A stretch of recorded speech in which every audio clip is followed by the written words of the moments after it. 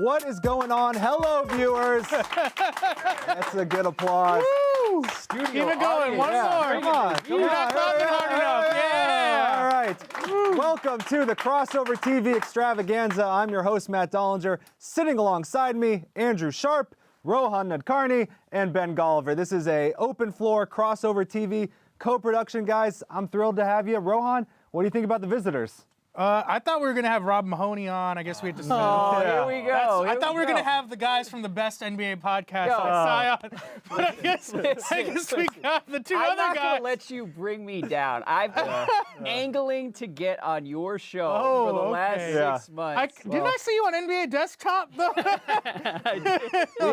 We had a magician last week, so we were kind of booked. I had to turn to other outlets to get my video fixed, but here we are tonight. Don't bark up that tree will fall on Yeah. Can we talk hoops, please? Let's talk hoops. Barbs. All right, guys, we're about 30 minutes away from the NBA draft, and as you know, our friend and colleague Jeremy Woo has been spending months on end. Shout out to Woo. This was my job last year. That's and right. It was awful, and Woo is much better at it than I was. So congrats to him. Are we giving shout-outs already? No, we're not. You have around pick Let's give it the last 24. 18 picks. Okay. All right, Jeremy Woo has put together, I'd say, the definitive mock draft out there. No doubt, He's really done no some doubt. great work. Let's go through it. Let's do a little mock draft analysis before we get to the real draft. The first pick, the Phoenix Suns, we all know who they're going to take. DeAndre Ayton. Hey, Go now. DeAndre Ayton.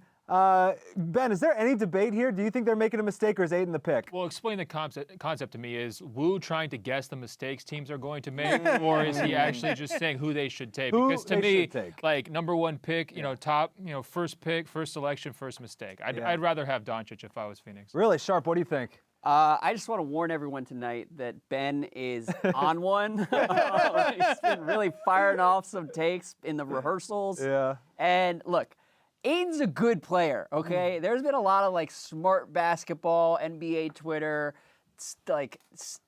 second guessing of what's happening in Phoenix. And he's going to be really, really good. The only question is whether he can fit in the conference finals, which has not been a thing for the Suns in the last not a years. problem, So, right? Let's just cross that bridge when we get there. Let me defend Ayton a little bit in the sense that he's a high floor player, I think. Can we agree on that? Yes. At least the Suns, for the first time, are taking someone who could be this guy could conceivably be an all-star in the next 3 or 4 years. Now, I hate to do this, but Sharp did write a pretty smart column the other day, which I thought brought up an interesting point. Hates to do it. I mean, who knows what the league's going to look like in 3 or 4 years? I mean, we're looking at all these big men tonight, and you're going to say, what's the point? You can't play against the Warriors if you have DeAndre Ayton playing center. But who knows what's going to happen 3 years from now? Maybe they'll be making a smart move. I just think the questions about Ayton go beyond can he stay on the court in the conference finals, and it really starts with the most important question of all: does he love basketball? And you spent time with him. Did you come away? You went on this golf excursion, had some desserts with him. You broke some bread. He massaged your ego a little bit, got you really excited to be on Team Ayton. I mean, did you come away saying this guy lives? Eats and I breathes am not going to allow basketball. you to back me into a corner and make me the DeAndre Ayton spokesman. But So there we go. We're all in a consensus agreement. It's a mistake at one. here's what I would say. I would say that every big man who comes into the league has these same questions. I think the majority of big men probably don't love basketball the same way that guards do. And I think that a lot of them end up dominating anyways and making a huge impact. If there are questions about Ayton, absolutely. Okay, name some dominant big men right now. I mean, did Shaq love the game as much as Kobe did? Probably not, but he's one of the 10 best players of all time. So He's Shaq. well, you asked for an example. I gave you one. I don't know. You have one big man who maybe had success without loving the game. I think the list of guys who don't love the game and don't fulfill their potential. And I think if you're drafting him at 1, you don't want him just to be good or he's he's a high floor. You want the ceiling. The number 1 pick is going to be the center of your franchise's identity. I mean, that's how it works. I mean, he is the most hype player they're going to have, more than Booker, more than anyone else in Phoenix. I'm just saying, if I was the Suns management, I'd be worried about turning over my whole squad to Ayton. Here's my issue with Ben, is he's doing this thing that I already hate, where it's he's not even talking about DeAndre Ayton, the basketball player. He's like, does this dude love basketball? And it's he's like, he's pretty good at it, right? Like, I mean, does it matter? I also feel It does like matter. If you want to go from a good prospect, number one potential pick to Hall of Famer, you're going to have to progress. And does he love it? That's my question. Man, I know for a fact you're only in this for the money, bro. What? All right, moving on. No, I want to say one more thing on Ayton. Yeah. It is a valid question, and I'm glad. Like, it's a little bit negative and cynical and mean because this kid is 19 years old, and this is like a big night for him, and it's good. Nobody's watching the show yet, so we can get honest. Say your vicious takes. I think he doesn't process the game very quickly, and I think when you look at the top of the league, most of the players who are dominating the NBA right now are really, really smart from a basketball standpoint, and I don't know if he's on that level. I don't think he's on that like Joel Embiid level, which would worry me. But again, the Suns can worry about that once they make the second round of the playoffs, and they're a long ways Maybe the off. first round of the playoffs. Exactly. All right, So It we'll would be see. tough if there was a smart player available to take at one. I mean, All right, well, let's get to number two, because Jeremy Woo has projected Marvin Bagley going to Sacramento at number 2. Guys, I don't know about you, but it's hard to love basketball if you're playing for the Sacramento Kings.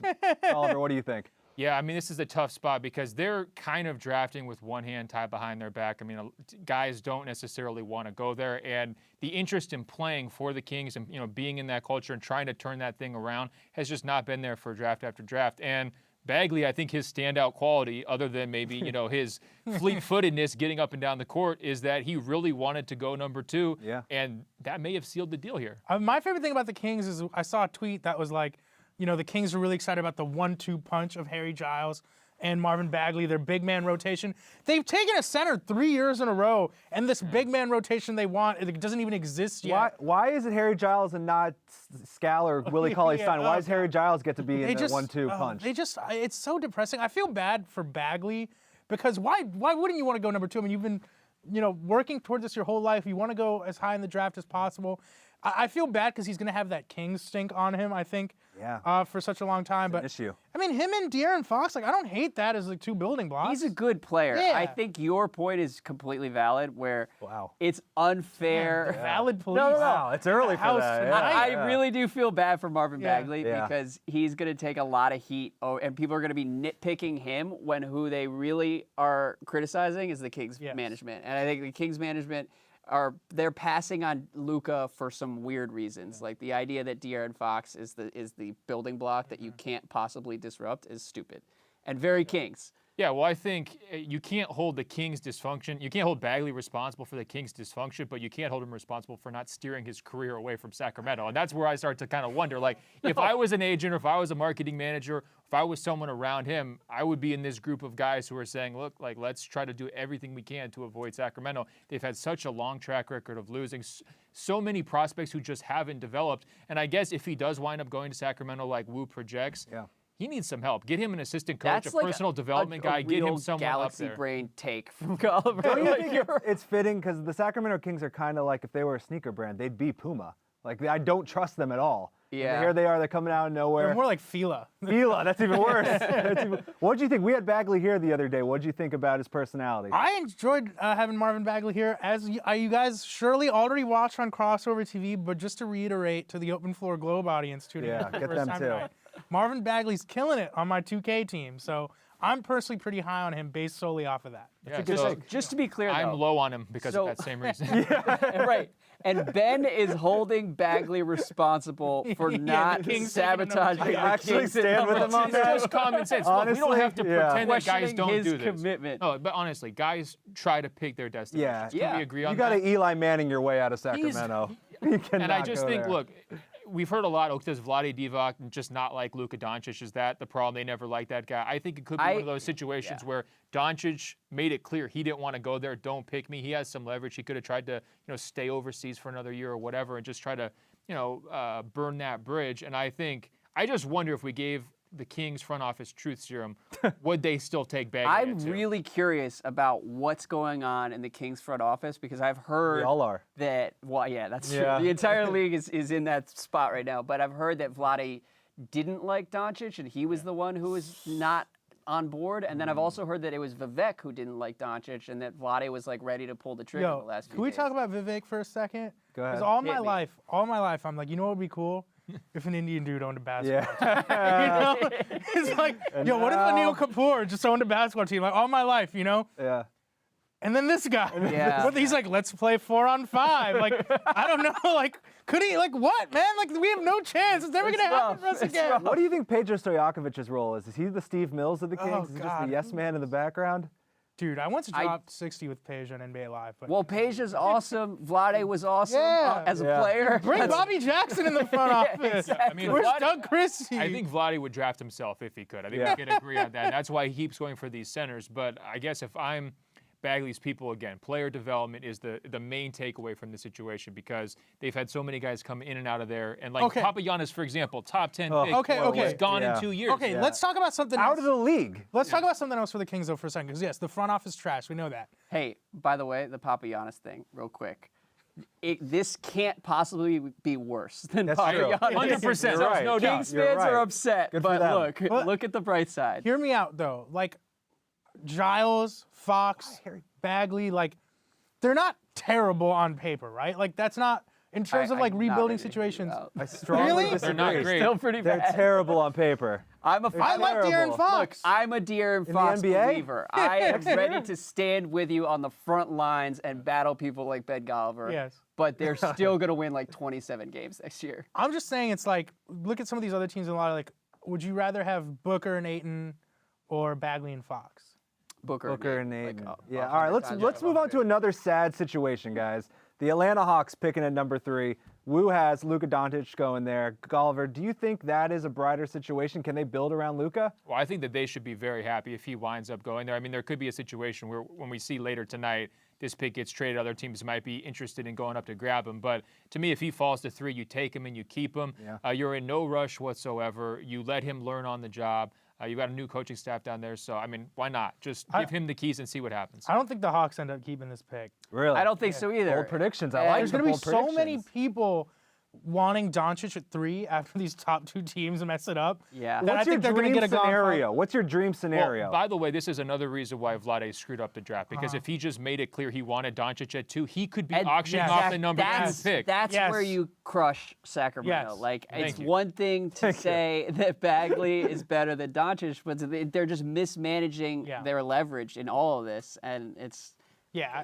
like super predictable. So I mean, my dream scenario would be for someone like San Antonio to somehow get the number 3 pick. You're not Yeah. the only one on that side Preaching of to the the set. choir. Yeah. I mean, just because I think Doncic would be a lot of fun there, but What- I want a good team to get Doncic. That's my dream scenario. can I ask you guys a little bit of a curveball here? Is I it know love you're advice? running. Because I want that. Yeah.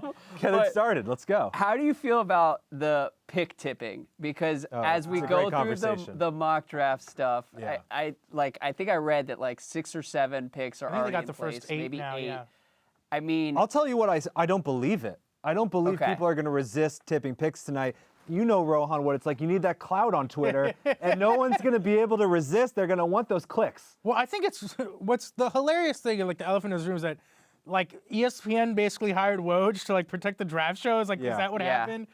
I mean, what I don't understand is why like Turner, why Yahoo, like theoretically also agreed not to tip picks. They're league partners as well. Yeah, They all have a but- slight cut in the and pie. also though, who really cares about knowing this stuff like 45 minutes Yeah. or even Totally. 45 seconds beforehand? I think it's all kind of corny. Yep. And if I were like, I'm a basketball journalist, Yes. so I'm kind of impartial. But if A I were blog a boy, but fan, continue. I would look at this and see like Woj and all these other reporters competing to tip picks. And It's be great. Like, this It's is great. whack. Why are you doing this? I'll tell you who cares. Oh, It's the you guys- don't like when picks? No, get I'd tipped? rather watch the No draft and way, I'd find rather out know. when it Slow Slow down. happens. Here's who does care about the picks being tipped: the guys who haven't been tipped. So like, Yeah. if you're Michael Porter Jr. and you start to see Oh, like, yeah. the first A go, Yeah. you're sitting there, He's you got the sweating right ESPN now. cameras on you, you're freaking out.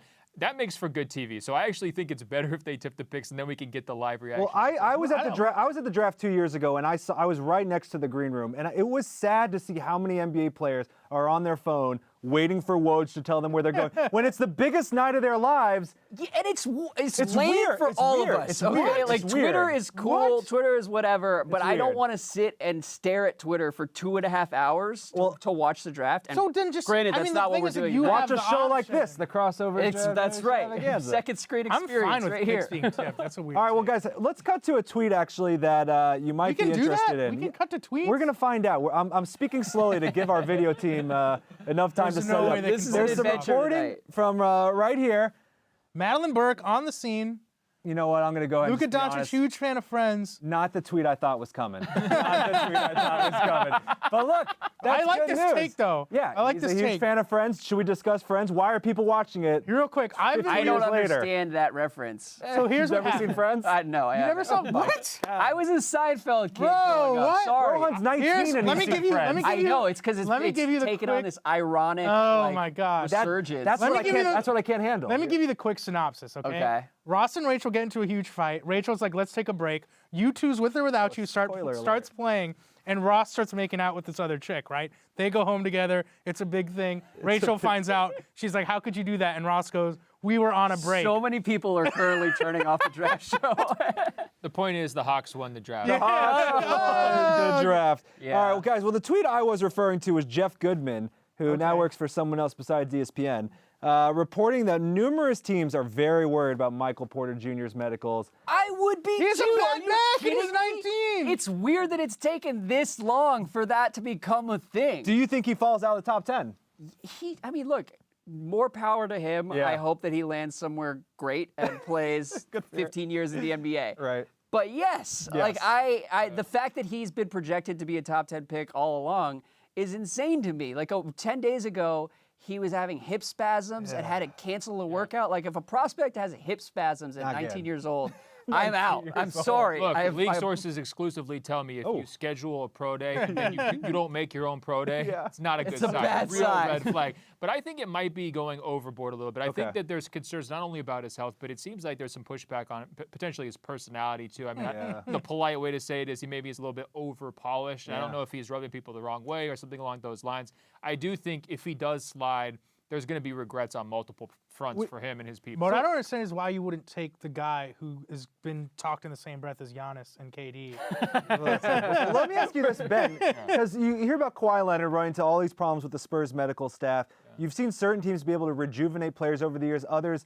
How big of a deal is it the medical team on NBA teams now? Is that like a make or break thing sometimes? No, it's a big deal. There's no question. But we're speculating about his health. We don't know. And I also think if he winds up going to a team that's sort of, still in the middle of the top 10, somewhere in there, I would almost draft him and stash him in at a hospital next year. Just give him the red shirt Right, here the and draft let him is get Embiid, healthy, the fully healthy. Simmons. Keep him at Embiid, Kings Simmons. County Medical for a year. There's a lot of teams in that range Yeah. who really have no upside. I mean, even the teams all the way down to 7 with Chicago, right? Where are they going next year? Nowhere. It doesn't matter what they do in free agency, they're going nowhere. You bring Porter in, now you've got a core with him and Lowry marking in. You tank another year. Yep. Now you have a third piece. Maybe you're something in 2019. I know that's not fun for Bulls fans to think about. Nope. That would probably be the smartest way to play it. All right, well, let's get to the fourth pick. Woo's mock, the Grizzlies at 4. He's got him taking Jaren Jackson out of Michigan State. Sharp, I watched the Big Ten a lot this year. I don't remember Jaren Jackson that much. What do you think about his game? Man, I'm torn Yeah. because he's become like the kind of hipster pick. Yes, and I am totally. a draft hipster. And I think that he, in a lot of ways, is like one of the few big men in any draft, like even if you go back the last few years, where you can look at him and say, that guy can definitely play in like a high-level playoff series. Look at these highlights. I mean, he's But the Grizzlies probably aren't keeping this pick either, right? Is what it sounds like. Well, they're trying to get off the There's that weird Parsons deal, yeah, which- my man. greatest hit from the summer of 2016. Andrew, let me ask you this, though. Is Jaren Jackson the idea better than Jaren Jackson the player? That's what I worry about, Yeah. and that's the only reason I'm still kind of on the fence. He played like 21 minutes a game last year, and he can shoot, but he didn't. There wasn't like a lot of volume, and so I think his form is a little wonky. So some of that is theoretical too. I think he's a safe pick. He's not going to be a bad player. But the idea that you're going to take him and turn him into Al Horford in 4 years is probably kind of unrealistic. Let me ask you this: over under 50 games Chandler Parsons plays over the next 2 years? I'll take the under. I would take the under in part because like Parsons has figured out that he doesn't need to can play. just still get paid, yeah. Yeah, like he's living good regardless. So Well, we've got Woj, our first cut to Woj tweeting that Jaren Jackson has grown comfortable with the idea of the Grizzlies drafting him. Ben, would you be comfortable going to the Grizzlies?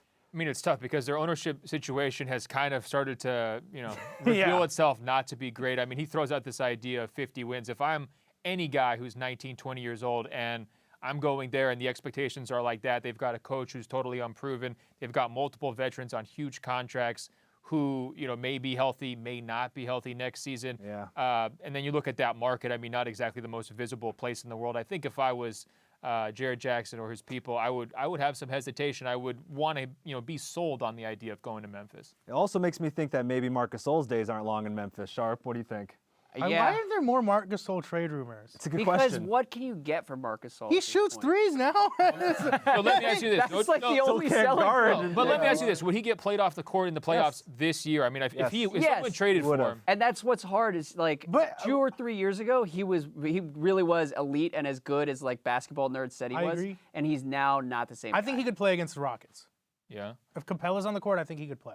I guess so. I don't know. But what happens when Capella's not on the court? And he wasn't on the court for PJ like Tucker's on the half of the floor, Western yeah. Conference Finals. Yeah. Now you've got Marc Gasol running around. I in get space. that. I get it. It just depends what your team wants to be, right? Like, are you only building a team to play against the Warriors? Is what it comes down to. Well, if you're going to pay a center who's over 30, Right, who's 20 like plus 30, million 40 years old. dollars. All right. That's where it gets I'm dicey. just surprised more teams Look, aren't. Honestly, not untradeable. is this the Yeah. quality of the crossover TV takes? Come Yes. on, Oh catch my up, God. dog. All right, guys, we're moving on to the 5th pick, the Dallas Mavericks. I keep thinking this is the real draft every time you say I know. that. That's You're why we gotta like Yeah, take like- it easy a little I'm bit. like, what? I'm like, what? Already? I'll Big try and five? indicate these are fake. Someone Yeah. just told me, did I explain we I were on need a to break? tweet out Shout the out show Paulina, here. by the way, real quick. you Thank on you a for break? watching. All right, good All call. right, just wanted to. The 5th pick, Wu has him taken Mo Bamba. What's the best Mo Bamba nickname? Most Bamba? Most Bamba. Most Bamba's actually Someone pretty tweeted it as solid. Most Bamba. I was sold. Someone's Twitter name was Para Bailar Mo Bamba, which is really funny. Yeah, that's pretty deep. Look, You don't know that song? Look, if I'm Mo Bamba, I think there are worse places to be than Dallas. right? Absolutely. I Para mean, Bailar La Bamba. You know No, that? keep Okay, going, all right. keep that was- going. That's good You know what? That's actually an interesting question, though, because Dallas, for whatever reason, isn't grouped in with the like Sacramento, Atlanta, They've been Memphis so tier. bad. Like, Absolutely. why would you want to go there? When Dallas, I think you can ask the same questions. I mean, They have the Dirk covered. That's all they have going for them. Is like everyone's just every time They- Dirk dribbles so much as dribbles in real. basketball. Do, It's you- like do we still consider Rick Carlisle a top 5 NBA coach? we do, but I would not want to go live with Rick Carlisle every day. No. Like, he's I'm not a top sorry. 5 NBA Life would coach be if you're a hard. 19-year-old project. Yeah, would be I mean, miserable. bottom 5. But here's what first they do coach. have. They have a committed owner who's going to spend money. And Yeah. look, like you can raise questions about how they've conducted their business off the court and those kinds of things about the organization. They probably don't take enough heat for that. You know, John Worthington's great reporting. But if But you have an also, owner who's going to spend Dallas money, is itself like kind mean- of a, just a tacky, like not whoa. I'm sorry. Hey, Like, Wow. That's a good I'm not Dallas going out take. there. I'm not bigger going- market. I don't think but, like, I don't think Cuban gets enough heat for what he did after the 2011 series where they won the finals, and I think he's committed to spending. I don't know if I'd say he cheaped out then, but you know he broke up that No, team. no, he pretty thought he quickly. was too smart. Yeah, he was feeling he himself. was overthinking. Yeah, he was trying to get He- Dwight and Darren Williams. He and heat checked, you Yeah. know, as an owner. And sometimes that really that backfires. Yeah, Yeah, they've been getting a lot of mileage. I'm out not of, here like, for the a little Dallas bit of is a tacky success. city. No, I'm That's not a good here. one. It is. I, Look, whoa! I'm saying. Okay, bro. It's- He's it not. is what it is. He's not wrong. Yeah. He's not right. He's at Andrew Sharp. Give me Dallas. Houston. Give me Austin. No. You can keep Dallas. Speaking of tacky, Orlando Magic. Pick at 6. Oh. Orlando's a terrible town. Come on. I love Orlando. It's miserable. What? It's Harry Potter World. Look, Bro, we don't need to Disney. alienate fans right now. If you but go again, to Orlando and you go to Magic Kingdom, you go to the Dole Pineapple Whip Stand, tell them Rohan sent you. So who did Wu have going 6? He has Wendell Carter, the other Duke big man, going 6. So Don't here's- the Magic already have 8 I centers? love Wendell Slow Carter. down 1 second. Andrew, I have a real quick question for you on Wendell Carter because there's like this Bagley versus Carter thing. I think you could make the case Wendell Carter is like maybe the more modern player, and yet Bagley in this scenario is going to be going, you know, kind of significantly before Carter. Like 5 years from now, who would you rather have, Bagley or Carter? It's a really tough question. If I were a winning team, I would rather have Wendell Carter. Really? Yeah, I think if you've got one or two guys in place who are going to really like carry your team, Wendell Carter's a great complement to that. I think he's not going to be the guy who averages 25 a game and like changes the direction of your franchise, which I guess is what Sacramento is hoping Bagley can do. Yep. But I think Orlando at this point, like, you just want good players. Can I ask Wendell Carter is going to be a good player. Let me ask you this question, though. Remember a couple of years ago, Charlotte takes Cody Zeller, and the fans are, like, booing him, and they're so upset about that. They wanted somebody maybe more exciting or whatever. Looking pretty high. You take Wendell Carter here after the suffering the Magic fans have gone through this season, the last 3-4 seasons. Yeah. Trae Young's on the board. Yeah, I would take Trae Young here. Really? I would take Trae Young. I would, too. Yeah, I'm Bro, surprised Wu what do you doesn't want have in the NBA? Like, Trae Young going someone who can, 6. like, shoot a ton of threes? Like, I don't get it. Like, granted, you're not keeping Bamba and Vucevic for the future. So, first of all, this is the Magic. This is what they need to do. Okay. Aaron Gordon, play center full time. Like, no more power forward, no more spot. All right. He is your center, okay? Like, he's rolling to the rim. He's dunking a lot. You take Trae Young, and I would you have, maybe like, hit the eject semblance button on of the a Aaron Gordon experiment in Orlando. I understand that he's really good. It just, I Bro, they've watch been him playing and with, I'm like, like, I don't Vucevic think it's going to and happen Bamba. for you in Orlando. I think might you not could happen send in him to the Orlando. Spurs or like maybe go to the Sixers. Like he he's could be just- awesome on a different team. He's but played out of position his entire career. He's also asked to do too much on that crappy franchise. Which is why I think you take Trae Young and not Wendell Carter. Let me ask, how many jerseys do they sell of Wendell Carter Jr. in Orlando? Well, yeah. 20? Yeah. 40? Yo, I mean, You could Trae repurpose Young, your old Vince Carter jersey. Then. Yeah, I mean, well, yeah, okay, maybe. But welcome. Like, if you're Orlando, does that factor in at all? Do you want just some star power? Yeah, I also Or some think Trae name Young recognition? You need at it. this You need point, it. casual You fans? need it. Trae Young could be legitimately franchise changing and kind of revolutionary, and I just think he's really good, and we've kind of nitpicked his game to the point where like if you can get him at 6, I think Atlanta's probably going to try to trade and steal him one way or another. So it could be the Hawks making this pick, but like he's gonna be really good and the guy you want to just kind of swing for at this pick. My last Orlando thought, I'll say this. Rohan and I were fortunate enough to screen Uncle Drew recently. Yeah. Aaron Gordon was fantastic in it. Aaron Gordon as the villain and Uncle Drew is actually pretty good. He looked great. Yeah. Good dude. for him. Aaron Gordon was That's a good. come up for Can Aaron we talk Gordon. about Uncle Drew for just 1 minute? No, we're no, going to no, move no, on. no, no, We don't want to talk no. about Uncle Drew. Who gives a shit? Yeah. We're powering on. Uncle Drew, how is that movie real? They're Bro, spending like- so much money promoting Bro, it. It's Bro, insane. here's what I'll say about Uncle Drew. There was one legitimately touching scene where I was Okay. getting a little emotional. There were several good seats. I'm not going to lie. Here's the thing. If you want to see, like, Shaquille O'Neal play basketball again, like, this is Yeah. your best chance to do it. Here's the best thing. We're in a screening, a media screening of it. There's 10 people in the room. They're taking down Were notes. you paid to go to that? I don't No, think I we could didn't sit paid through to. 2 hours. Rohan cackled throughout the entire movie. Every punchline he bit on. Not There were surprising. some good Not moments. surprising that you There were were some into good it. moments. He loved it. All right, guys, we're moving on to the 7th pick. Wu has the Bulls taking Michael Porter Jr.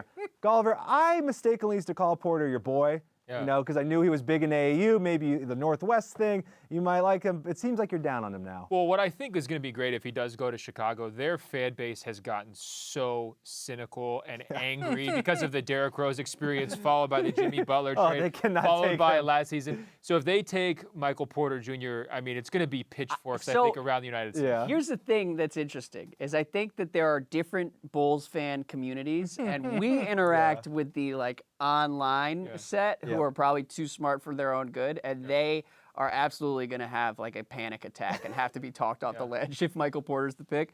But there are a whole other set of Bulls fans that are like ready to talk themselves into Michael Porter Jr. as the second coming, and that's maybe even sadder because I don't really see Well, it with Who do you Michael think they Porter should take Jr. here? No, instead I of mean, him? the set you're talking about is the guys who just rewatched like the Bulls, like the trilogy Yes. final And DVD they see rather Michael than Porter, watching the actually. actual game. They see Michael Porter, and I know this because I've done it. Like a year ago, I saw him, and I was like, "This guy's 6'10". He shoots threes. Like, what's not to love? Why isn't he like the clear #1 pick?" And he doesn't pass. Yeah. He's really slow, and he's not a great shooter. So that's not and now he has hip spasms. But he does have a lot of scoring ability. I guess the question with him, if he gets back healthy, he may be a little bit one-dimensional or a lot Yeah, one-dimensional I think offensively. his best case is more Danny Granger than like KD, and unfortunately, whoever like the Bulls fans would probably talk themselves into him as like KD. Well, I'd say this: Danny Granger right now with no knees is better than anybody on the Bulls. Oh, come on.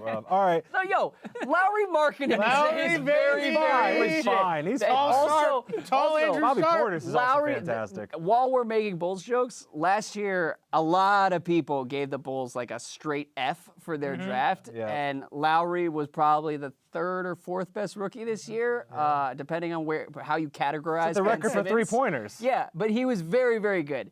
Only And cost him an All-NBA guard. it's a good reminder He was on a that we cheap have no contract idea for a what couple we're of talking years. about. Moving on. Jimmy Butler was on the way out. This might be the most interesting pick of the first round at number 8. The Cavs will be on the clock. Wu has them taking Trae Young. We don't know what LeBron's going to do unless we all have the gut feeling. But, Rohan, what do you think? Well, I hate to do this to Wu, but I think Woj has him taking Shea. Oh, from wow. Kentucky. Yeah, I know. Woj over Wu already. I don't know. on I don't know. blast. They have him taking, is it Gilgeous Alexander? Gilgeous? Shea Gilgeous Alexander? I don't know. Yeah, It's I going to don't- be an adventure. I as have we a go. pronunciation First. guide, but it's too early to use it. It is. I don't know. Honestly, if I'm Cleveland, I'm thinking about trading this pick. Thank you. I'm That's thinking right. about trading this pick. Do you just accept your fate that LeBron is gone? you or don't do you, accept we your talk about fate. You this, don't though? accept or your do you fate. go down swinging? If you're Cleveland, you're thinking about trading this pick for all the same reasons that other teams don't want to trade for this pick. Right. Because they're like, all right, like Mikal Bridges is not gonna like change the course of our franchise. I'm not giving you anything. Maybe someone falls in love with Michael Porter's Can medicals. we talk about Mikal Bridges for a second? Yeah. Do we have to? I just don't understand why teams aren't high on him. I know he's not. I think teams are pretty high on I him. just think he's another high floor he's player, the guy, right? He's the guy I would take because if you keep LeBron by some like miracle in the next couple weeks. Can we then FaceTime Lee Jenkins? Yeah, let's get Lee in here for some exclusive reporting. Are you saying it's like the hedge pick though, where if you still have LeBron, He can help with he can LeBron. give you minutes, and if LeBron leaves, he's If still LeBron solid? leaves, you're so screwed that you're gonna want to tank anyways. And He's a Mikal good Bridges player to is have. a good Trade player. the pick for Shabazz Napier, and maybe LeBron will stay. That's his guy. Ben, what do you think? If I'm the Cavs, I can't let LeBron leave without going down swinging. I'm doing everything I can because if he leaves, it's over. Don't give me this I can win a championship without LeBron stuff. It's over if LeBron leaves. I think if I'm GM Kobe Altman and you're sort of in this situation where how many assets do you really have, to get anything of value back, you're going to have to attach somebody like Kevin Love to the number 8 pick. I just don't think that number 8 pick is a good enough asset at this point to really get you a And difference even maker. then, it's a year of love. Like I don't know what you're getting for that. Yeah, and All so, right, and yeah, exactly. So I think in that situation, then you just pick best player available, the guy you think has the highest upside or whatever, and you just say, hey, LeBron, deal with it, and show a little backbone. I think LeBron would respect that. He doesn't want the Shabazz Napier thing of like, we're going to be You get your boy. get your guy and try Yeah. to like butter you up. I mean, I think LeBron sees through It's that. also, we should add, the Shy Gilgeous. We'll figure this out by the end of the night. SGA. we're about to bring it up he's again. He's not the best. He's not the best guy there. Okay. I could see them taking him perhaps to try and flip him to Toronto, who's reportedly really interested in him. Yeah. But like, he just. I don't know what Shea is really bringing to the table. He's kind of like a spotty shooter, and like Well, think about this. he's versatile, but you can't play him off the ball, and he's not a very good point guard. So what's the plan? I hear the questions on him. There's obvious questions about Trae Young, who they could also possibly look at. But if you're LeBron, are these guys on your radar? I mean, Nah, you're probably he's thinking out. about He's gone, bro. scenarios like Kawhi or Yeah. Paul George. You're thinking about super team stuff. You're not thinking like, well, which one of these guys has the better upside at 8? You're just not thinking that way. That's All right, true. guys, I think we the draft are- just actually started, I think. We are getting very close to the start of the draft. Adam Silver's at the podium. He's doing his little introductions. It's still going to be a little bit before we get to the first pick. So I want to give you guys a little behind-the-scenes look really quick. Ben Golliver, our own Ben Golliver, spent the day with Lonnie Walker the other day, going around New York, trying on a suit. Take a look at this little behind-the-scenes look at Lonnie Walker.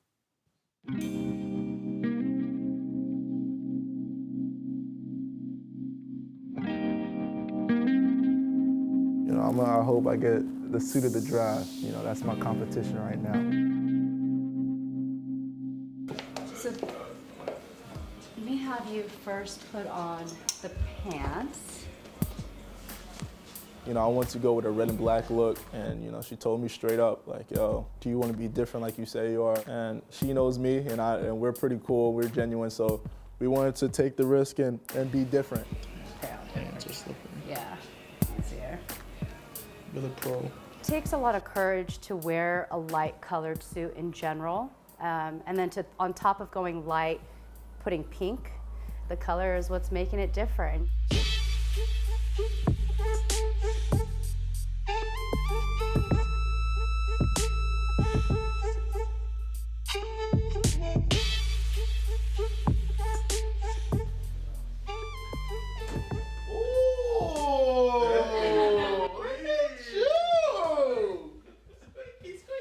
That boy clean. This is tailor-made for Lonnie Walker, all right?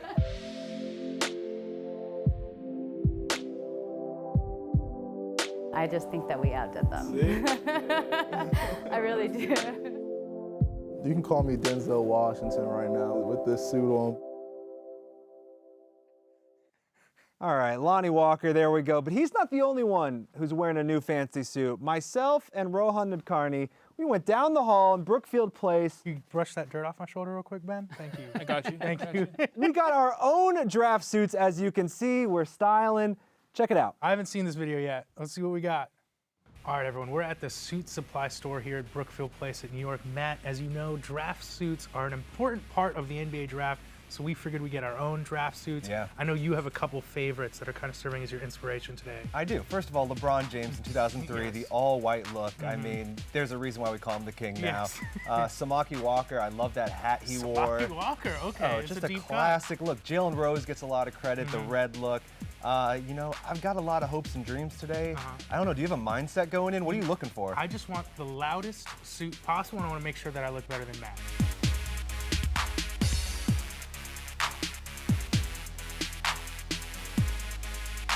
What would I wear if Lottie Divac was drafting me? It'd probably have to be something tragic a little bit, something, that could also be sad in addition to happy. It's like a wedding and a funeral at the same time. It feels like I'm going to prom again, but this time I might actually have a good night. Look at that big-ass shoehorn. That's what I said. What? This is a shoe trumpet. So you're off the rack essentially for our size here. Look at that. I am the most generic white guy.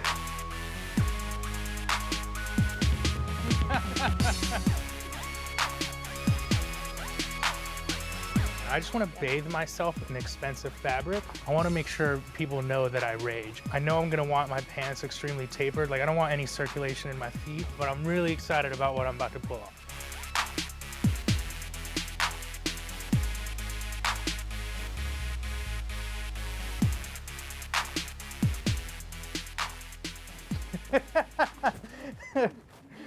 That's all. All right, that was clearly Ooh, very yes. weird. So Weird uncomfortable. lead into the Very draft, but you guys uncomfortable, look great. Thank you. All right, we got 2.5 minutes before the Suns take DeAndre Ayton. We all Yes. know it's coming. You know what? There's an update. Okay. We were talking about pick tipping earlier, and Woj and I believe Shams, there's been a ceasefire. Something was negotiated. Okay. You know who they forgot to tell? Mark Stein? Mark Stein of the New York yeah, of Times. course. Let's go, He's Mark gonna Stein. be leading the Yeah, charge. good. And good for him. Yeah. Wait. Yeah, Didn't you he are. just Here's make a the big thing. deal about picking his leg? Now I'm on he's both coming sides on- of the fence. No, I want Mark Stein to This is prosper. Oh my goodness, but I this is so also lame. think that Classic. pick tipping This is so lame. classic Vintage- open floor. A vintage sharp Classic edge. open floor. Look, Bro, nah. pick tipping nah, is you're corny out, unless bro. I really like the No, person who's you're- doing it. bro, you're So out. that's my take. Sharp is canceled. We call him the grease pig because he changes his opinion. Dear Lord. Just let me live. Don't Yo. even Let me try to live. corral him. That's the first mistake. This But is what it's Oh like. my on God. Ayton with Phoenix, I mean, look, how long till he's an all-star in best case scenario? I mean, how far away? is Honestly, he from best case being- scenario is 4 years, and that's Really? because the West is loaded, and it's really tough to make the All-Star. I mean, Devin Booker is still like not really close to being an All-Star out there, so he's gonna be. I think I've talked to a number of people around the league who are like, this guy is gonna average 20 and 10 or 18 and 9 next year, which is really solid for a rookie. He'll probably be Rookie of the Year. I'll tell you one concern I have about the Suns. Yeah. Rohan, I'll give you $1 million if you can tell me their head coach's name. Igor Kokoskov, and I'm not yeah. pronouncing that Koloskov, correctly. yeah, I'm not He was handing over the Igor. buddy. I'm not handing it over. Sharp didn't even give me a chance. Can we how does the coach feel about this pick? I mean, Luka, he calls Yeah, Luka Wonder Boy. Totally. He talks about 100%. another man Can we as talk Wonder about Boy. Hire this. Yeah, go ahead. The coach could also probably knows Luka's weaknesses better than anybody, and I like might that theory. have I like like a- this I like this a lot. some sort of Yeah. dark web All right, takes guys. on Luka. The pick is in. We are pretty sure we know where this is going. It's good to see Adam Silver pretty again. sure. It's good to see him again. I just want to see the handshake that Ayton has. Also, with Silver. questionable tie choice. It for is. Adam Silver. It's a bold You're tie the choice. commissioner The of pick the is in. NBA. It's DeAndre Ayton, the freshman from Arizona. We all Sharp, know do you have any coming. thoughts about Phoenix as a city? You already trashed Dallas. Well, hey, look, I've do. been pretty hard on him. I've probably been the biggest critic of Ayton. Yeah. His path to the NBA, the #1 pick, was pretty wild. I mean, we Yes. should give this guy some credit. Take a moment here Right. as he gets to have his, big handshake with Adam Silver to say. Yeah. It's pretty incredible, right? Bro, we were all happy for him.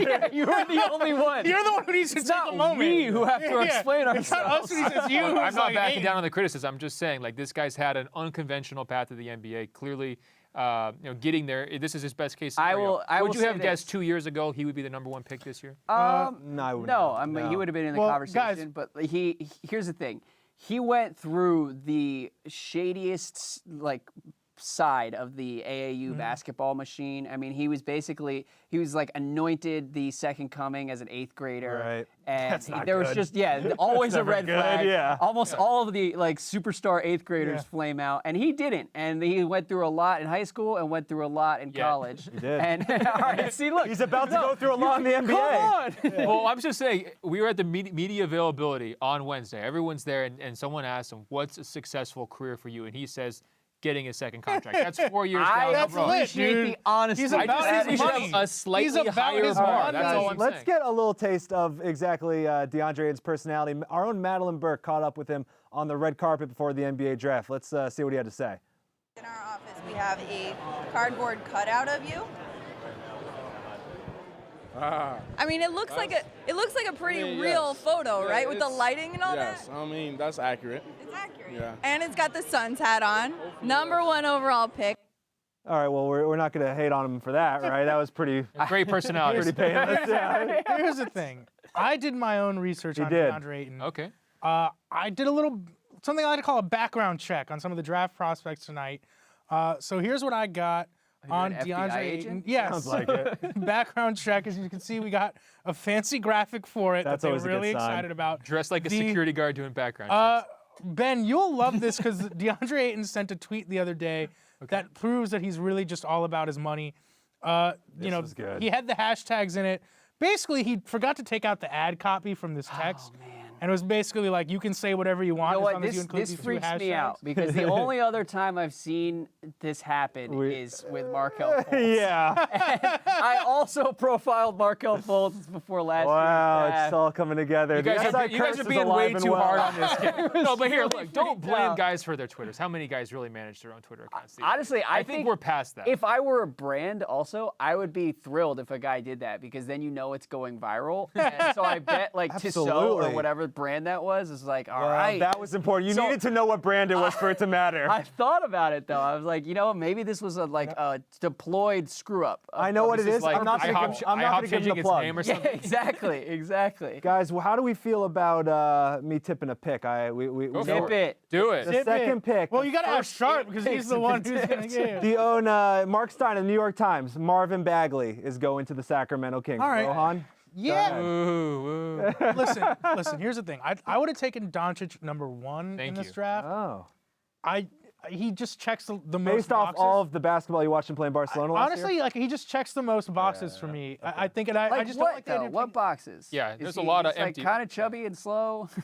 Bro, the Checks fact those that he's like boxes. the fact that he's like not a center is a pretty big box I think to that's check. the main box that he's checking. Bro, though. but he Like, can- dude, he Doncic can is going to shoot, he be can really pass. good. Something He's got else. a really high Look, floor. he can run an offense. He has facilitating Yes. ability. He He's a can pro. score. He's a he can pro. create a shot. I mean, there's going to be an adjustment period. I just think there's agree been there. a lot of like what's not to love with Luka Doncic, and there are things Listen, not There's to a love. lot not to like about Marvin Bagley too. I mean, we're projecting a lot with him Yes. at #2, aren't Yeah, we? and we went all- We're saying he's going to figure out how to play defense. He's going to figure out how to shoot the ball. I mean, he's kind of a one-dimensional offensive player, energy guy at this point of his career.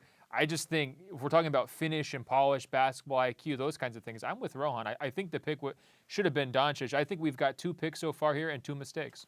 I just think. How are you going to call Ayton a mistake? Bro, Ayton Ayton mistake. Are you sold on the Harry Giles, Marvin Bagley 1-2 I'm not, punch? and I can't believe that was a legitimate talking point. Yeah. Harry Giles is a guy who I want to be great. I Yes. want that to be a real story, but like I'm not going to believe that until he plays 50 or 60 games. Guys, I'm going to provide breaking news for the first time. Awesome. And, The Hawks trade the pick? Unlike rehearsal, this one's real. Yes, the Hawks are trading Called the number it. 3 pick to the Dallas To the Mavericks. Mavs. Oh, I wow. like this deal. Fun. I They're like They're going to it. take Doncic, Sharp, right? why do you like this deal? Well, I don't know the details, but the framework that was discussed like an hour before the draft, Yeah. where they send 3 and I think Bazemore to Dallas, and for me, I think Atlanta wants Trae Young and likes Trae Young more than Luka Doncic, and I think you can make a decent case that like. For all the Steve Nash comparisons that Doncic has drawn, I think Trae Young is closer to being like a Steve Nash for the new millennium. Yep. And or I guess Steve Nash played in the new millennium. But I know what you're going for. You know what I mean. I know what and you I mean. think Doncic, Dallas, like Doncic is a much bigger win than someone like Mo Bamba. So it's a win for the Mavs. I just like the fit for Luka too in Dallas, don't you? I do They too. need Guys, some playmaking, right? The details of the trade right here. They're going to trade the 3 and 5 picks. Luka Doncic and Trae Young are the predictions, and Dallas will also send Atlanta a future first-round pick. Yeah, Ben, so what do you think? Here's why I like the fit in Dallas, because you've got some complementary pieces there, like Harrison Barnes, right? I mean, he's never going to be able to lead the offense. They put him in that role. They asked him to score a bunch. Right. The offense isn't good. I mean, Dirk, God bless his heart. I mean, he wants to keep hanging around for however long he's going to hang around. You can't run an offense through Dirk. And then that's basically the roster, and they've really struggled to kind of fit. And to me, Dennis Smith Jr., fine as a rookie, good stats, bad team. Where is that really going? I think you need a second playmaker to split that offensive role. Can I tell you guys why I love this move for the Mavericks? Please. Because they still need a center, and Hassan Whiteside's on the trade block. That's all I'm going to say. it's a heat They still have a move. glaring hole in the middle. Guys, This is you need all Hassan. Heat fans Yeah. can dream about this Yes, summer. please. It's like, So Ross sad. Matthews So for sad. Hassan Whiteside works straight up. Just get it done, Mark. clear the way for Bam Yeah. to take over. How about this, though, Yeah. for Doncic? Is he a winner here because now he gets to go to an organization that's, had some success in the fairly recent past? I mean, it I could have think been it's a big win Sacramento. for him. It It's could have been huge. Atlanta. I mean, there's other situations that would have been worse. I think right? getting Dirk Nowitzki to take you under your wing for the first year of your career is probably pretty good. Yeah, absolutely. And it's a fun basketball fit to think about. I mean, Good fan base. There's things to like about Dallas. I know you hate the city, apparently, but hate it's the not the city. worst situation overall. yeah, I think Doncic has got to feel good about going to Dallas compared to Atlanta or wherever else he Memphis? might have ended up. I mean- Yeah, and him and Dennis Smith, like, I'm not going to get too bullish, Yeah. sitting right here, but Smith might be a loser. it's an Doncic might be the winner. experiment I want to see, and Absolutely. and it's more fun than like throwing Mo Bamba on there and asking him to try to like change the direction of that franchise. It's very cool. Ben, can you see a quick rebuild in Dallas around Luka? Yeah, that's a good question. I mean, I like him a lot as a player, but to ask him to turn around a team like that is asking a lot. I mean, I think part of the reason why it's a good fit for him right now is that the expectations, aren't really there. They've already gone through the struggles here for a couple of years, so people aren't expecting that 50 wins every single season like they had for so long. And everyone's also kind of realizes that, Dirk can play as long as he wants. They're not going to push him out the door. So I think for him, it's the opportunity to play as much and contribute as much as he can without the pressure of, hey, you have to get us to the 8th seed next season. Can I just float something? Like, when do they not push Dirk out the door, but Don't push Dirk out the door. Sacrilegious. I all like it. All I'm saying is, like, the Dirk thing has given them cover for not really having a plan on like what they want to do here. Yeah. It's like they gave Wes Matthews, whatever, that was a couple years ago. Everyone was giving out big deals. They gave Harrison Barnes all this money. What exactly are they doing? Like, the Dirk thing is the perfect cover. You know what for, like, I wonder about is like, how much can you love basketball? Because like I wouldn't want to stay around and play with that crappy roster. I think mean, Dirk like, is just. If I were Dirk, I'd be like, yo, I've made $150 million. I'm gonna go live in the islands. No, because what Dirk is doing is making back the money he should have made when the team like. That's a great true. point. Yeah, That's yeah. a great True. point. But I also think he's gonna be hooked up with some like Cuban shadow company after he retires. So like he's probably good either way. He's gonna be on like All right, some guys. kind of cyber. Thing. I don't know about you. I've never heard officially Luka drafted. speak before. Have you ever heard him actually speak?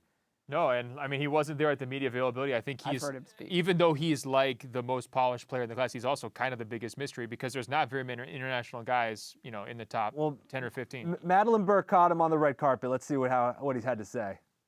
What about this Jennifer Aniston stuff? You got a big crush on Jennifer Aniston, I see. I mean, I've seen a lot of Friends, I always like her, so maybe, yeah. What's your favorite Friends episode? Episode. Woo. That's too much, I've seen like the whole scene like 3 times.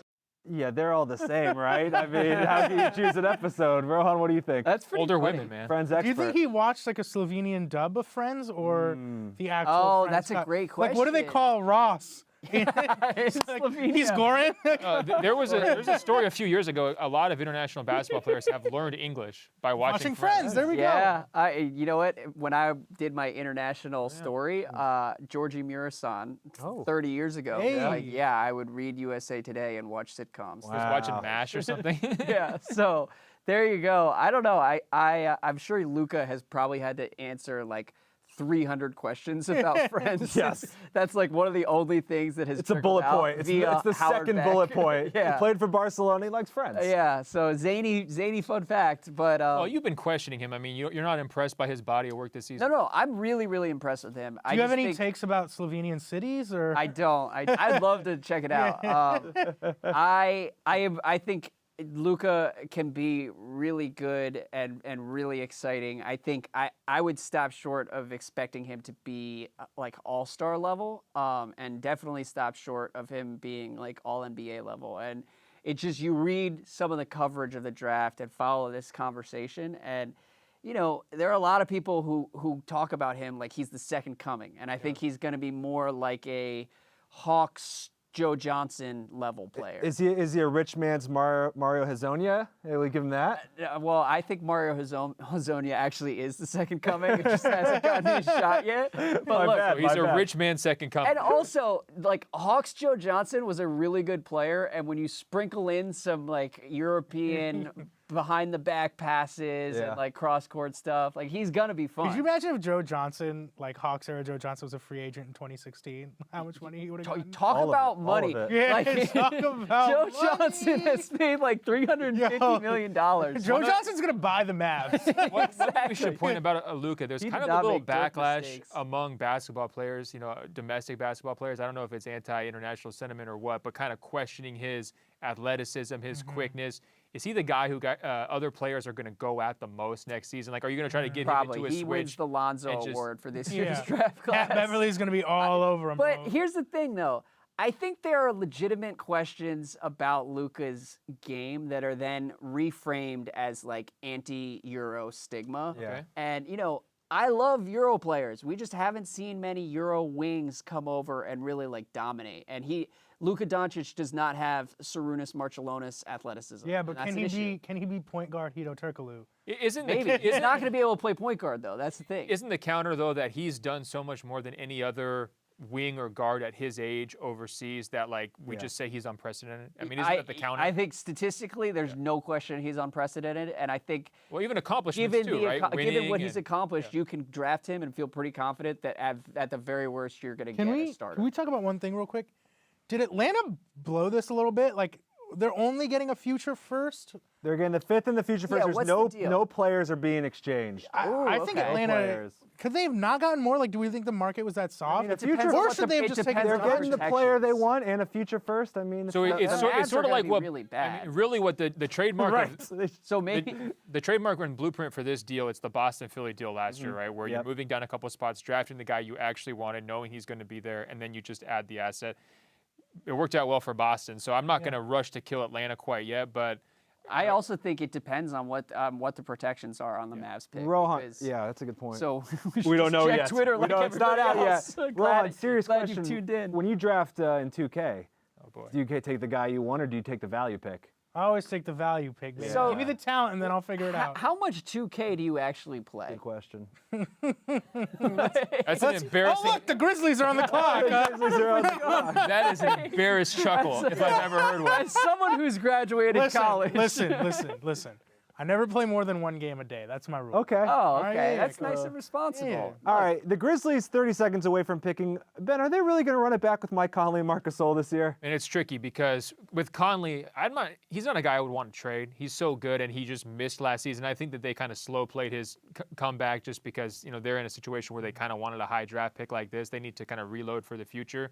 I just think they can't trade Marc Gasol. So if you can't trade him, you've got to try to win. But it puts whoever this player gets drafted into a really tough position because you've got an ownership that has huge expectations. Yeah. You've got veteran guys who want to win. And remember, Marc Gasol made a lot of noise last year about how he wanted to win. Conley's a gamer. I mean, he's going to want to win next season, and you're going to be expected to contribute immediately if you get drafted with the number 4 spot. That's just a tough situation. I just want to add a couple things. It's possible they're picking for someone else here if they can get rid of Parsons. Yeah.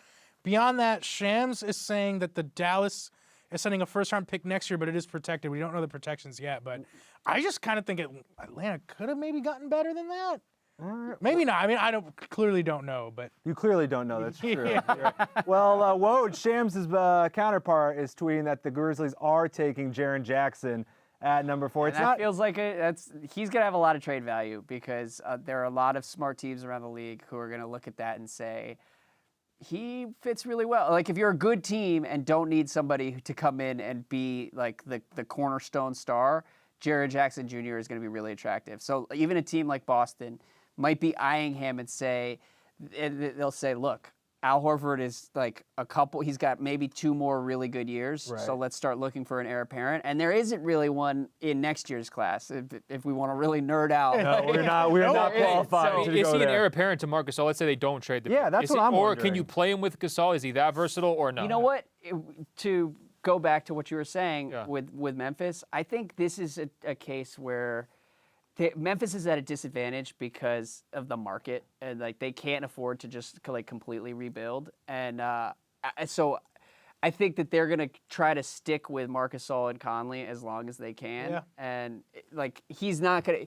If you tear it down, Jaren Jackson Jr. is not gonna be enough to make that team matter. can I ask you a question? Do you think they took the best available player here? I think they took the best available suit. Unquestionably, That is a good based suit. on his shot. I can't believe pink.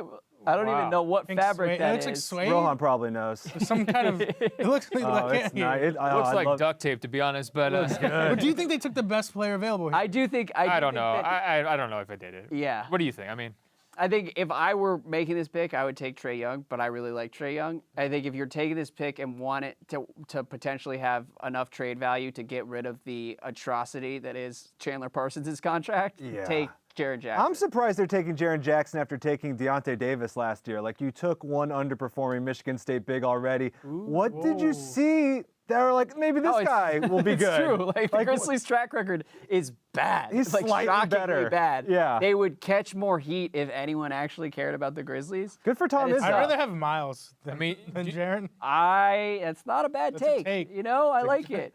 would it be untenable? Trae. He was trying it out. You can tell. What's He's a like, "Is this bummer good though take?" is that Miles Bridges is probably going to slide to like the bottom, like 10 to 15 range, and end up on a good team and have so many advantages over Jaren Jackson for the next 4 years because like it's just kind of a lot of this is where you go. Guys, we know the protections on the pick now. It is 1 through 5. I like that. I like that a lot. Okay. Although the Mavs are going to be terrible next year still. Could be a top 5 pick. The lottery, it's really hard to know how to calibrate and now everything it's like 'cause evened the out odds more, are all yeah. flattened I out. genuinely wonder if Cuban has the patience to tank as badly as they did for He another year. doesn't, and Rick Carlisle right. definitely doesn't. I don't think they're going to do it. I think How they're is gonna- Rick I Carlisle just not think that, snapped I yet? don't think that they've ever been purposely tanking. I Right. think they're just I bad. think you're right. Like, Dennis Smith can't guard anyone in the NBA. they were too smart to deny it. Can we go back to that best player available conversation real Yeah. quick? Was it just untenable to take Trae Young? Do you think they even considered him because you have Conley there? Like, what signal does that? And I also wonder, like, point. if we go 2 years down the road, let's say Trae does pan out, and Mike Conley at that point is what, like 34, 35? Making 35 mil. Is there going to be that second guessing process of like, they could have had Trae Young at that point and they were Yeah. so That's tied to what's Conley? fun about this draft Yeah. is this draft could get like 8 GMs fired. could you have- Because there's a could you lot have- of boomer bust guys. Could you have Smith Jr. and Trae Young in the same backcourt, or is that too small? Wait, Trae That's Young pretty and who? Sorry, Dennis Smith and Trae Young in the same backcourt? Oh, definitely not. No, Yeah. we're talking Memphis. Yeah, though. right. Like I'm just- Memphis, Trae Young is a gamble, and I don't blame anyone who says he's too much of a gamble. I just personally think he's going to be awesome. Yeah, I just want to see him light it up. I think he's going to be great. I don't care. And by the way, we're about to see Trae Young and Dennis Schroeder in the Yes. same backcourt. That's going to be. They got to be trading Schroeder.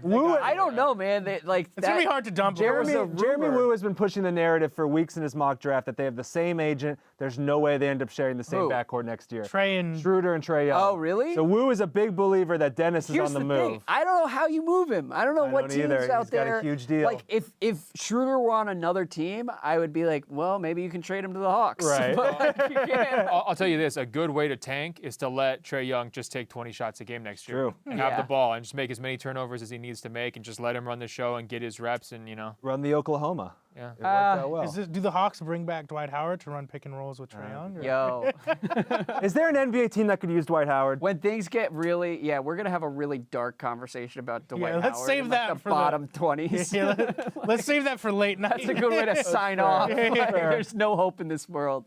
All right, so what do we have now? We've got the Mavericks still on the clock. They're about 2 minutes away from picking. Widely believed to be Trae Young, going to Atlanta. Via So Dallas. What do you guys think of them still making the prospects go through the dog and pony show of like Trae Young's gonna have to wear the Mavericks hat even though Right. he's traded to the Hawks? That's the worst part of the tip Right? mix thing. I mean, Sharp was, putting all these points out here, but the worst part is the awkwardness with the hat. I think that's if the hats weren't involved, I would be. Can I here's the thing though. Counterpoint. Okay. Everyone has grown up watching drafts and watching this happen. Like I Yeah. remember Vince Carter and Antoine Jamison in the 1998 draft have to go okay. through this. So and you're it's- pro awkward. I kind of am. It's right. kind of a rite of the Passage? draft or Yeah, whatever. there we go. Yeah, rite of passage. You go through the dog and pony. all right, show. Trae Young hugging his family. You happy for him? I mean, he's got the worst suit. He does. I mean, And that's not necessarily, he's wearing Oklahoma colors. Yeah. Colin Sexton is making the same mistake, trying to make maroon work. So I don't blame him. Well, here's the thing. Rohan and I got to meet Trae Young the other day. I'm a was big fan. an absolute Yeah. pleasure. Check out the interview that we did with him. All right, we're hanging out with Trae Young, who's joining us today on behalf of Tissot. As you can see, he's got the great watch on. I don't know if you want to hold that up and show it. It's just a little bit cooler than mine. Just a little bit. Just a little bit. So my favorite part about this NBA season, I would say, is all the stuff that happened off the court. You had the KD burner accounts. You had the Brian Colangelo burner accounts. We're not accusing you of anything. We're just saying, if you were forced to have a burner account, what would you name it? What would you call it? What would the handle be? Oh, Yeah. Just hypothetically. Yeah, Just hypothetically. hypothetically. what would it be Hypothetically? call? Yeah. not like there's anything. Right. Yeah, no, it doesn't hey, we're- exist, I'm no, sure. yeah. Yeah. I don't know. Probably like T burner or something. T-Burner. T burner. Keep it so obvious that no one would suspect you. When it's that obvious. You hide in plain sight. Nobody's Yep. going to know. For sure. This one, I think, is a very important question. Yeah. Maybe tells a little bit about your worldview. Do you think the Earth is round or flat? I mean, I can only go off my judgment Okay. and what I visualize and see. I can't see the whole world at once, but whenever I do, it's around. Okay, There we go. okay. I got really He really scared. left us hanging I got there. so scared. I got scared. All your Oklahoma State professors like, oh, man. So I passed that question? Yes. Did any all NBA right. teams ask you that? No, they didn't ask me Okay, that good. question. No, no. I heard some people got that Oh, question, but not okay. me. I didn't get that one. All right. Another question that I really should stop doing this like late at night after a glass of wine, but how comfortable are you giving love advice to someone you just met a few minutes ago? Oh my gosh. Yeah. I mean, I'll give advice. Okay. I mean, it don't matter how quick I know him, get to know him. I'll do it every now and then. Do you think I should get drinks with my ex-girlfriend tonight or no? I'm taking a poll. I think you give another chance. Oh, hey, Chance. All Give right. another chance for sure. All right. See, Trae was a joy. Trae was great, man. I had a good time with him. Like, he gave me Yeah. some solid love advice, but The burner account. yeah, the burner account. You know what? we made a mistake. I didn't realize that Trae Young was wearing suit shorts. Me either. And Golliver was I was criticizing. taken aback. Critical clarification. Thank you very much, Andrew. I'm always on it. Okay, no socks. Yeah. And I don't think it's bad. I think you're still wrong, but it just Why are we? History is not going to remember that it's kindly. a better debate. That's going to Why look are we- ridiculous. Why are we valuing Golliver's fashion opinion come over on. these? Look at this. Yeah, exactly. Come on, You know let's- who else has worn suit shorts in the last 2 months? Draymond Green and LeBron James, two of the best players on the planet. And So he's- Golliver wants him to be out there in a gray suit, you know. 2019 All-NBA is what you're predicting for Trae Young because of his suit shorts. Okay, yeah. All right, another person who would look ridiculous in suit shorts is about to be off the board. Mo Bamba going Not to a the great Orlando look. Magic at number 6. Look, yeah. he spent all week campaigning to kind of go to the Bulls. He sounded Yeah. like he wanted to go there. Now he goes off one spot early. I'm sure. I'm that's- bummed. Him yeah. next to Lowry Markkanen would have been a really nice fit. What do you? Do How you think feel? he's bummed yeah. too? I mean, Can him and Aaron Gordon play together? I think they got to get rid of Gordon. That's got to be. This depresses the hell out of me. It feels sad, doesn't Bamba it? is a really fun personality who might have been interesting in the right situation. Yeah. And Orlando's not that situation. Like, I don't understand what the plan is. So Steve here. Clifford wanted a defensive ancher. Maybe that's what he's going They with. still have 4 centers. look, The only way you can. He's got a good well, point. so here's the thing, And though. Jonathan Isaac is like a small Yeah, ball 5 who yeah. you He's got a good kind of point. get excited about. Yeah, I hear you, but we have to wonder. We can't hold all these other mistakes, the Biyombo, Right. Vucevic mistakes from the previous front regime office. against the new front office. So You'd how hold much it is against a Marvin transition Bagley, move? though. I think Jonathan Isaac winds up being a loser here because how many minutes are available for both those guys? They're going to be committed to Aaron Gordon to some degree, I think, coming up. I'm not Unless sure they I let see him the trade. If they let him walk, in free agency, then that's really Jonathan Isaac, ballsy. also star of the saddest story Oh, of the 2017-18 That was season. so where- terrible. I guess what you explained it to me, Ben. Yeah, well, He invited his teammates to come watch him preach. he wanted to be a preacher. He went That's to a right. church. No one showed up. But I'll tell you this much. and he thanked him anyway. Say this about Mo Bamba. Class. He Great was guy. really nice about it. Mo Bamba will go to the preacher next year. He will show up, so he'll at least give him that benefit of the doubt. And I also think, by the way, they still don't have a center. You know, I'm not convinced that Jonathan Isaac's a full-time center. I and mean, wouldn't let's have just made talk the about pick their based big on man that. rotation though for a second, makes right? no sense. But it's going to be gone. I mean, they're going to make. They're some going to get rid turnover. of Biyombo and Vucevic, but This is I the don't team that think could take Schroeder. I don't think Isaac, Gordon, and Mo Bamba should ever play together. Yeah, they won't. That's why I would hit eject on Aaron Gordon. Like, enough. He doesn't fit with like eight of 10 lineups they've thrown out there. Let me ask you this. Would you rather have Bamba, the prospect, than Isaac, the prospect, or Gordon, the prospect, from what we know right now going forward? Can't you make the case that he's already their most valuable asset on the entire team? I think I'd pick Gordon only because they've never actually let him play center. Real quick. I'm with you. Go ahead. No, Gordon is good. I'm just saying, if you failed 80% of the time, like... Yeah, I mean, just look at I think he might be their most valuable asset right Bamba? now from day one, yeah. Yeah, Well, he He's is. got the most So valuable there you go. Sad. Bamba clearly thinks he's their most valuable asset. Let's take a look at another one of my infamous background checks.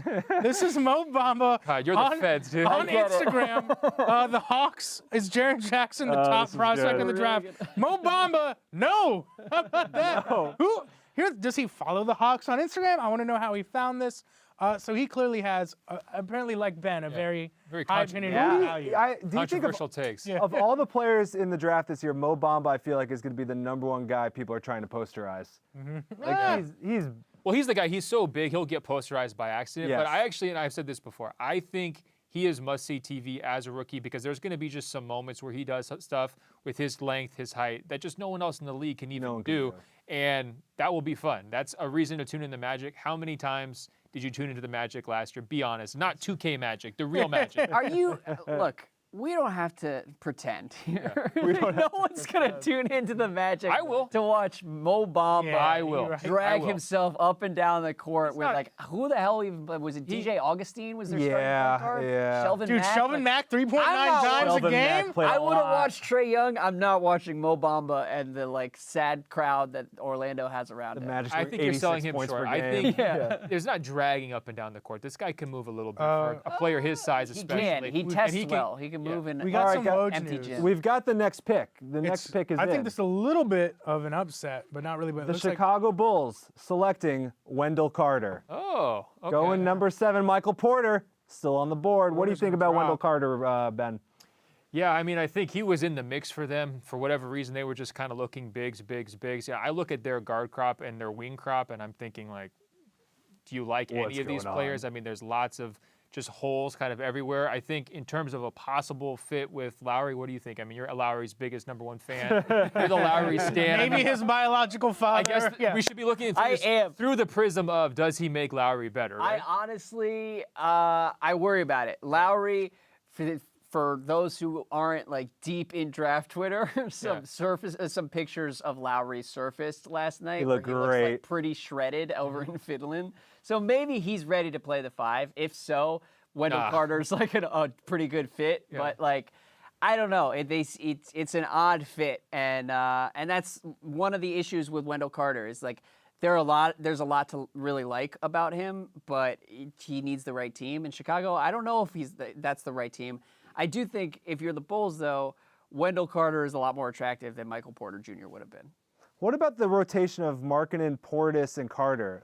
Can the 2 of those guys play together? Oh, I thought you were going to say, can 2 of those guys get into a fist fight? Yeah, that too, yeah. Yeah, Carter better come correct. No, yeah, I don't know. I mean, I think that they've still got a lot of holes everywhere. They probably just viewed him as best player available. Yeah. I mean, or... To go back to Rose's point, like 45 minutes ago, why not just take Mikal Bridges at this point? Yeah, I agree. It's like he's gonna hit threes, he's gonna defend, and like, that's. Wouldn't you? I know you're solo on Zach LaVine. Wouldn't you rather have someone like Mikal Bridges? Yeah, probably. I mean, Wendell Carter in New York next to Porzingis is what I wanted to happen.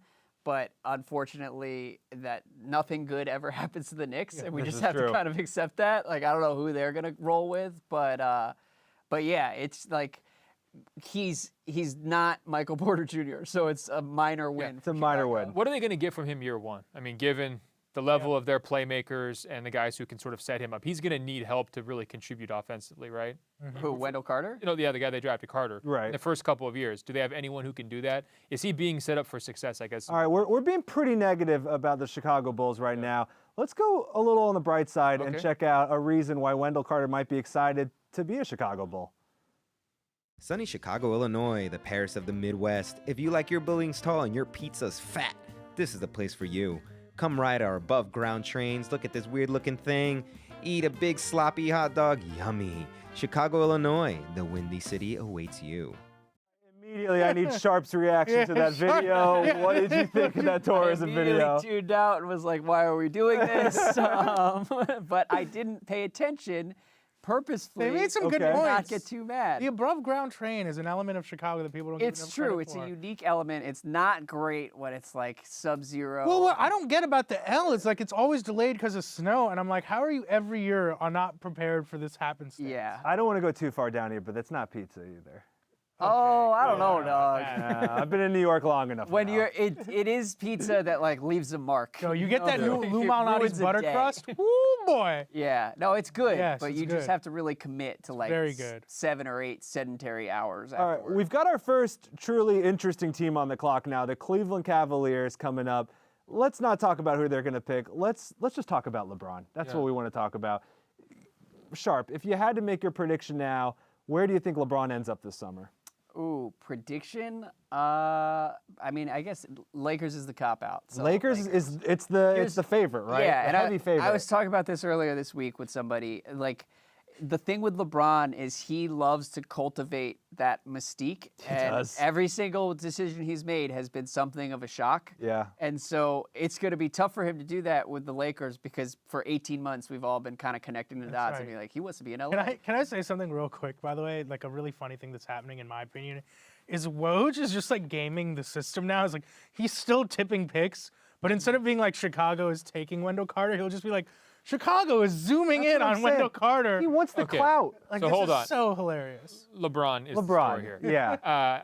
LeBron likes being the center of attention, like Sharp said. You know what he doesn't like doing is letting people down. And I think going to the Lakers might be a letdown for the hardcore fans, but still, like, the global audience is going to get excited about LeBron to the Lakers. The real letdown move for LeBron is staying in Cleveland, isn't Absolutely. It's uncreative. I don't know if it's the real letdown move. What would be bigger letdown? That's on the table of his options.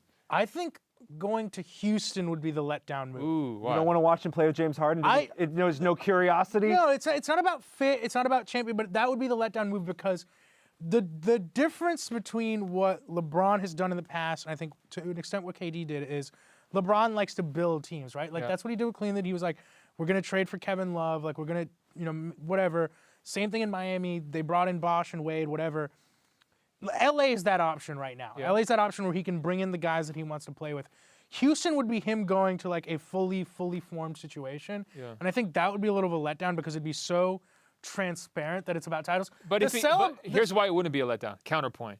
It would be the greatest Western Conference Finals ever, or we would have a 1-16 playoff format because we wouldn't be able to do that. And that wouldn't be a letdown because we could get rid of all these teams like the Wizards, these other teams that don't deserve to be in the playoffs. I see what the you're Heat, doing here. some of these other teams. But I just think there's a narrative. narrative. Not to listen to Golliver like 90% of the time. There's a narrative aspect of him staying in Cleveland that's like, what has he been laying the breadcrumbs for? My legacy's bigger than basketball, all that stuff. Yeah. There's a narrative play for him staying in Cleveland that's like, I'm not going to chase LeBron talk in general. It's draft night. Who gives a shit? Oh, here we go. Well, hold on. Sure all right. I forgot. All right, you want to talk later? Yeah. Let's clear out. We're going to have like 3 weeks to Let's clear out, and Sharp can tell us more about Mo Bamba. I just don't care about what LeBron, all the different things. Okay, so they've got the number 8 pick. Tell us who you want them to take. It's Mikal Bridges. Mikal Bridges is what they should do. Okay, and why? I don't understand why Shai Gilgeous-Alexander is the move for them. That seems crazy to me. He's a guy who's going to top out as like above average non-all-star guard, and there are like 10 to 12 elite guards. He's not going to be in that group. You can't play him off the ball. Stop right there. I don't get it. If you're LeBron, what does Mikal Bridges do for you? Like every move that they're making is sort of through this LeBron prism, right? So like if you're Kobe Altman and you're calling LeBron or Rich after the draft, what's your pitch about this player? I think Bridges is going to have value to other good teams, so you could potentially throw him in trade packages. I mean, he's someone like the Spurs would probably want Mikal Bridges. Not saying that he's going to be like the straw that breaks the camel's back and brings Kawhi to Cleveland, but like that's an example. He's a winning player. This is the sell to LeBron on if you take Bridges. You're saying we're getting a high floor player who can contribute right away. Like, what are the players you want around you? You want guys who can defend. You want guys who can shoot threes. Like he's a really good 3-point shooter. Like I think that's the sell. Is like he's a high floor player who can contribute right away, and it's not a guy like Colin Sexton who might be great in a couple years, but then we're wasting a couple more years of your grade. I just decided the funniest thing would be if Porter went to the Cavs at 8 and then he had to face off against Kevin Durant in the finals after comparing himself to Kevin Durant. And not only let's see who can really bang more. And then also calling him, I bump a little bit more than KD. That was such a mistake to I would say. love to see them bump in the 2019 NBA Finals. I'll tell you that. That's a good point, though. The Cavs could absolutely go for MPJ here. This is the first good KD press in a while. Someone spoke negatively about him, and we're all taking KD's side. Well, look, could MPJ actually? Thank you, Michael Porter. Could Porter be the hedge pick where if LeBron comes back, you play him? If LeBron leaves, you sit him for the whole year and you just let him redshirt health-wise? I don't know. I'm just so down on Michael Porter Jr. and all of this could look really stupid in 9 months. But if I were LeBron, like walking into camp with Michael Porter Jr., I don't think that would end well. You're worried about Porter and Jeff Green. You just said don't talk about LeBron. What I'm telling you is that we are going to have 2 weeks to be like, well, he could stay in Cleveland. Yo, you coming back for a draft? Yeah, wait, we could not do the draft show for 2 more weeks. This is a first round only thing. You hear about something I didn't know? We have to savor this night and all the chaos we had, all the actual news. Are you guys getting any Open Floor Globe emails or tweets, by the way? Hold on 1 second. I want to flip this around. I got some hate on my fashion and some love. So I don't know. Let me ask you this. Is there any prospect among this group who could actually be picked here that would want to go to Cleveland? Or are we in a situation where, like, the LeBron uncertainty would sour people? I don't think Cleveland is viewed as that toxic of a team, even if LeBron leaves. I mean, I don't think they're in the Sacramento-Atlanta group just because LeBron was there recently. If Kevin Love's there, they'll still be somewhat mediocre in the East. What do you think, Rohan?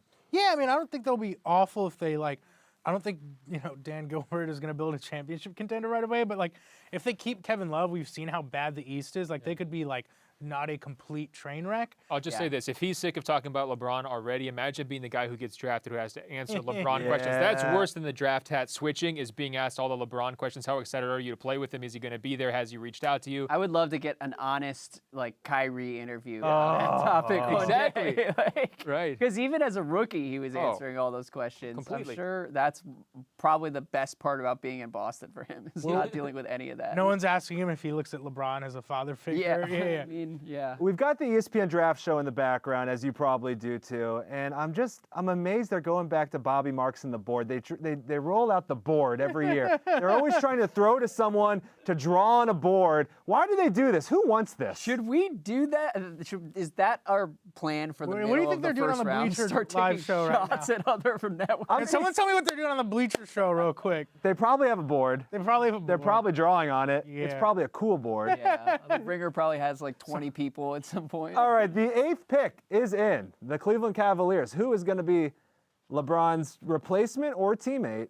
We're about to find Has no out. one It's tipped this not one been yet? tipped.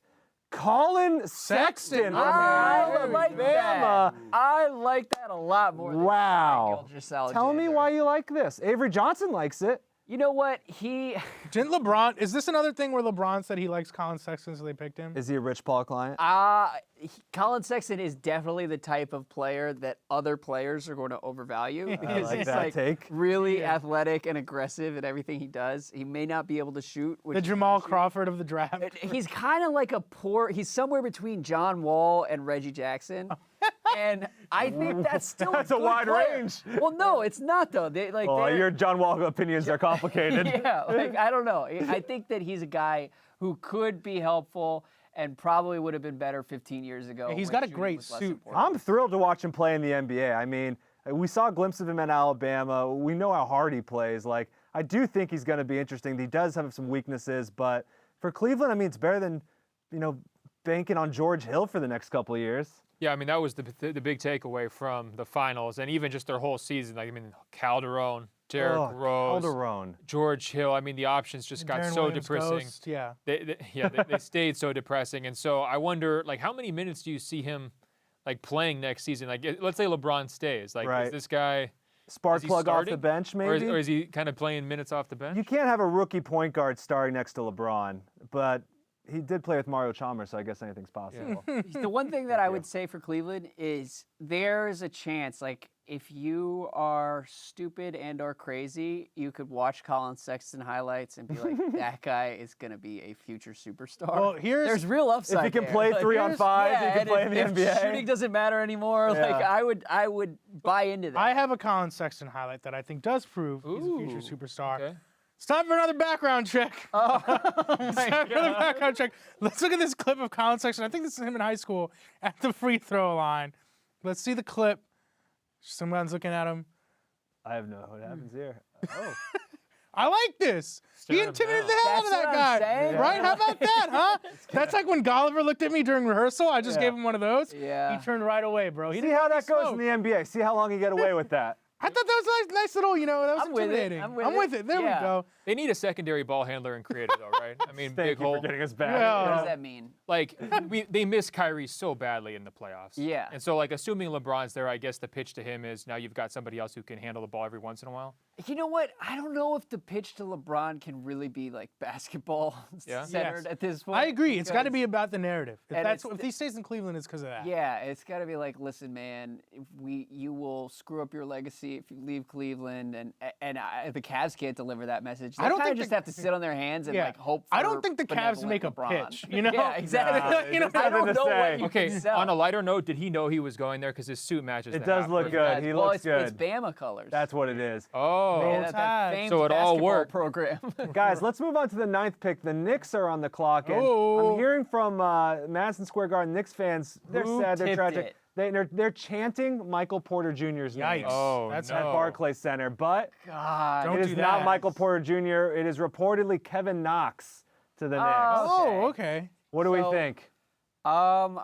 I am a little out of step with a lot of smart draft people on Kevin Knox. Okay. I've watched him at Kentucky. He just looks a little slow and kind of just lead-footed. For and a I wing think that's- player? Yeah, it's good. He's really a 4, and he played a lot of 3 at Kentucky, which was not a good idea, Mm-hmm. and partly was his idea. So I assume that he's going to get to the NBA and sit down with people who are just gonna It'd be say, interesting. That's not happening. Him and Porzingis. I mean, I don't know what they do defensively, but that's a fun offense. He's the right fit in theory. I'm just not sure if he's actually good. What do you Okay. make of a guy like Knox who, for a lot of the run up to the draft, wasn't talked about going this high, and then he makes like a late push? Like that always leaves me a little bit skeptical.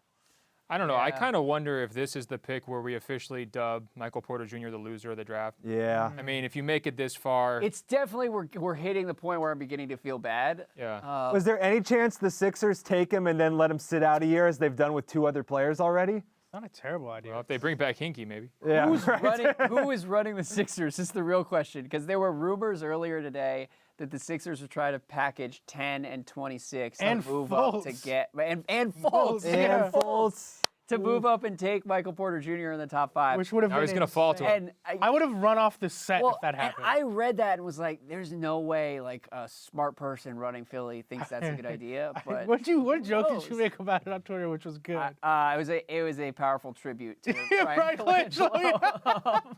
But yeah, we'll see. Brian Colangelo's wife is trying to make that trade, man. It's gonna be really Do interesting. you think Brian Colangelo's watching the draft tonight? Man, Yeah, Brian he's Colangelo- sad. He's on a yacht somewhere. I He's hope. staying in the know. He's at Daddy's penthouse. I don't know, doing. God Philly knows is what. also the first team in this draft with real stakes, because I don't Yeah, I think agree. like Good call. Yeah. the Cavs were not gonna make or break any LeBron pitch with Colin Sexton, but like Philly, this Here's a is question. important. Here's a question. Towards the tail end of, and Brett Brown mentioned it in his press conference at one time in Miami. He's like, we got loads of cap space. We got all these assets. Philly was like a hot Kawhi Leonard destination before he actually said, I want to get traded. And they seem to have fallen out of that conversation. Like, I'm surprised they're not. Would you offer a full Saric and number 10 package for Kawhi? Yeah, definitely. I definitely would, Like, yeah. in a heartbeat. I'm just curious if like that's completely off the table now, or if Brett Brown, if he's really running the show, I'm surprised he's not I trying think to. that's a different conversation, in part because I just think that the Spurs are in like a full holding pattern right now and just don't care about trading Kawhi on anyone else's timetable, and that's going to make life really difficult for the Lakers. It's going to make life difficult for the Sixers, and the Celtics are probably in the best position in that scenario because they can then like wait and sign guys to contracts that they can then trade. So Real quick go ahead, on Ben. Knox. I mean, he's getting booed by some of the people. It's a tradition like no other. That's what I was going to say. Is this personal? I mean, do they have a real reason? No, to do It's this? like jersey burning now, where like people do it, but it's like it just happens so often that it's meaningless. No one in the Barclays Center even knows who he is. They're just Yeah. booing him because the Knicks picked him, and it's not It's the 'cause- most famous guy on the It's board. because they grew up watching other Knicks picks get booed that they think it's what they have to do. They're angling for Correct. free tickets if he becomes good, like 3 years from now. You know, they can go after the and game, let's meet be him. clear, 18 years old, it's too. fun to boo, though. Oh, it's so much fun to It's boo. fun to get together. he's I'm so over here right. booing Ayton for the first half an hour of the show. Yeah, and he you did nothing say but that. Listen, a hard if, time. if you want to start Oh, is Sharp actually flip-flopping booing on again? set, Oh, what a shot. Unbelievable. Here, let me ask you one question. I'm going to go to Ben here because it was what Sharp said, but I need Ben's reaction. Yeah. On 2 episodes of Open Floor Okay. ago, you probably know where I'm going with this. No. Late in the episode, Andrew Sharp said one of the most stunning things I've heard all NBA season. Do you want to say it yourself, or should I say it for you? the Sixers Yes.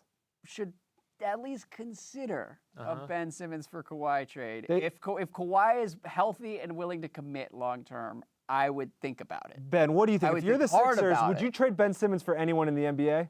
Yeah, I mean, he's not untouchable, Okay. but I think the questions around Kawhi are there. I mean, the injury history, I think, can you trust him as a foundation guy given all the things that have gone wrong in San Antonio? And I think if you're Brett Brown, you still have that Spurs lineage. I mean, you're still thinking like a Spur, and you're looking at how this thing played out, and you know you're taking San Antonio's side in that disagreement. Now, should Right.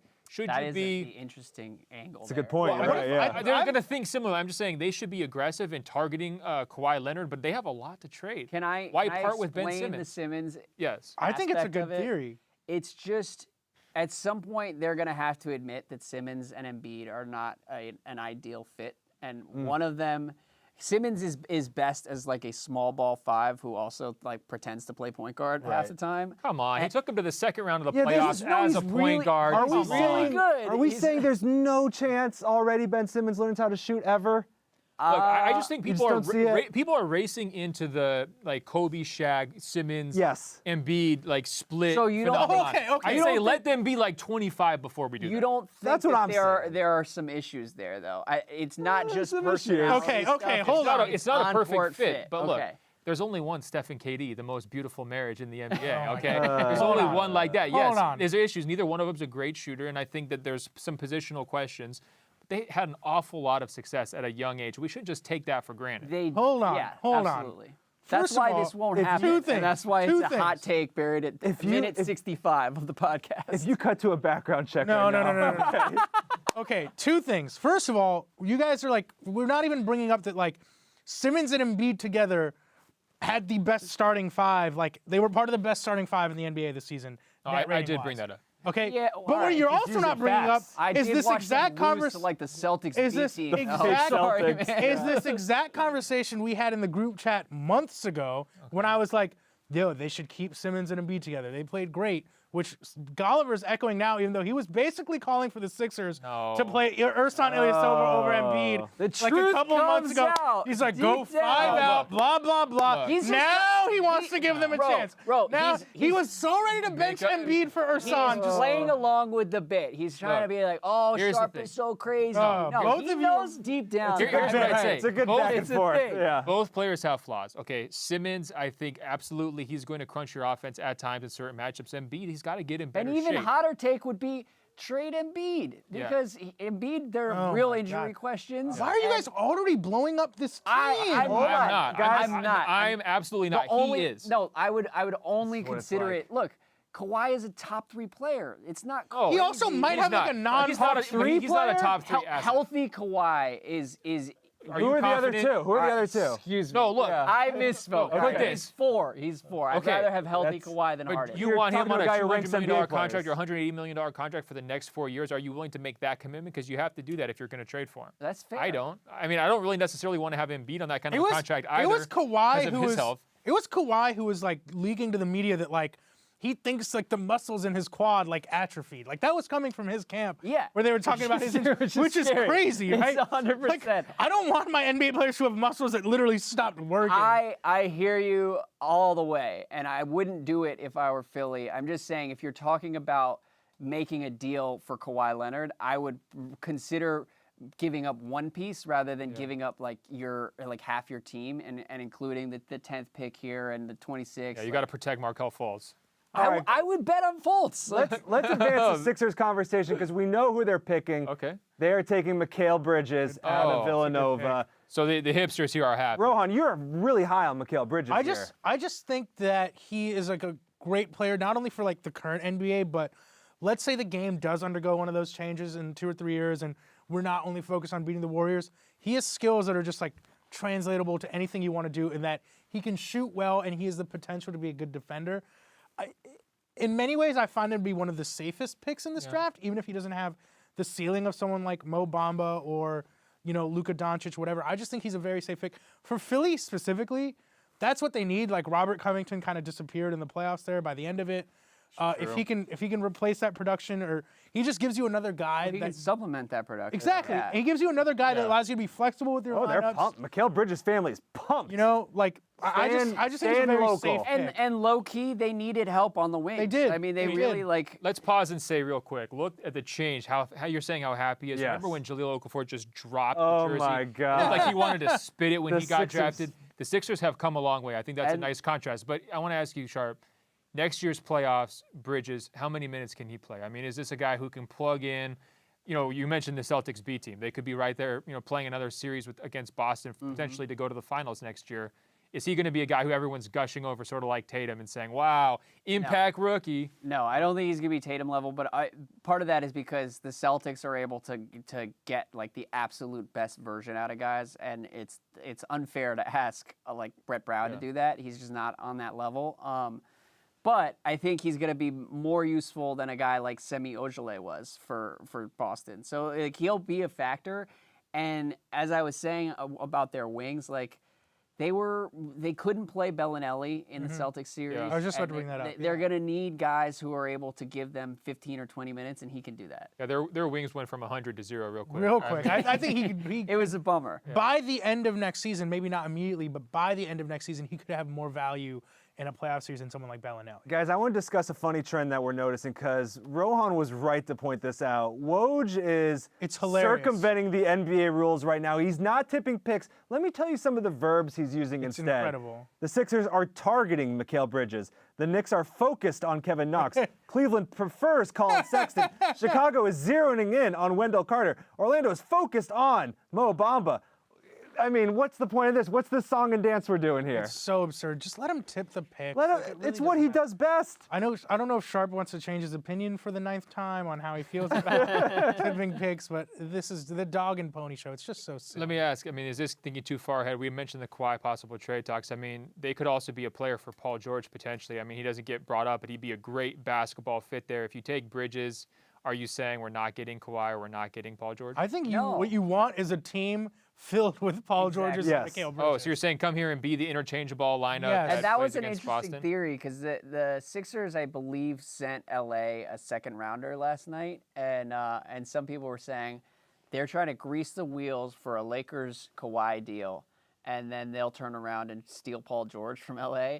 Which, like, there's a lot of steps to that plan. But if I were Philly, I would be rooting for Kawhi to end up in LA, and Paul George should be the odd man out. Paul George would be great in Philadelphia, I think. He would be awesome. Perfect fit. That's to me, that's where I would want him because I think as a complementary piece to Embiid and Simmons, like it's his best role, and it's what Embiid and Simmons need more than anything.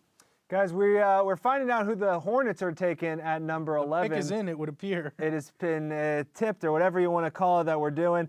The Hornets are taking Shai Gilgeous-Alexander out of Kentucky. Kemba out? Sharp, what do you think? I've been down on Shai all night. So, no, I think that Charlotte had really liked him for some reason, and I think he can help. He's just not going to really change anything about that let me team. actually say this. Woj is saying that Charlotte is discussing trading the 11th pick possibly. It seems like they've got to make a decision here. Are they going to keep Kemba Walker? Are they going to move on?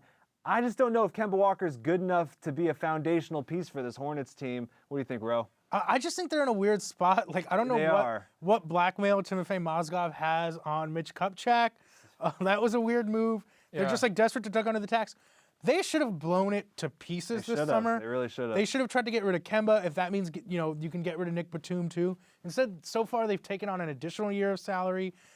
I mean, if you're keeping Kemba, then yes, you take this pick. I mean, I just don't get it. Doesn't it feel like they don't think he's that great? So you keep Kemba and you kind of let him learn on the job, and maybe you turn it over to him in a couple years? Yeah, I mean, I don't hate the idea of a Shai, Malik Monk backcourt in like 2 years. Like, it could be decent. The problem is if Kemba's still there, you're going to still largely be the same team. Pretty bleak. Yes. I mean, that's pretty bleak. The Hornets are so screwed. Please, go. I know, it's like, go off, King. There's nothing to get excited about. There's nothing. Tell us how you hate Charlotte. Malik Monk and Shai Gilgeous-Alexander is dark. Tell us how much you hate Charlotte, too. No, Charlotte's kind of nice. Oh, okay, I okay. like Charlotte's kind of nice. Charlotte. I disagree, actually. Whoa. Charlotte's just all strip I balls. mean, I will be skipping All-Star Weekend in Charlotte. I next won't year. be. I think Charlotte's got Publix's now, so I'm in. Well, yeah. Well, that's big. I'll give you that. It's going to be a long road regardless for the Hornets. So if they feel like Shai is a piece that they could plug in as a starter for the next 10 years, then sure, like whatever. But he's not going to be a real star, and there's not that much upside. Guys, we've got a juicy rumor to discuss here. Let me bite into this It's one. Clippers time. It is Jerry Clippers West time. has picked up the phone. League sources say the Clippers have been trying to lure Kawhi Leonard. They're talking to the Spurs and they're dangling their 2 lottery picks and Tobias Harris. With Michael Porter on the board, I wonder, are there going to be prospects interesting enough for the Spurs to bite here? I'll tell you what, as a guy who really respects a lot about San Antonio's culture, it's hard to see Michael Porter Jr. really being I wouldn't. A Greg Popovich guy. Yeah. We have turned for Michael Porter Jr. There's a lot of subtext. You know what? The NBA there was a did lot of subtext in what Ben just said. Let me just say, like his defense, personality. Defense. I mean, he's gotten hit with the arrogant tag. There are a lot of reasons why Michael Porter Jr. and Greg Popovich may not get along. Let's keep it real, though. Greg Popovich signed Rudy Gay a year ago. Like, it would be Spursian to look at Michael Porter Jr. come off as the most insufferable draft prospect in the last like 10 years and say, all right, we're gonna save this kid's career. There's a difference than taking a flyer on Rudy Gay and trading your franchise guy for Michael Porter. I just don't know how you trade Kawhi for the 12 and 13 picks. That can't be the best. And Tobias Harris. Look, Tobias Harris, fine Harris player. is a solid player. Yeah, he is. I have anything bad to say about him. How do we feel about Tobias Harris? Because there's been some love for him. I like him. I don't think he's I think he could be the. Should I text him right now? I think he could be the 4th best player on a really good team. Yeah. No, I think he could be like the third guy. Maybe 4th. Yeah. Tobias is good. On a good team, I think he'd be like a very valuable piece. Like he'd be great on the Spurs. Like in terms of a switchable guy who can hit threes. Which other NBA players do you have on your phone, by the way? That was a nice brag. That's it. That's it. Dwayne Wade? You don't have Dwayne Wade's number? I have photos of Dwayne Wade on my phone. Well, what do we think about Kawhi going to the Clippers as opposed to the Lakers? I mean, isn't that sort of the real story? My thing is if you're trading him to LA, which is like one of the cities he wants, I know this doesn't quite make sense, but just trade him to the Lakers and get the better package. Like, pride should only go so far here. Like, I understand you don't want to help out Los Angeles, but if you could somehow convince them to send you Ingram, Lonzo, like whatever combination of picks. I have some news myself. I'm checking Twitter the old-fashioned way on my phone. A Suns reporter just reported that the Suns are trading with the Clippers. Oh. And, yeah, I don't know who they would be targeting in that scenario, but the Clippers clearly are ready to make a deal one way or another. It just doesn't make sense to keep those 2 picks, it seems. Yeah, and there's been some buzz that they really like Robert Williams from Texas A&M, who people have compared to Clint Capella, despite the fact that one of Clint Capella's founding principles is that he's playing hard every single game. Right. Robert Williams, there are some questions there. So I don't totally see it, but the Clippers want to find somebody who will allow them to move on from DeAndre Jordan long term. So. We should give Jerry West some credit for the Clippers. He's always gunning for superstars. He's just in that superstar hunting mode. And if they were to get Kawhi Leonard. Well, first of all, Jerry West would love to stick it to the Lakers and probably take Kawhi from him. But the other thing I'm wondering, too, is if you're the Spurs and you just went through this terrible back and forth with Kawhi all year, do you want to trade him to the team that he desperately wants to go to and leave you? Or is there a human element of you deep down that's well, not just I'm that, not but going to do it. They're huge rivals, too. I mean, between the Lakers and the Spurs, I mean, that is a real rival. Woj just reported that Shai Gilgeous-Alexander was traded to the Clippers just now. Ooh, yeah, that's they traded up 1 pick? Yeah, now the draft is getting weird. Come along with us on this journey. That seems like a strange move. Yo, I'm not sitting up here. None of us have any idea what's happening. In this tight-ass tuxedo for the Clippers to trade up 1 pick, bro. Bring in some pizza. I need some coffee. No, I can't wait to see how much they've given up. Didn't we get coffees? Yeah, we did order coffees. Then again, it's 81 degrees on this set right now. Yeah, I could use I got an iced one. That's why I got an iced one, that was bro. a smart move on your part. If I take a sip of anything, all these buttons are popping are sending the 12th pick and 2 second-rounders to the Hornets for Shai Gilgeous-Alexander. What? 2 second-rounders for one guy who you missed by one spot? So do you think Jerry fell in love, or who do you think fell in love with him? Well, Doc. so this has Doc written all over it. I've GM gone Doc in. Rivers. Doc chugging that bottle of water. Get me Shai. I have gone pretty hard on Shai Gilgeous-Alexander for the last hour and a half. So we're learning to say his name. Though. Yeah, I am. Yeah, I told you. Now that he's been traded, you love him. Now that Jerry West is in, I don't know. Maybe I'm missing something, or maybe because he could also be a piece that the Spurs like, and maybe this is like.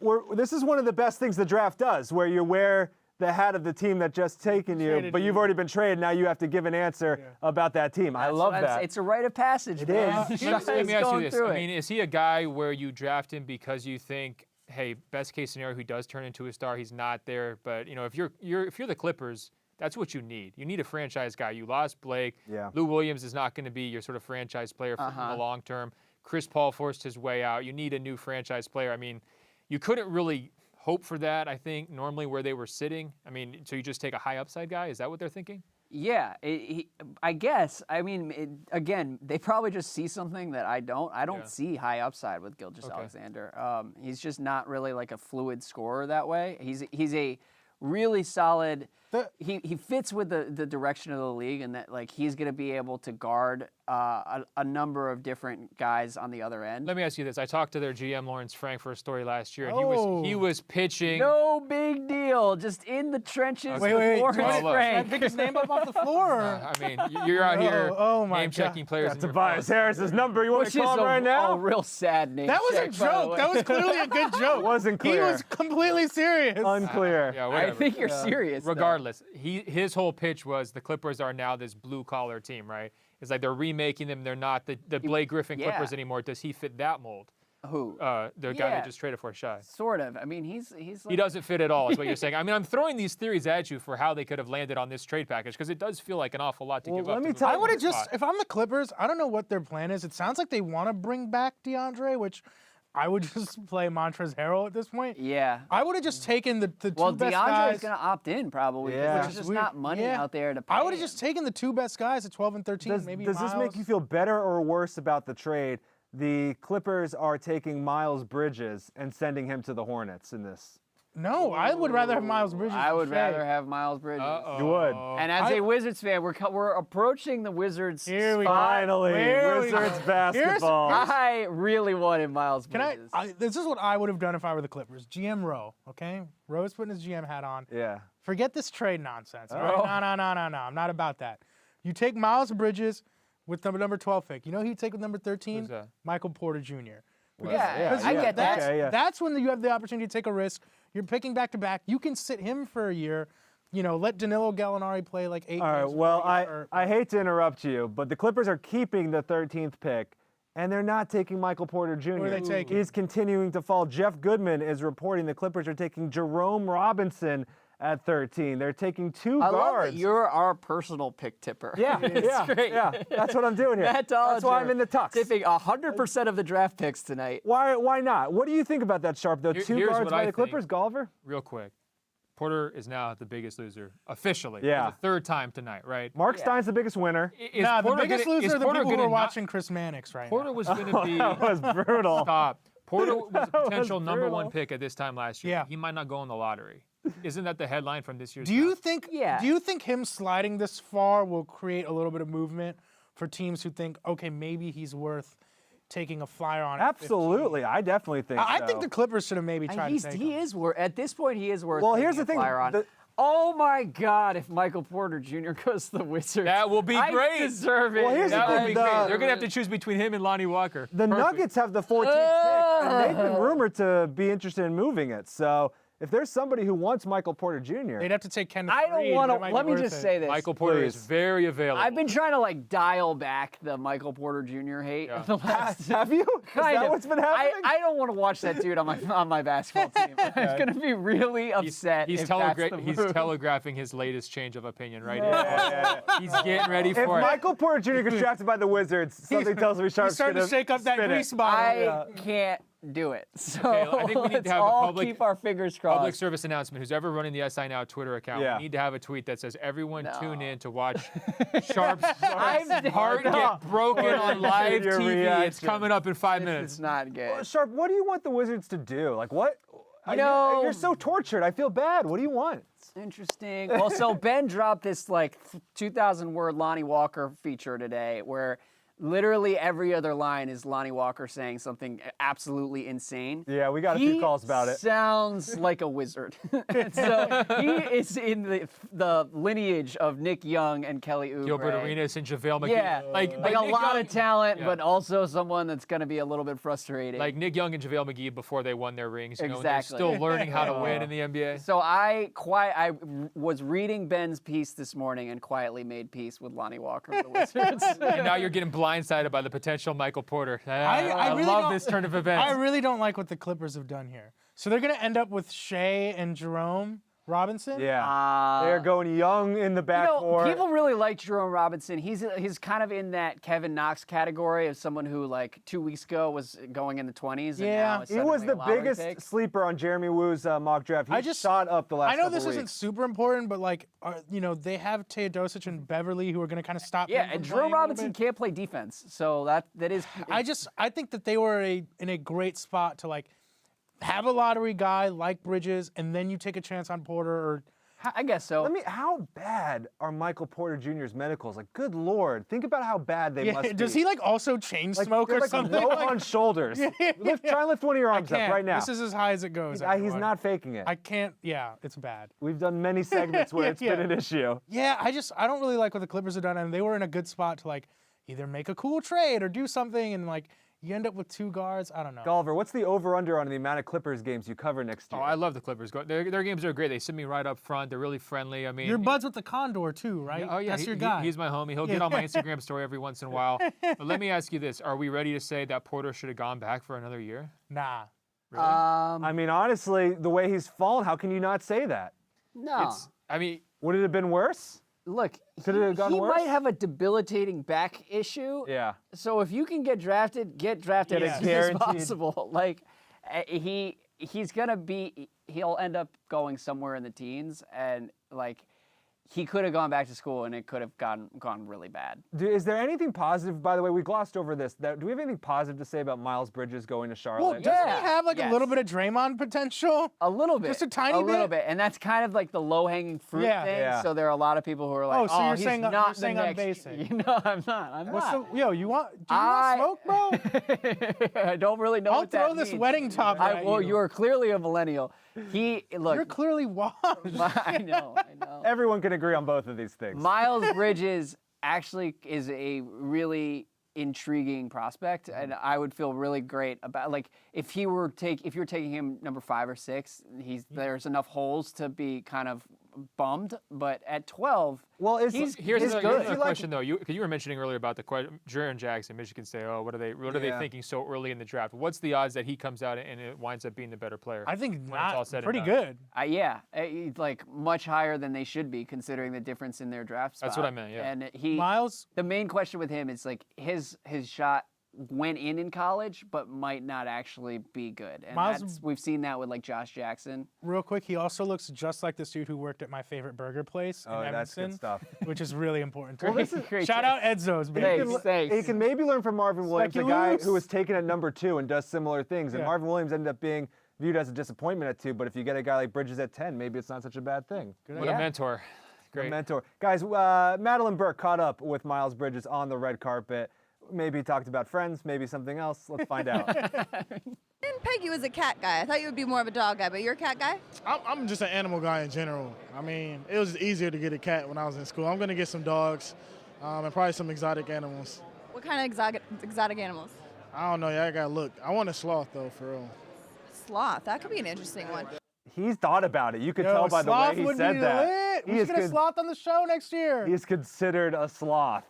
Dude, I'm pro cats cats, suck. Cats suck. All right, let's not get into this. I just think if you're in the pre-draft interview, they ask you what animal you want, and you say sloth. That's a no. That's a red flag. That's a red flag. You're off the board. Bro, that's a red flag. This interview is over. If you've seen either Zootopia or Ice Age, you know that the sloth is a sought-after. The sloths in Zootopia were great. Yeah. You didn't like the sloth in Ice Age either, The first thing you guys have agreed on. This is comforting. Yeah. I need to be in a safe place where we can just talk about Zootopia before the Wizards commit to Michael Porter Jr. Well, here's the good news for you, Sharp. Denver is seriously considering taking Michael Porter at 14. Are they floating that just to see if they're going to get hated on before they actually do it? Is that one of those weird, like... I think Woj might be couching the language. Okay, well, great. who knows what Woj is really... Thank you, Denver. Thank you, Tim Connolly, you know? Baltimore's own Tim Tim Connolly. He's the biggest Nuggets fan that he we is. know. So how Let's happy talk are about you? how badly that team has been mismanaged. Here's the thing. I don't think they've been mismanaged. What's their goal? To be perfectly fine and interesting every Here's year? the thing. They would have made the playoffs last year if Millsap didn't miss half the season or Gary Harris didn't miss like the most crucial stretch of the year. Yeah. They would have been decent. I think that, they have an issue. The Plumlee contract's a bad contract. It felt like they handed it out. Here's the bottom line. They're going to have to pay Will Barton. They're never going to recover from the Donovan Mitchell trade. And that sucks. Which also sucks is like, I'm going to catch a lot of heat for this. Like, Trae Lyles was decent for them last year. Like, he's the kind of player they needed on that team. Obviously, Mitchell would have been better. I'm not saying they should have made that Slow trade. down. How do you like Porter's fit there? Because they're in a position where they've already got a lot of talent. I mean, they're not the greatest talent in the world, but they've got proven players. They don't have to ask him to do a ton. Right. They could bring him along slow, let him kind of work his way in. Here's one way I would say this.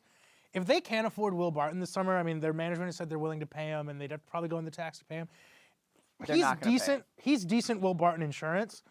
Yeah. Like Will Barton has been really good for that team and been an important player for them, but if they need a scorer off the bench, like I think Porter can be This is the problem with the Nuggets, though. Is they have all it's the same story. They have all these nice pieces, and everyone's kind of like, okay, yeah, they're good, but what does it add up to? Yeah. If Millsap, the whole is like less than the sum of the Yes. parts. is here's what what you're I'll say: Absolutely. if Millsap is healthy this year, and Murray, I think, is a player who can take one more leap, they could have something that's like second round of the playoffs. It's tough because you're just judging teams right now on a curve that is the Warriors, and That's true. you know, I think that Okay, I think what over- Denver's doing is good. Okay, over under on the number of times that Porter says, I've got a chip on my shoulder. I'm going to make these teams pay over the know next what, though? 24 hours. Problem is, it's a literal chip on his shoulder, and that's one of the medical red flags. I'm sorry. I'm sorry. Very Thank you. nice. Thank He you. probably does though, and he should. Yeah, and I think that is probably a good thing for him long term. He's going to come in pissed off and looking to prove people wrong. And if you're Denver, I get it. You basically kind of roll the dice and see what you can do here because they need something to help kind of change the trajectory. They're right now. They look like they're going to be locked into that like 7th place to 10th place zone in the West for the next 4 or 5 years. I think like when you go back to the end of their season, heartbreaking finish, right? Like their last team left out. It's everyone's so bummed. They had this whole playoff mantra, et cetera. Now you're saying you got a guy who could have potentially been the number 1 pick. Yeah. To fall to you. You okay? That's pretty solid. My right leg is completely asleep. We're only halfway home. If I tried to walk right now, I would collapse immediately. Who are we higher on in the Nuggets backcourt, Jamal Murray or Gary That's Harris? such a good question because I think Gary Harris is right now the better player, but in 2 years I think it could be Murray. I'm with Murray, man. I really liked how he played. I mean, it's recency bias. The definition of stretch. recency bias is to look at the 82nd game of the season and be like, he really wanted to did play bring well, them over yeah. the top. But I just think like skill set wise, I mean, everything that we were trying to say about what can Trae Young do on offense, I feel like Murray's on that kind of same track, but like 3-4 years ahead of him. I think he's very smooth ball handler. I had questions defensively, obviously, but I just think he's got a really, really high ceiling. All right, well, while we're wondering who the Nuggets take, let's go ahead and take a look at a little Denver tourism video, see where Michael Porter might be headed. We all kind of want to move to Denver, right? Yeah, hell yeah. Let's check We it all know out. why, too. Welcome to mountainy Denver, Colorado. If you don't know about Colorado, it's the squariest state in the whole country. Some cool things about Denver are nuggets and the Nuggets. The birthplace of the Chipotle burrito and home of the largest rodeo in the world, Bob Dylan also lived here for like a couple weeks. Thanks, Denver. I didn't know Bob Dylan lived in I Denver. genuinely didn't know that. Bob Dylan. Can I just break into Please. my dad? I think he's watching at home. He is one of the world's biggest Bob Dylan fans. He used to follow Bob Dylan around the country. He'd Really? concert after concert after concert. You might call him a groupie. I don't know what the male groupie terminology Groupie. is. Does but Rohan know who Bob Dylan is? oh yeah. Yeah, dude. Okay. Like a Rolling Stone, right? There you go. So he's got every book. He's got an entire closet of memorabilia that he one day is going to donate to the Bob Dylan Museum. How about that? Yes. So it's like in me Minnesota. It's like me and Dave Matthews. Yeah, you and Dwayne Wade, really, I think is the more appropriate thing. But There's yeah. still no word on who the Nuggets are taking. We're still waiting to find out. The point of that story was I don't think the Bob Dylan angle is going to be a real hook for Michael Porter. Yeah, I don't think that's going to make this go down any I think easier. it could be. I think it could be. Michael Porter probably has some I'm just terrible on edge music right takes. now. We're close. I know. I love to see. This is refreshing to see because Golliver, you and I, I feel like we're jaded at this point. The NBA, it's tough for us to get excited about stuff. But look at Sharp having genuine, nervous This is anxiety. And it's over straight. who the It's Wizards- fear. It's fear. fear. It's It's fear. not excitement. It's Okay, fear. power rank the 3 scariest guys. Who are you worried about? I mean, Well, we know number you one. said you resign yourself to Lonnie Walker. Yes, and I'm not thrilled about that. Okay. So he's Is number he on the 3. list? Yeah. He's 3? Oh yeah, I don't want Lonnie Walker. Robert Williams, I also I get why people are into him, but I just don't feel I watched him against I think it was Michigan that just blew out Texas A&M, and Robert Williams just completely no-showed. How about that Michigan basketball team, huh? Yeah, Mo Wagner. Oh, it was Wagner's, dominated. Wagner's opus. I know, Wagner. exactly. Great catch. So I don't really want him either, but definitely. Okay, flip it. Who do you want? I want Josh Okogie from Georgia Tech. A little bit of a reach, right? It would be a reach. But you're the thinking man's reach. Exactly. I would All take right. Troy Brown from Oregon. What do we Sharp, have? We have Nuggets. Michael Porter is I just know you're hanging on every word. He's going to the Denver Nuggets. All You've been right. saved. All right. Michael He Porter can go- Jr. headed to Denver. He will take over for injury-prone Wilson Chandler. I was just and gonna hopefully say. have an injury-free He's going career. to be an intriguing tweener for the next 10 years that people think about trading for. He Look, could be okay. It's a footnote, but he didn't slide out of the lottery, right? Yeah. So that's better. I mean, he avoids the True. worst possible headline. It's a huge deal for Denver, I think. Why not take him at 14? Yeah, I think this is a good time to take a This risk. is a guy who was talked about being the #1 pick in the draft not that long ago. The guy I want for the Wizards is Zaire Smith. Oh. Can't shoot or dribble, but has like a 48-inch vertical. And I don't know, there's a lot to like. Can we talk about my Wizards fake trade that should totally happen? Okay. Yeah. They should This is trade gonna- This is Otto going to be an Porter. embarrassing moment for you, but I'm Otto just going to Porter see the floor. to the Bucks Okay. for Tony Son and Eric Bledsoe. Yeah, you're playing too much video games, man. Yeah. Hey, let me ask you. The guys you're mentioning, correct me if I'm wrong, 3-and-D wings, a couple of them. Uh-huh. You feel like that's a need for Washington? Are you trying to get Yeah, more yeah, yeah. versatility, or what is it? I think basically from 15 to 30, there are maybe 10 3-and-D wing prospects, only 3 or 4 of which will actually pan out, but I would at least like to take You want one to of pull a them. ticket? Yeah, All right. exactly. So, like, I don't know. I actually really like Dante DiVincenzo from Villanova, and I think it's kind of weird that he's been mentioned in the 20s this whole time. Yeah. There's a lot of upside there, and at worst, he's going to be a rotation guy who you can The use. Sato DiVincenzo bench combo could actually be pretty fun. It would be fun. It would be cool. I also Aaron Holiday is not Aaron a Holiday wing, can but shoot, he's solid. though, like- Yeah. Can we have just a quick moment to point out John Wall working out very hard on Instagram this summer? Oh. I think maybe a change from years past. I don't know if you've been watching, I but haven't. he has been grinding. I mean, there's a lot of sweat involved, not as much clothes maybe as you would expect, but he's putting daily videos of himself working out. That's just going terrific. nuts. All Is right. that good news? I mean, Summer John Wall has traditionally been pretty bloated, so I'm happy for him. All right, well, Adam Silver has saved Michael Porter Jr. He finally gets to hug his family and go on stage and go to the Denver Nuggets. And he actually tore his ACL speaking to Madelyn Burke on the red carpet before the show. Check it out. Like you said, my mom and dad both played, so growing up, all of us played. And, you know, some of us love it a little more than others, but, I mean, it's just what we do. Who's the better baller, your mom or your dad? I mean, my dad would beat my mom one-on-one, but I say my mom's the baller of the family. What? Yo, how are you gonna throw mom under the bus like that? Competitive, I'd Man, watch he didn't that. care. Here we Okay. All right, the Sharp is Wizards locked are on the in. The clock. Wizards have selected. Sharp might be the only person who's excited for this Wizards pick. Can we just go off the air for a few minutes? Yeah, let's just cut. They picked Troy Brown from Oregon, who. oh, you mentioned him. Yeah, Oh. he's 6'7". Okay. He can hit from 3, and I don't know that much more about him except that he's athletic. Well, and can But shoot. I hear happiness in your voice. Yeah.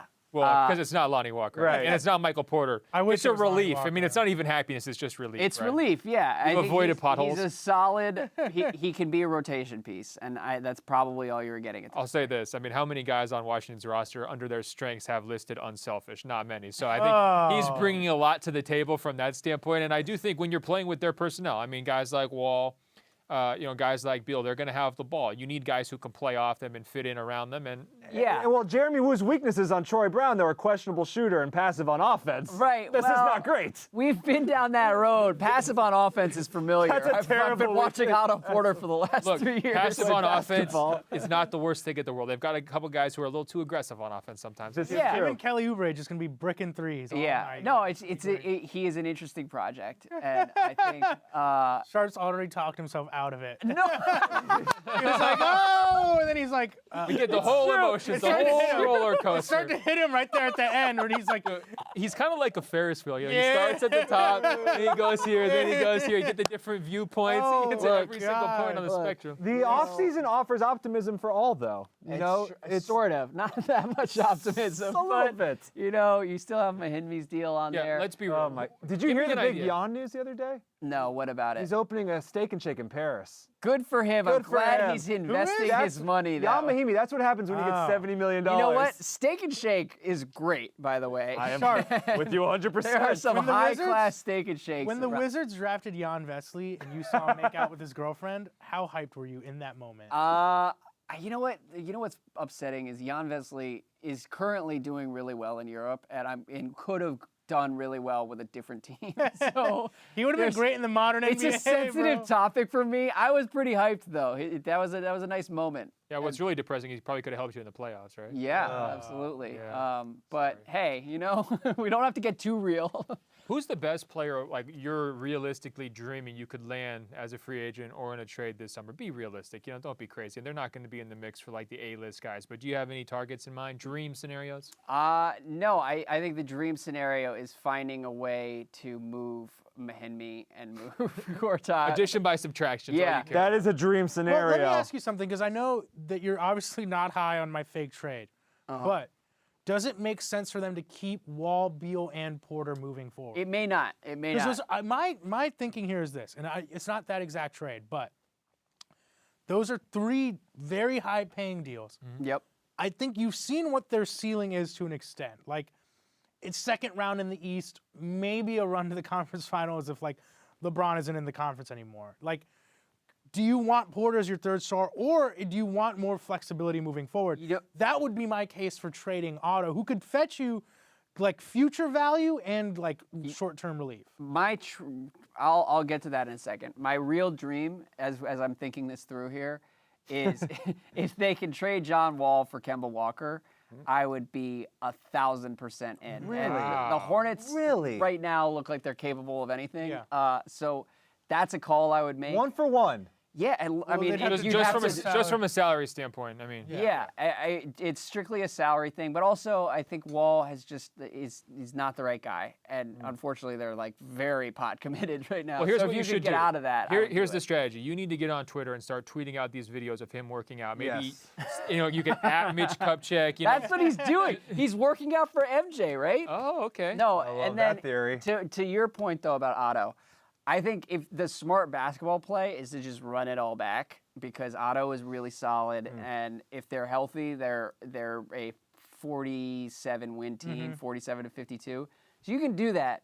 I just kind of see where this is all going, and like if we're gonna be committed to John Wall going forward, let's just switch it up. Let's get weird. Otto for Boogie, like I'm in for something. I just think they need to do something to give them more flexibility to bring in a star that can compensate for, like, what we've seen are now Wall's shortcomings to a degree, right? And I think Porter is their best bet, because I think Beal's their best player. I think you got to keep Beal at all costs. I was going to say, wouldn't Beal be the guy who wants out the most? Yeah, probably, but if you can get, like, even if it is Boogie, like, I think Porter is your best. A lot of John Wall slander. To take a gamble. I mean, I like him, but it's been a couple rough years, I think, and I think it's not about what Wall is as a player. It's just that the ceiling now, I think. Yeah. And that's what you have to make moves based off. All right, we got to give Sharp the last word on the Wizards. Do you have anything else you want to add? I think it was a good pick, and I came in tonight prepared to be, like, really disappointed. Yeah. And Troy Brown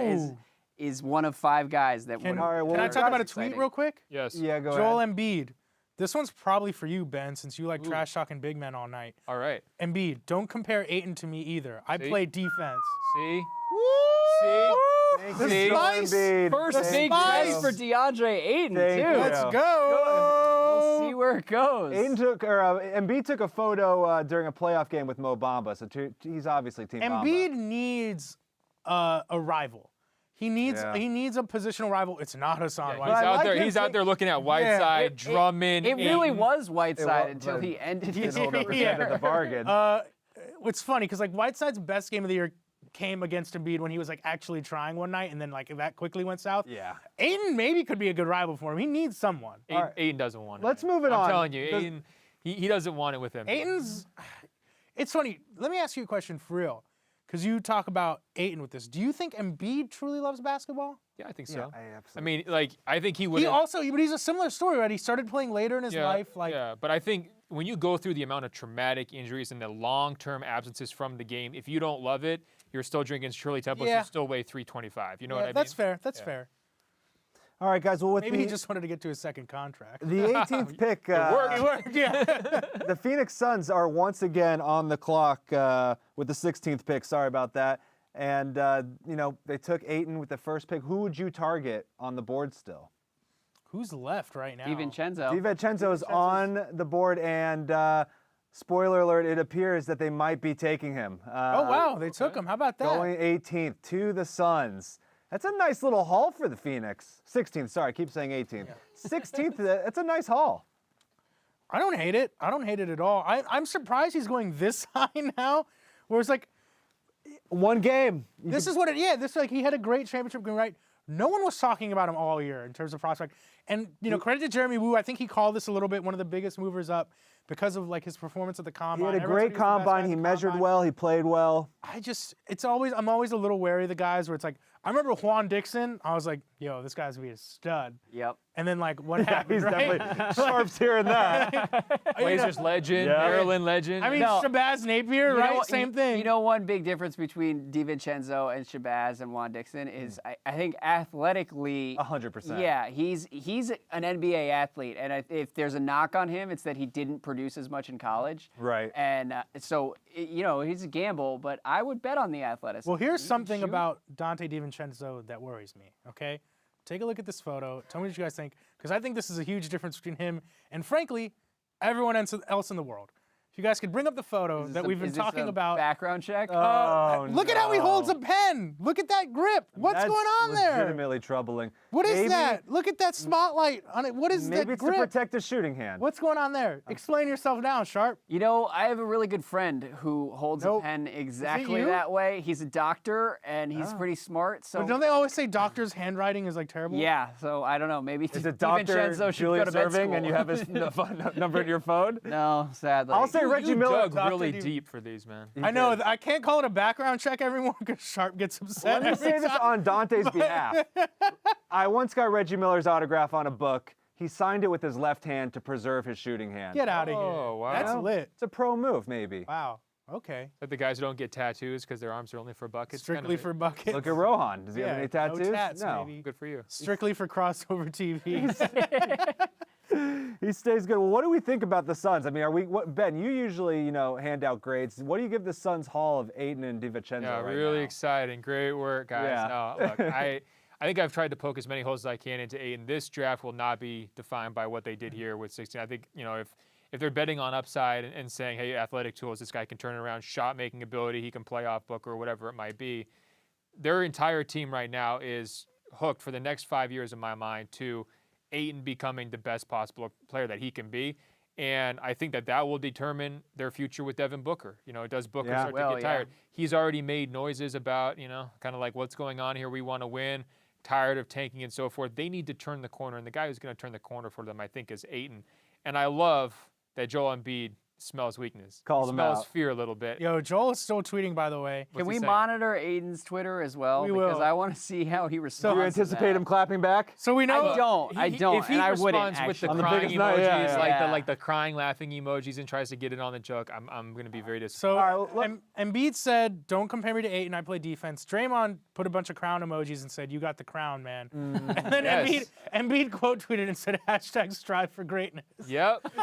Wow. The LeBron troll. Wow. All right, well, we're apparently going to be talking about DeAndre Ayton a lot in weeks to come. Let's check out the video feature that Andrew Sharp was a part of with DeAndre Ayton just a few weeks ago. A Volkswagen making that, they're making a noise that my car has. That's so annoying, but my car is fast though. Yeah, I know. It's a motorcycle, but you get the point. Are you driving? Babe, I'm about to drive. My car was a little untidy, buddy. Somebody behind me? A little jerk, man. I'm telling you, it's kind of, you know what I'm saying? It's a little jerk. Good old Scottsdale. Play some Gunna, please. This is my first car, so I wanted to be, big on this, and I've been hearing rappers like Quavo, Lil Yachty, they've been rapping about this same car. So I was like, I need to get me a Hellcat, and here we go. Hit the engine on this. I know y'all hear that engine. The Suns, a winner in the draft lottery last night. The hometown kid, DeAndre Ayton, played Arizona. Sure makes a lot of sense. Oh, my goodness, and he's right down the road. Is he not? Oh, yeah. In Tucson. Are you kidding me right now? Likely number 1 pick. Number 1, number 2. Most definitely number 1. From, Most definitely number 1. I've been saying that. It's most definitely number 1. Yeah. No, not changing my mind. I worked too hard for that.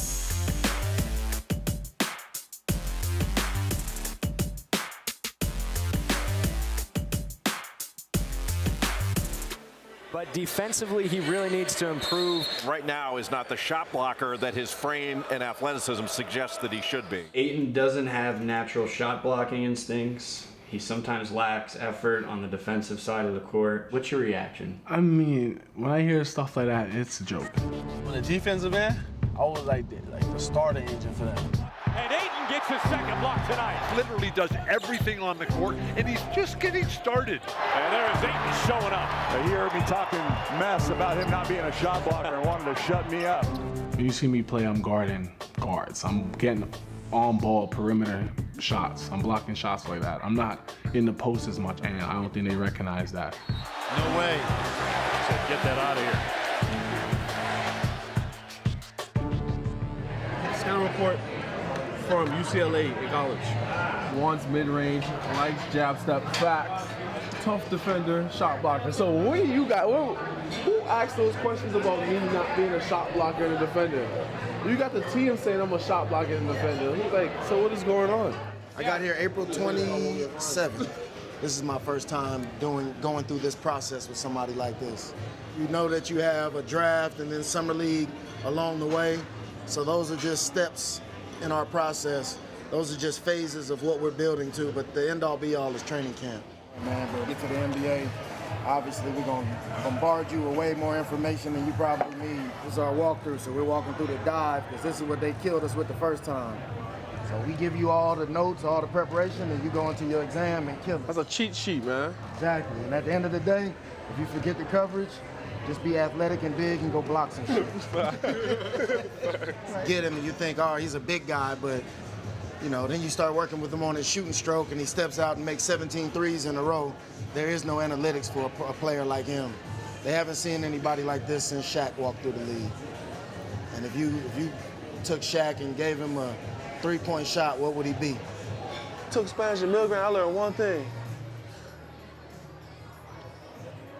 Delicioso.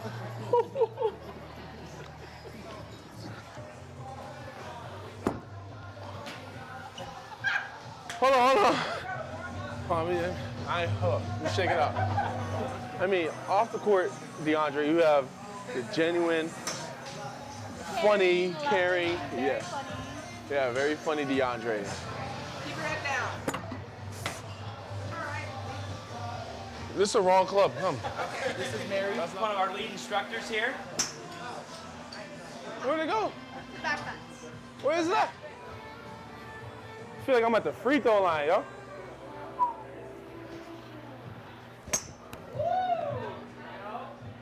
There we go. See? Life is, you gotta take life slow sometimes, you know what I mean? This ain't right. I never really had a childhood. Never went to Disneyland, stuff like that. Like, kids always tell me about it. I have to lie and say, yeah, I went. Oh, it's a good one, too. Nice with it. Nice, dog. There was a lot of trust issues. There was a lot of people trying to, take me over to where I can't speak to my family. Like, sometimes I would go a month without talking to my mother. But as a kid, I didn't really care to talk to my mom, but I realized how important it was as I got older. And, just being around everyone, basketball was the only thing I could keep my mind on. And that was the only thing, that's how I got better every day.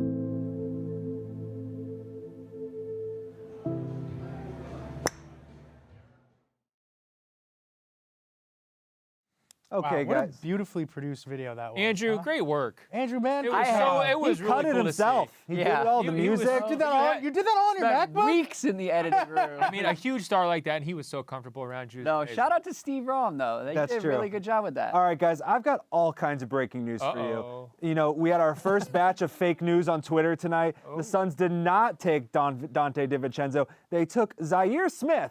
and they're trading him to Philly for Mikal Bridges and Miami's 2021 first rounder. Now, this is cold-blooded. Mikal Bridges' mom worked for the Sixers, drafted him, and is now sending him to Phoenix. So I think this is a really interesting move for Philly. I like Bridges a lot. We've talked about him all night.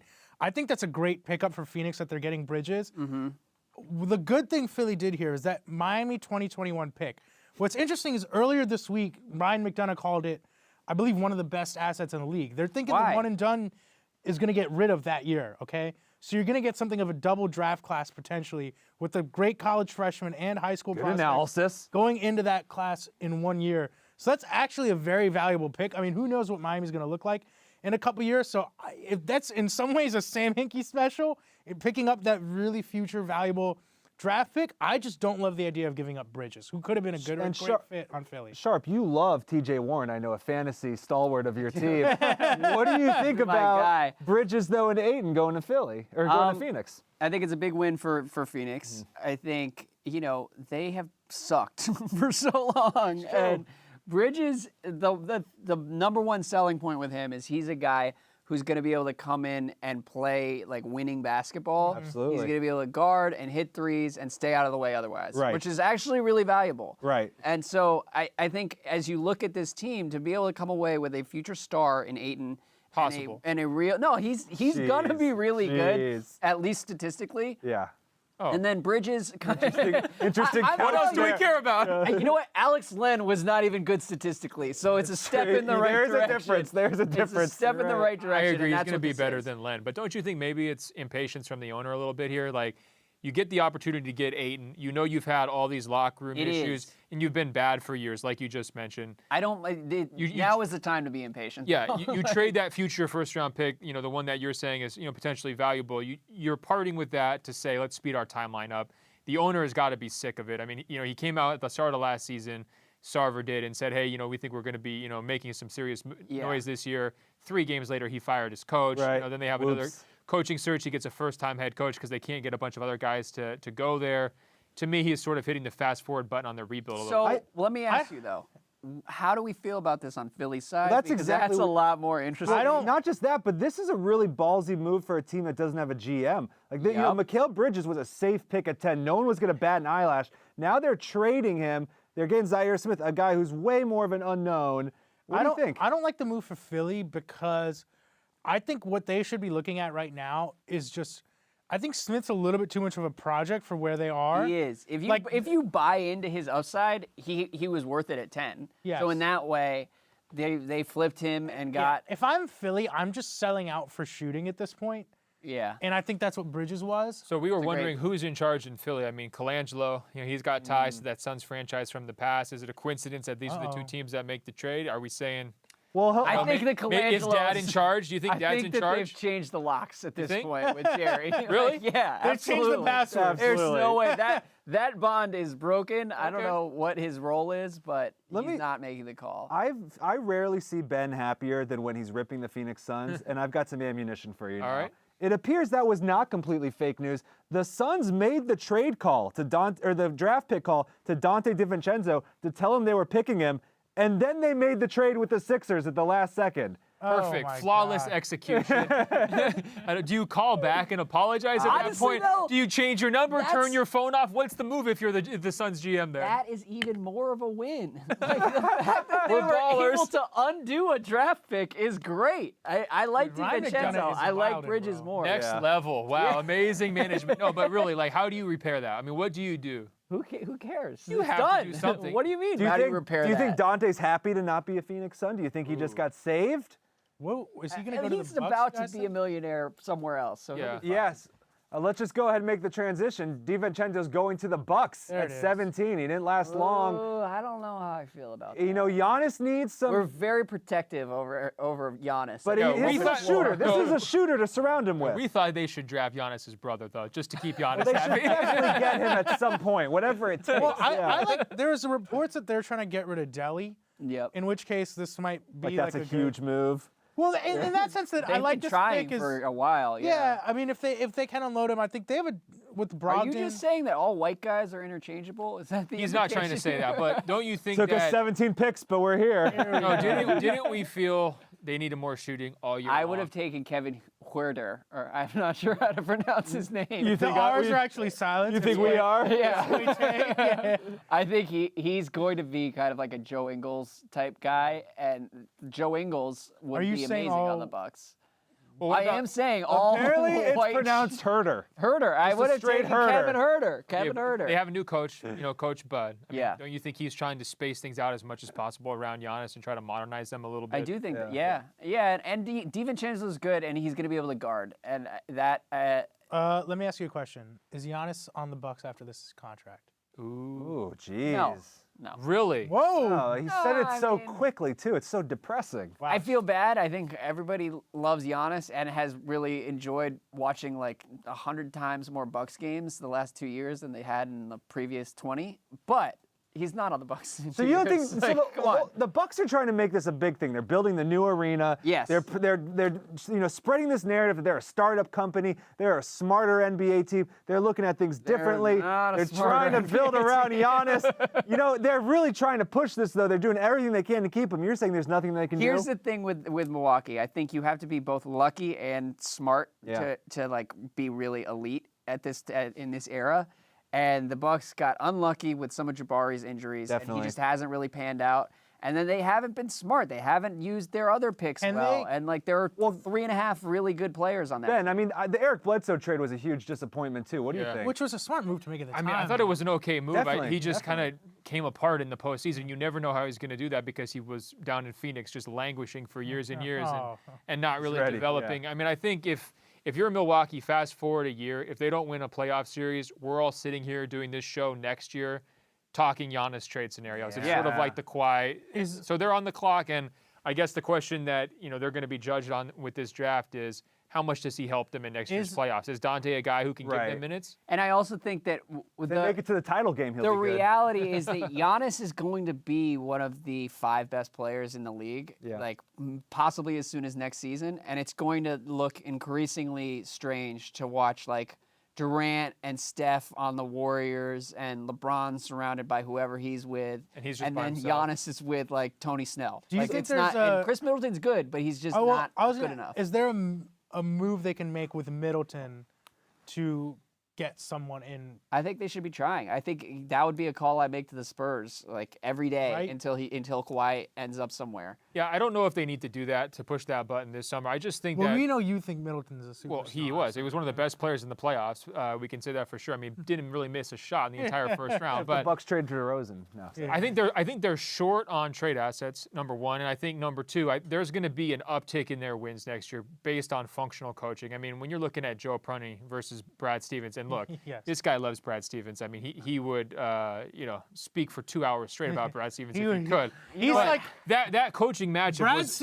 That was Sharp's Osho. I don't. but that he was calls Brad the Bhagwan. that was a mismatch Bhagwan Brad. He's not. I don't like Brad Stevens. You just objectively, he's by far the best coach. Well, we have to. But say we can that. agree that Prunty was the worst coach in the postseason too, right? Yep. Okay, so I think that there's going to be a difference, and they were pretty close. They were knocking on the door to take out Boston in the first round. I kind of feel like it's going to be a more positive spin 12 months forward. I wouldn't shake up the court. Well, here's we're speaking of bad coaching, but I got to go back to the bad front offices. Our own Kenny Ducey is on the ground at the NBA draft, and he's saying that Mikal Bridges has not been informed of the Suns trade yet and is still answering questions about being excited about playing in Philadelphia and staying home. I mean, at least the Suns, they've got gyms. The Sixers have an excuse, but this is just ridiculous that a trade is happening and it still hasn't been. I put that on the NBA for like putting the moratorium on this stuff or whatever. Yeah. However it's done. Like I don't know what the process is on the ground or what the communication is like, but look, it's going to be 10 or 15 minutes of his entire life, That's a right? good point. They're going to work it out, I think. We can zoom back, and but I do like that tidbit from Kenny. There will be some funny answers to look back on, talking about like Markelle Fultz. Did y'all see that Dante working out with Drew Hanlon this summer? Dante's nickname is the Big Ragu. Ooh, it's a good one. Look, I'm all in on DiVincenzo already, but now that I can call him the Big Ragu. Maybe if he was all right, I've got a move that's going to blow Ben Golliver's mind. The Spurs are on the clock at 18, and the pick has been made. Maybe the most un-Spurs player ever. Oh. Lonnie Walker. Oh. What is Greg Popovich going to do? Straight out of the U. Look, that's genuinely shocking because we spent a lot of time with him on Tuesday, and Sharp kind of alluded to some of the things. I mean, he's questioning the moon landing. He's questioning all sorts of historical things that are taken as fact that he's just not totally sold on. No, it's bad in 2018 when you have a questionable Hitler take. Yeah. So, but I would say this. He brings what the Spurs need to the table, right? I mean, didn't they need an offensive punch? I mean, Sharp was there during the playoffs last year just screaming about how their offense was so impotent. They didn't have any playmaking. They need athleticism. They've needed it for 7 years. They have. Somehow have managed Kyle to still Anderson be is good. like the youngest old person I've ever seen in my life. Do they keep him or are they trading him? We should clarify quickly. It's a good question. Lonnie Walker's questionable Hitler take, that's a loaded thing to just throw out. He was saying that Hitler faked his own death. He wasn't like pro-Hitler. He did call him a great, powerful leader. Just to make that clear. Let's get that out there. Yeah, well, listen, I like it for the Spurs. I like it as kind of a curveball, and he does bring a lot to the table. He's the type of guy who a good team can get the best out of, and I think that's what the Spurs can do. Let me ask England will make him a great shooter. Is this a little bit like the DeJounte Murray pick where they I could mean, look, wind up DeJounte looking really Murray, smart year or two? Had DeJounte Murray gone to the Wizards or the Suns, there's no way he's useful. But the Spurs have made him into like a killer defender. And maybe they can do the same thing with Lonnie Walker. Can I say this about Lonnie Walker as well? I talked to his agent, Happy Walters, yesterday and asked him for the strengths and weaknesses. And on the weaknesses, he just flat out admitted he's got to stop taking dumb shots. I love that. And you know who has zero tolerance for dumb shots? Greg Popovich. Yeah, so I think that it's going to be really interesting to see how he handles it. If he molds them, you know. Yeah. Can we have I like Bruce Brown mold from Steven Miami Jackson more than Lonnie Walker. Yeah. Do you guys? Is it too early to talk about what like a post-Popovich vision of the Spurs could be? Well, that's one thing that has gotten lost kind of in the Kawhi stuff. Like, if Kawhi looks at this and says Pop's only going to be there for another year and a half, like, I don't blame him for being like, you want me to sign for the next 5 years? Like, I'm out. And, so I don't know. I think the vision is pretty murky right now. And I don't blame Pop for not feeling like he has to commit to a given timeline, but it's hard for everybody. It'd be one thing if they had like a young nucleus that was like the same age as Kawhi, so he feels like, hey, I can kind of grow with this, but their nucleus is like 5 years older than him, or it's 5 years younger than him, right? And so if Pop is now a question mark, that's where Kawhi's fit kind of becomes even weirder. We're seeing Lonnie Walker tear up being selected by the Spurs. Double-breasted white coat. That is good news when you get drafted by the Spurs.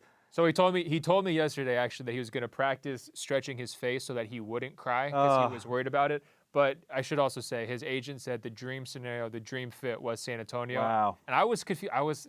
Maybe it wouldn't happen, maybe it would. Yeah. Because what they're worried about is him being thrown to the Wolves too much, and they think based on his age, he's very young.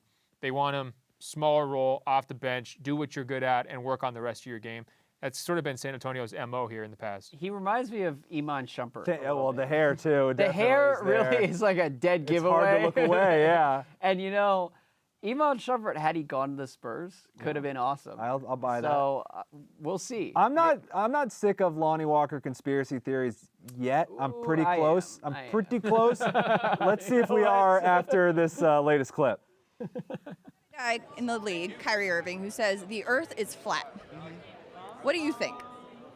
I'm still going by mine. I don't think it, but it's something I love to talk about and think about. And in my opinion, the Earth is an illusion. Really? Absolutely. You got to think outside the box, Hold on. Stop it right Go here. ahead. Andrew, you've wondered if we're in a simulation before. I think that is a totally fair question to ask, okay? Yeah. We might be. I don't know. Who's to know? How's it going if we are in a simulation? It definitely feels like things have gone away over the last 5 years. Simulations. So, more power to Lonnie Walker. I just sometimes it feels like he's been banging the zany drum a little bit too hard. Does any part of it feel performative to you? He's in on. I think he he's understands a little bit. Totally. He doesn't really. He goes to bed at 10 p.m. Like, he's not some crazy party guy. Same. And he's no Ben Golliver. He admits that he was sheltered sort of by his math nerd father when he was growing up. And I think he's looking away for be different, stand out. And I also think what everyone's taking from Kyrie is not his theories. It's that you become a bigger star by being outrageous in your own different way. And I think they're kind of like greenwashing these insane conspiracy theories by making money off them, by capitalizing on it. Can I drop a Kyrie theory real quick? Hit me. So remember last year when his trade request kind of leaked and it was a little bit out of nowhere? And looking back, like a big part of it was he told the Cavs, you included me in all these trade discussions. Yeah.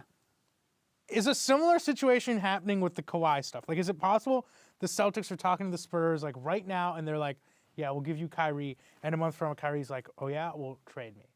I don't think that is a realistic option for the Celtics. I think a lot of people on the internet have put Kyrie into those talks, and it's not something the Celtics have considered for even a minute, in part because Kyrie is so valuable in the conference finals and the finals, and that's where the Celtics kind of are right now. But wouldn't you say Kawhi is more valuable? I wouldn't. I honestly wouldn't. I think that this guy's he's a top 3 player, except in the conference finals and the finals. Yeah. That is Kawhi's the finals MVP. I understand. I'm just saying that I think if you're trading for Kawhi, it's because you want to win a title, and I think if you want to win a title, you find a way to keep Kyrie too. I just think here's the way I look at it. You're getting selfish for the Celtics. Yeah, here's the way I look at it. Here's the way I Give up Hayward. You want to talk about Hayward? Put him in the talk. I think Kawhi is more valuable than Kyrie in a final series. Didn't you just write in a column the other day that Kawhi is like every bit like an isolation scorer, is like the best guys in the league? Is. So he gives you that. He gives you the defense, and then beyond that, they both have their injury histories. Who would you rather pay for the next 5 years, Kawhi or Kyrie? Because they're both expiring.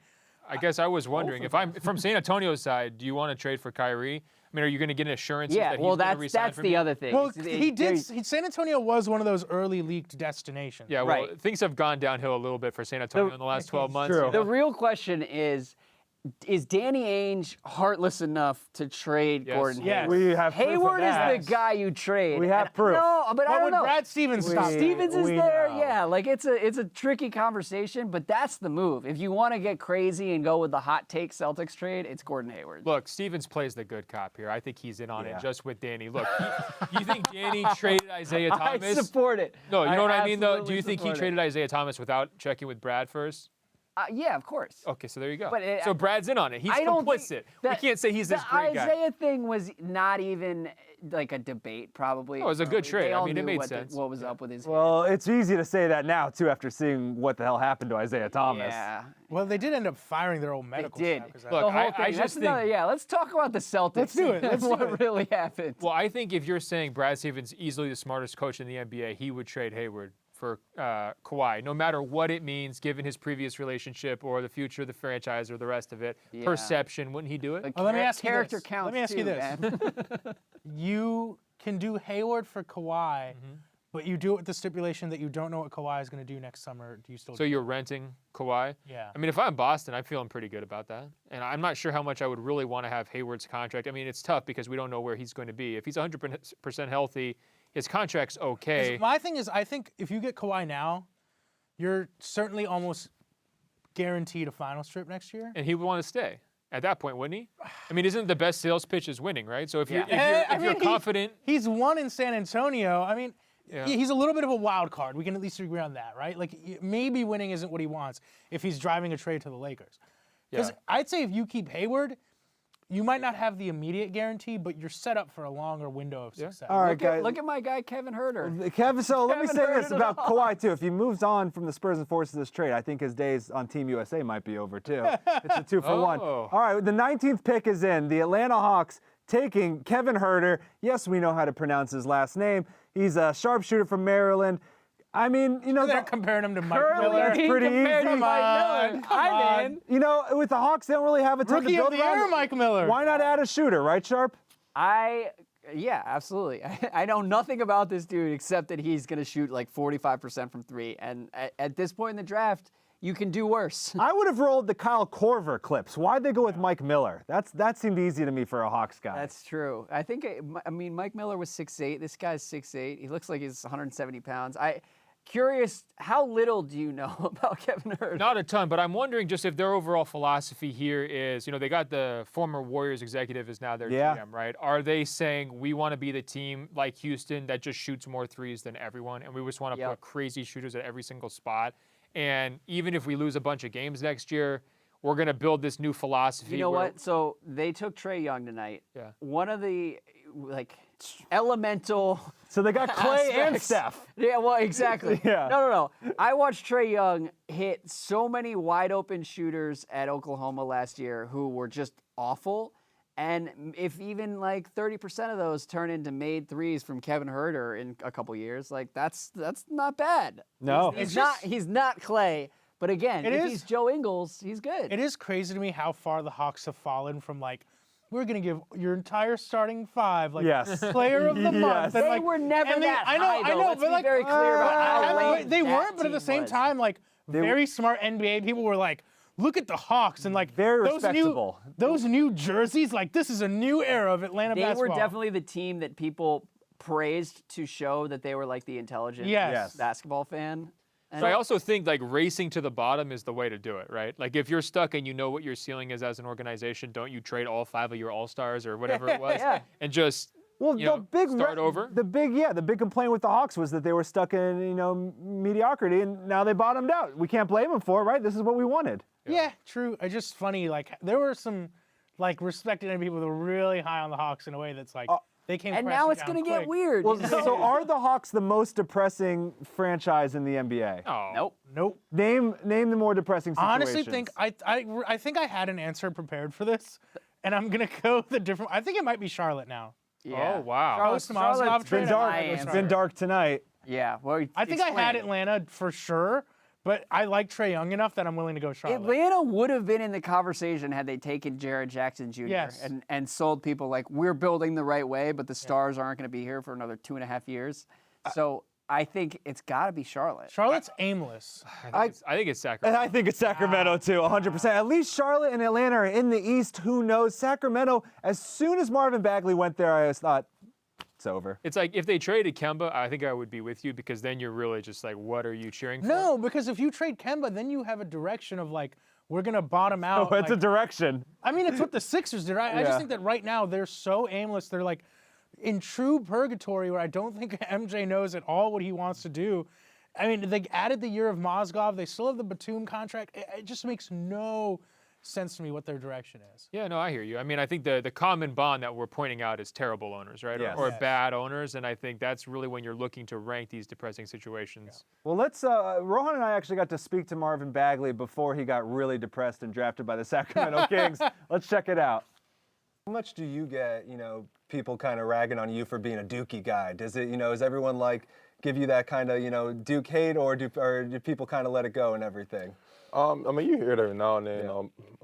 People who went to UNC, they kind of play around and with that, but it's never too serious. And even if it is, I don't really care. I don't pay attention to it. But no, it's all jokes with that, and I think I made the right decision. Nice. We kind of touched on it a little bit, but it's a big week for Puma, which is kind of making its comeback into the NBA. They got you. They have DeAndre Ayton. Jay-Z announced as the president. Do you have Jay-Z's cell phone number yet? Or? Nah. No, not yet? They haven't promised access to Jay-Z. None of that yet. Okay. You think after drinking Mountain Dew, you're just going to suddenly have the energy level of Kevin Hart at all times? I don't know. I don't think so. I don't think I get that hype. No, I don't think so. I don't think I get that hype. Listen, do you think the Earth is round or flat? It's not flat. Thank you. There we go. Thank you. It's not flat. Did any NBA teams ask you that question? No, they didn't ask me. But I've been hearing Kyrie saying that, but I don't think it's flat. There we go. All right, Pusha T or Drake? Oh, I know. I mean, it's hard. I know. It's hard because Drake had a good song. Pusha T had a good song. It's hip hop, so I have to say I'm just a fan on that. Okay. You're probably not going to the Raptors. You're safe. Yeah. You also don't want any smoke with Pusha T right now. That's true. He'll find the skeletons in your closet. Which of these adjectives best describes your jump shot? Wet, cold, or textbook? Wet. All right, everyone wants wet. All right, there we go. All right, this one we're going to base most of our decision off of. How do you peel a banana? From the top at the stem or at the bottom? From the top. Thank you. Thank you. I never heard anybody do it. I never heard of it either. Turns out it's like 30% of the world is peeling from the bottom. You peel it from the bottom, you get no strings. I'm just throwing that out there. There's a handle. It makes sense. I never tried it. Don't. I never heard of that till now. Stick with what got you here. Wow, it's going to be a surprise. The biggest news is we got our coffees. The second wind is here. The Timberwolves at 20. The pick is in.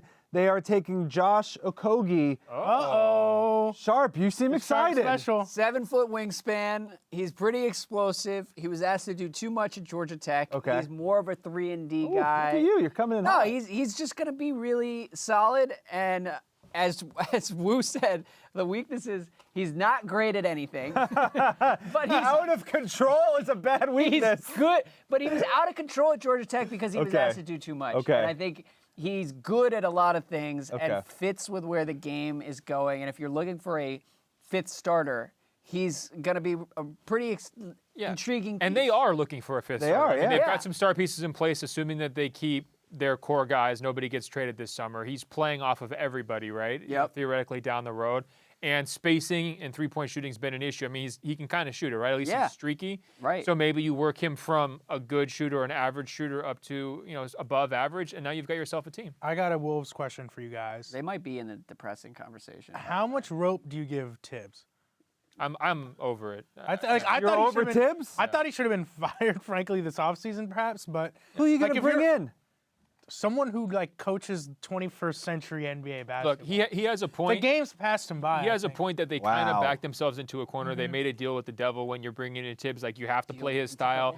You have to let him, run his guys into the But ground. you have to let him run run the basketball Well, ops too. here's the thing. Here's who pushes back on it, right? Karl Anthony That's Towns' it. people. That's the people who can push back on it because he's played 82 games every year in his pro career. He's played huge minutes, and at some point, that mileage is going to catch up, right? So if anyone's going to get Thibodeau to sort of adjust his perspective, it's Towns and his camp. I just think there would have been a lot of Wait. assistants who We beat have him. some Guys, news. we have the best Woj tweet of the night. All right. He's announcing the 21st pick in a way only he could do tonight. In his words, source, Utah Jazz have no plans to pass on Grayson Allen at number 21. Oh, you got to be kidding me. They have no plans to pass on This him. is so corny. It's so I dumb. don't like this at all, okay? It's Wait, you're so not weird. going to buy one of those orange Red Rock Grayson Allen jerseys? How No, soon no, before no. Mitt Romney I has have- a Grayson Allen jersey? Excuse me.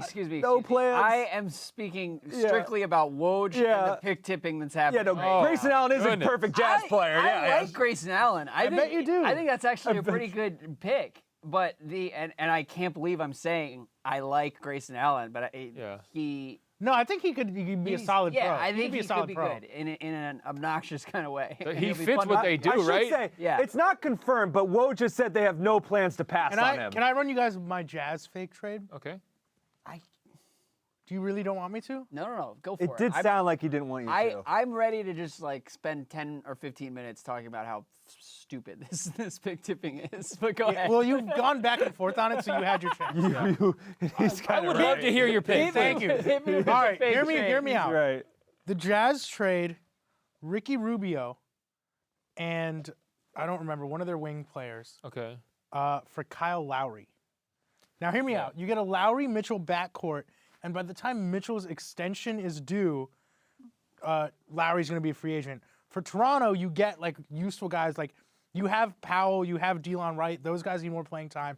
Rubio can be a helpful piece there, and then you get someone like Tabo or someone like that. I like it a lot more for Toronto getting off of Lowry than I do from the Utah Really? perspective. Yeah, I do, because first of all, you're underrating how big of a cult hero Ricky Rubio is. in Without a Utah. doubt. But would you rather He is have the Rubio guy. or Lowry? Well, in a complete vacuum, regardless of everything else, I probably would say Lowry still, but not by as much as you would have said a year or two ago. So I don't know. I think Utah says no. They're out. Really? Because I think you get Lowry. I think the smartest thing Toronto did was give him a short contract. Yeah. He's making big money, but if he only has 2 years left, you're kind of pushing your chips in a little bit, and then when he's done, you get a chance to reload. And Guys, he's not ready for the deep water of the Western Conference. Though. We can confirm the Grayson Allen pick now. He is headed to the Utah Jazz.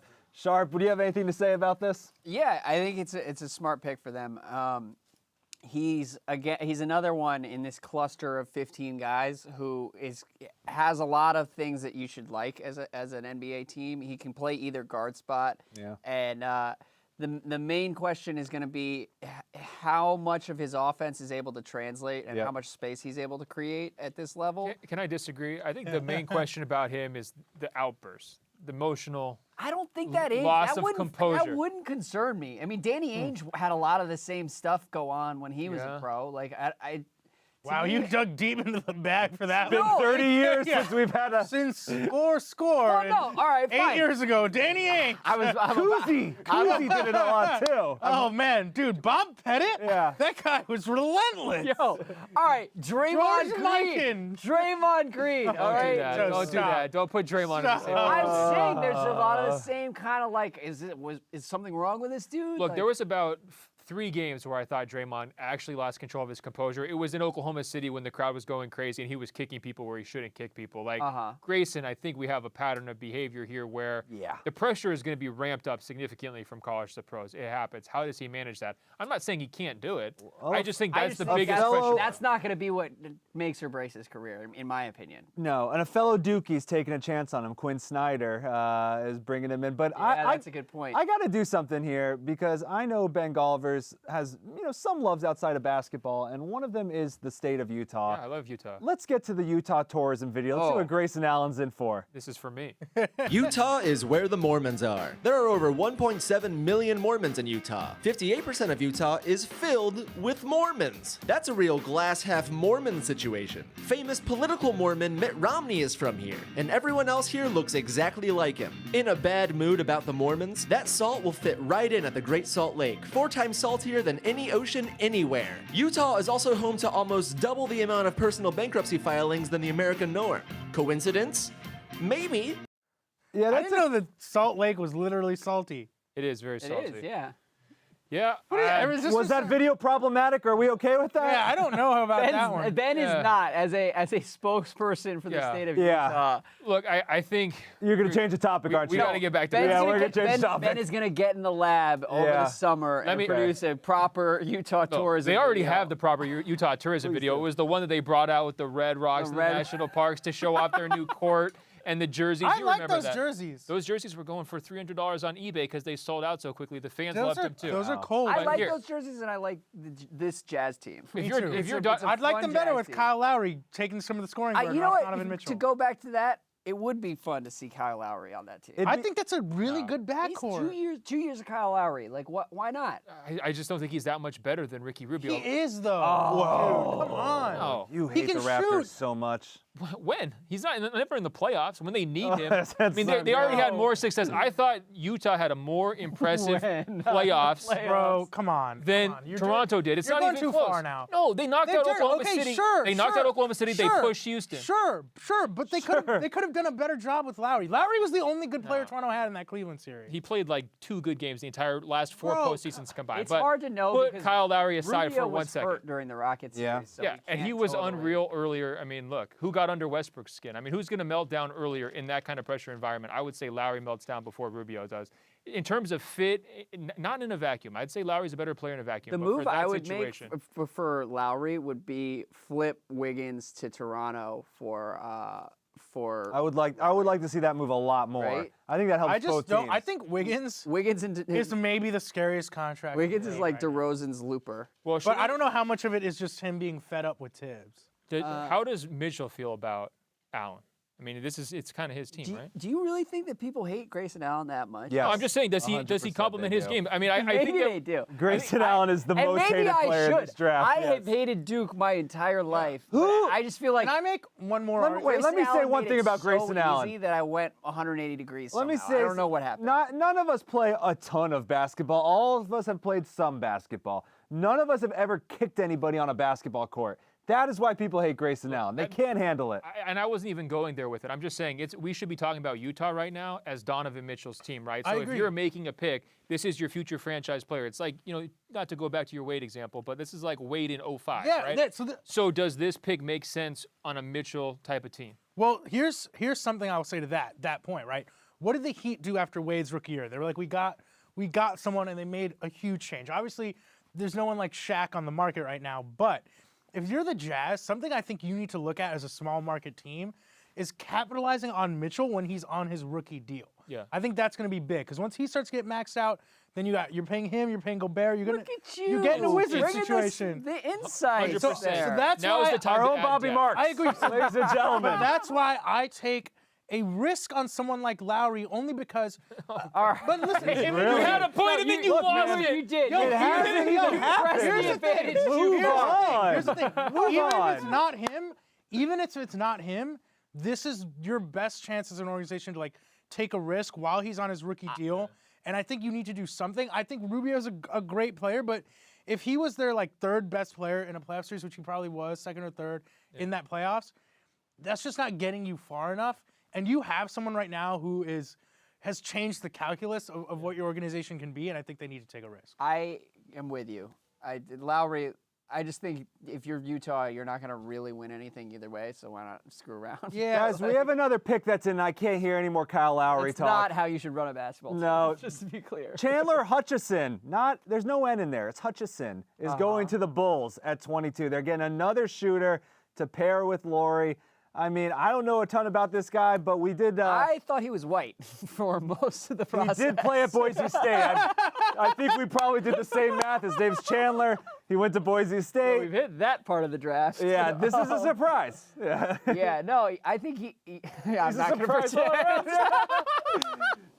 Look, good for the Bulls, right? That's what we can say. The Bulls did not draft Michael Porter Jr. This guy did not work out for anyone because he was promised very early on by Chicago, and it was like the worst kept secret in the draft, and Chicago kept their promise. So is that a good thing or a bad thing? If Chicago is the team that promises you, I mean, how much do we trust their team's evaluation? I don't know, because we were clowning them all at this time last year, and they did a good job on Lowry. They did. I mean, I don't know whether I think that was kind of a blind squirrel situation. I think we might have given them a D or an F on draft night. Well, I think that's for a better pick. question, though. How high are you on Lowry's long-term franchise? I mean, is he a franchise player? Very high. Yeah. Really? Yeah. Okay. You think Lowry? He does. Yeah. Do you not? I don't think he's like a foundational superstar, but I think he can be like a very good player on a good team. I would take Lowry over anyone in last year's draft except for Tatum. We've gone from Lowry to Lowry, by the way. Maybe. Yeah. You take Lowry over Not Donovan? Kyle Lowry. Yeah. But yeah, I think he's legit. 7 feet and silky smooth. And that's all right, guys. That's all we got. Let's do. I need a little me time. Can we talk about the Indiana Pacers for a little bit? Nope. Oh. The Pacers are picking at number 23, and the pick is already in, despite them being on the clock. Okay. It is being reported the Pacers are taking Aaron Holiday out of UCLA. Jeremy Woo had him going there in at least a couple of his mocks. He's a good shooter. You know, his brothers Justin and Drew are in the NBA. I'm not so much interested in his fit on the Pacers as much as what Ben thinks about the Pacers long term. They played way better last season than anyone expected them to. Doesn't mean anything though. Like, does this team really have a trajectory with Miles Turner and Victor Oladipo? Well, I mean, if the Eastern Conference is going to get weaker, if LeBron leaves, like if you're the Pacers, you're situated pretty well because you don't have bad contracts. You've got a lot of younger players who probably are still going to be able to get better. You've got Oladipo, who has built on the breakout year of his career with a really nice summer. I mean, I don't know if you've been seeing his Instagram pictures. If anybody's working out harder than Wall, I think it's Victor Oladipo. So, I mean, I'm not saying that's a narrative we need to keep going. I'm not saying they're going to be a home court advantage team. Sometimes I watch those workout videos and I'm like, why do these guys post them? So and clearly, it's to impress people like Ben Golliver. Well, no, because you wonder what they're doing if they don't post them, and we see every year. I don't. You don't wonder that. I know, but then you complain. Bro. No, but then he complains in Hold on a November. second. He does complain. No, he if writes Wall in his comes in- columns. Hold on a second. If John Wall shows up 15 pounds overweight, I complain. So I'm getting out in front of it. All right. Can I? Okay. You're doing a video series on players' Instagrams. You're saying you don't care what they do in the offseason? I think it's funny if they're like holding pens weird, but I'm not calling them out. Here's the thing I want to bring up about the Pacers. They got Darren Collison and Al Jefferson, whose salaries in a trade combine up to like $19 to $20 million. Not a lot of excitement there. Listen. They're only $6 million guaranteed. Okay, so that means a team could trade for those two guys. Good call. I'm just saying the Pacers have some movable pieces. Like That's a lot of cap space. Those are actually valuable contracts to trade. You know what I wonder is whether the Pacers, and I wonder. I've got a hot Pacers take. I have too. a question for you before we get to your take. Would you take Lonzo Ball in Indiana? Absolutely. Would you? Absolutely. All right. I think he needs less another distractions. UCLA Bruin, by the way. I got a fake trade I want to run by you guys. Good point. You're right. This is one that I actually. LeVar Ball wouldn't come with, but Lonzo would come. No, that'd be a good season of like. Yeah. Because look, they have the cap space to absorb the Dang deal, and if the Lakers need to get off that, there are only 4 or 5 teams in the league that they can trade him to. This is a trade I actually saw going around earlier today. Just tell me if it moves the needle for you at all. Okay. It would be Dragic to the Pacers for Collison and Al Jefferson. Why would the Heat do that? So Miami's doing it because they have so many bad contracts, and they're just Well, trying to figure out they kind can of yes, how they to can back dump out those of guys. it slowly. Yes, and then Dragic. I mean, granted, he shouldn't have been an All-Star last year, but is like a capable player, more Dragic so is than good, fine, more so than I the could guys they have see now. him working well with decently Oladipo. Well, I guess. Yeah, that's the thing problem that I've Dragic had is with he needs Dragic. the ball, though. Yeah, I mean Dragic has not played well with others. I think that's been the problem. I agree. I will say that you could argue that what the Pacers needed more than anything at the end of the first round when they were sending triple teams at Oladipo was a secondary ball handler, Right. or arguably a primary. No, you're right. ball He got caught in a lot of bad pick and roll situations. They trapped him. My hot Pacers take is that I'm higher on Domantas Sabonis than Miles Turner. I think Sabonis is a stud. I really do. I agree with that, and I feel like you're going to have maybe 9 more months of people buying into Miles Turner, so I would sell high. Well, hey, to go off of Golliver, I don't know if you've seen the photos of Miles Turner. I have seen those. So you've seen one guy's He did photo. several crunches. He got sweaty. To back up Dollinger's That's take. what I'm saying. Capitalize on those photos. To back up Dollinger's take to San Antonio, their best lineups this year were Sabonis at center over Turner. I do think that Turner is another interesting trade chip for them. He has a skill set that I can't imagine wouldn't be useful to so many teams. Look, Pritchard, absolutely. I mean, he always wants to make moves. Pritchard's very, very active. So I think you're onto something. He's trying to do another with Pritch these slap. contracts. With the younger guys, trying to find the right piece to build around Oladipo. And I think that's sort of their defining question for their ceiling is, much like we were talking about building around Mitchell. I mean, Oladipo's a little bit older and more expensive, but now is the time to build around him. I wouldn't be waiting. Well, let me ask you this, a little roundtable discussion here, and I feel like you guys are going to have very different answers. Who do you think might be this year's Victor Oladipo? Because we all knew Oladipo was going to be a decent prospect. He struggled with the Magic and Thunder, but nobody saw last year coming, and it was a crazy leap. Rohan, what do you think? So here's the thing. The producers asked us for our answers for this question before, and I saw Ben's answer, and it was a good answer, and I'm mad. I'm mad that I didn't think about it, but the answer I gave sounds like he's gonna steal it. The answer I gave is not what I truly believe. It's just an opportunity for me to be a homer for a second. Oh boy, I can't. So I picked Josh Richardson, and here's why I picked Josh Richardson. Ben Golliver didn't vote him All NBA defense. What the heck, man? Huge mistake. Rob Mahoney did because he actually watches the games. Walk-off set here. Bro, you talked about the Wizards taking Josh Okogie for like 15 minutes, literally staring at the computer. Are they going to take the Georgia Tech guy? All right. Get out of here. Get out of my face. Walk off. Let me ask Walk you. off. Let's get to Golliver. Are you kidding me? Let me ask you: is he already too good to be the next? He is. He is. Okay. That's why it's not a good answer. I said it wasn't a good answer. Let's get to Ben's take. Jamal Murray. Jamal Murray's a good It's answer. a safe pick. I think he's actually going to be on a lot of watch lists for most Yes. improved player. Look, I admit it's not the most adventurous pick, and I didn't see Oladipo's breakout coming. Right. I think Murray's kind of trending upwards in a more obvious direction. Yeah. But I think the balance in his role, he's just going to take the reins. And it's going to be, I remember he came in last year, there was questions like, what are they doing with Moutier in training camp? And that's a good it one. wasn't his team yet. He knows this summer he's going into next year. He's the guy with the ball. They also, just real quick, the Nuggets got killed for letting Jameer Nelson go, and everyone said they were making a mistake. I didn't kill him. They did. Everyone was saying, they were getting really hammered for that.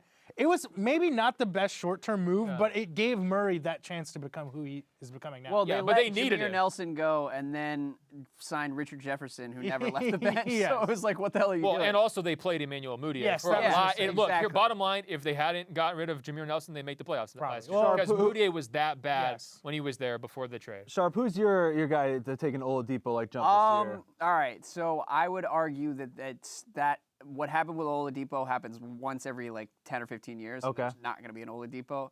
But I also didn't really prep for that question. So. You don't have to.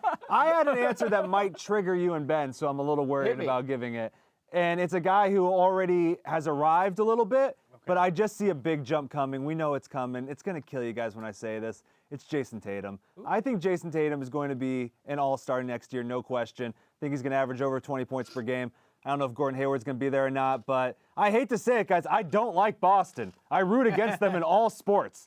I'm worried, though, that Jason Tatum is going to be very good. I think that my interpretation of like the rubric here is a little too strict because Celtics fans already talk about Jason Tatum as if he's a future Hall of Famer. As if he's better than Victor Oladipo right now. Oladipo this time last year, people were like, Victor Oladipo sucks. Right. Like, it's sad that he's on his way out of the league. What about Rodney Hood? Could Rodney Hood be the next Victor Oladipo? Well, how about this one for a guy who might just be able to turn his career around, who we haven't talked about in a while? What about Jabari Parker? I mean, it could be. That would be. If he gets a I'm change rooting of for him. scenery and then maybe Jabari is someone. Yes, get Jabari on the Miami steroids program. Whoa, hey, come on. To Utah, perhaps. There are a couple different teams I'd like to see him on. Yeah, it'd be great. All right, we're searching for gold here. Maybe we'll find something. We're starting to get there. Okay, the next pick is in home stretch. The Blazers. Ben's hometown team. 24 are taking Anthony Simmons. Simmons. He was linked a bunch to them, I think, in the pre-draft. And some of the guys I was talking to back at Portland today were actually hoping for a Kobe Sharps guy to fall to them. Didn't happen, so I don't know how you feel here, but I read a couple weird stories leading up to the draft that the Blazers really devalue, developing prospects. And, this is a guy who is probably as raw as anybody in the first round. So it's a little surprise there. That's true. That is big for them. That is big for them. I don't know. Anthony Simmons. He's named after Penny, right? Yeah, the way it's spelled, there's no question.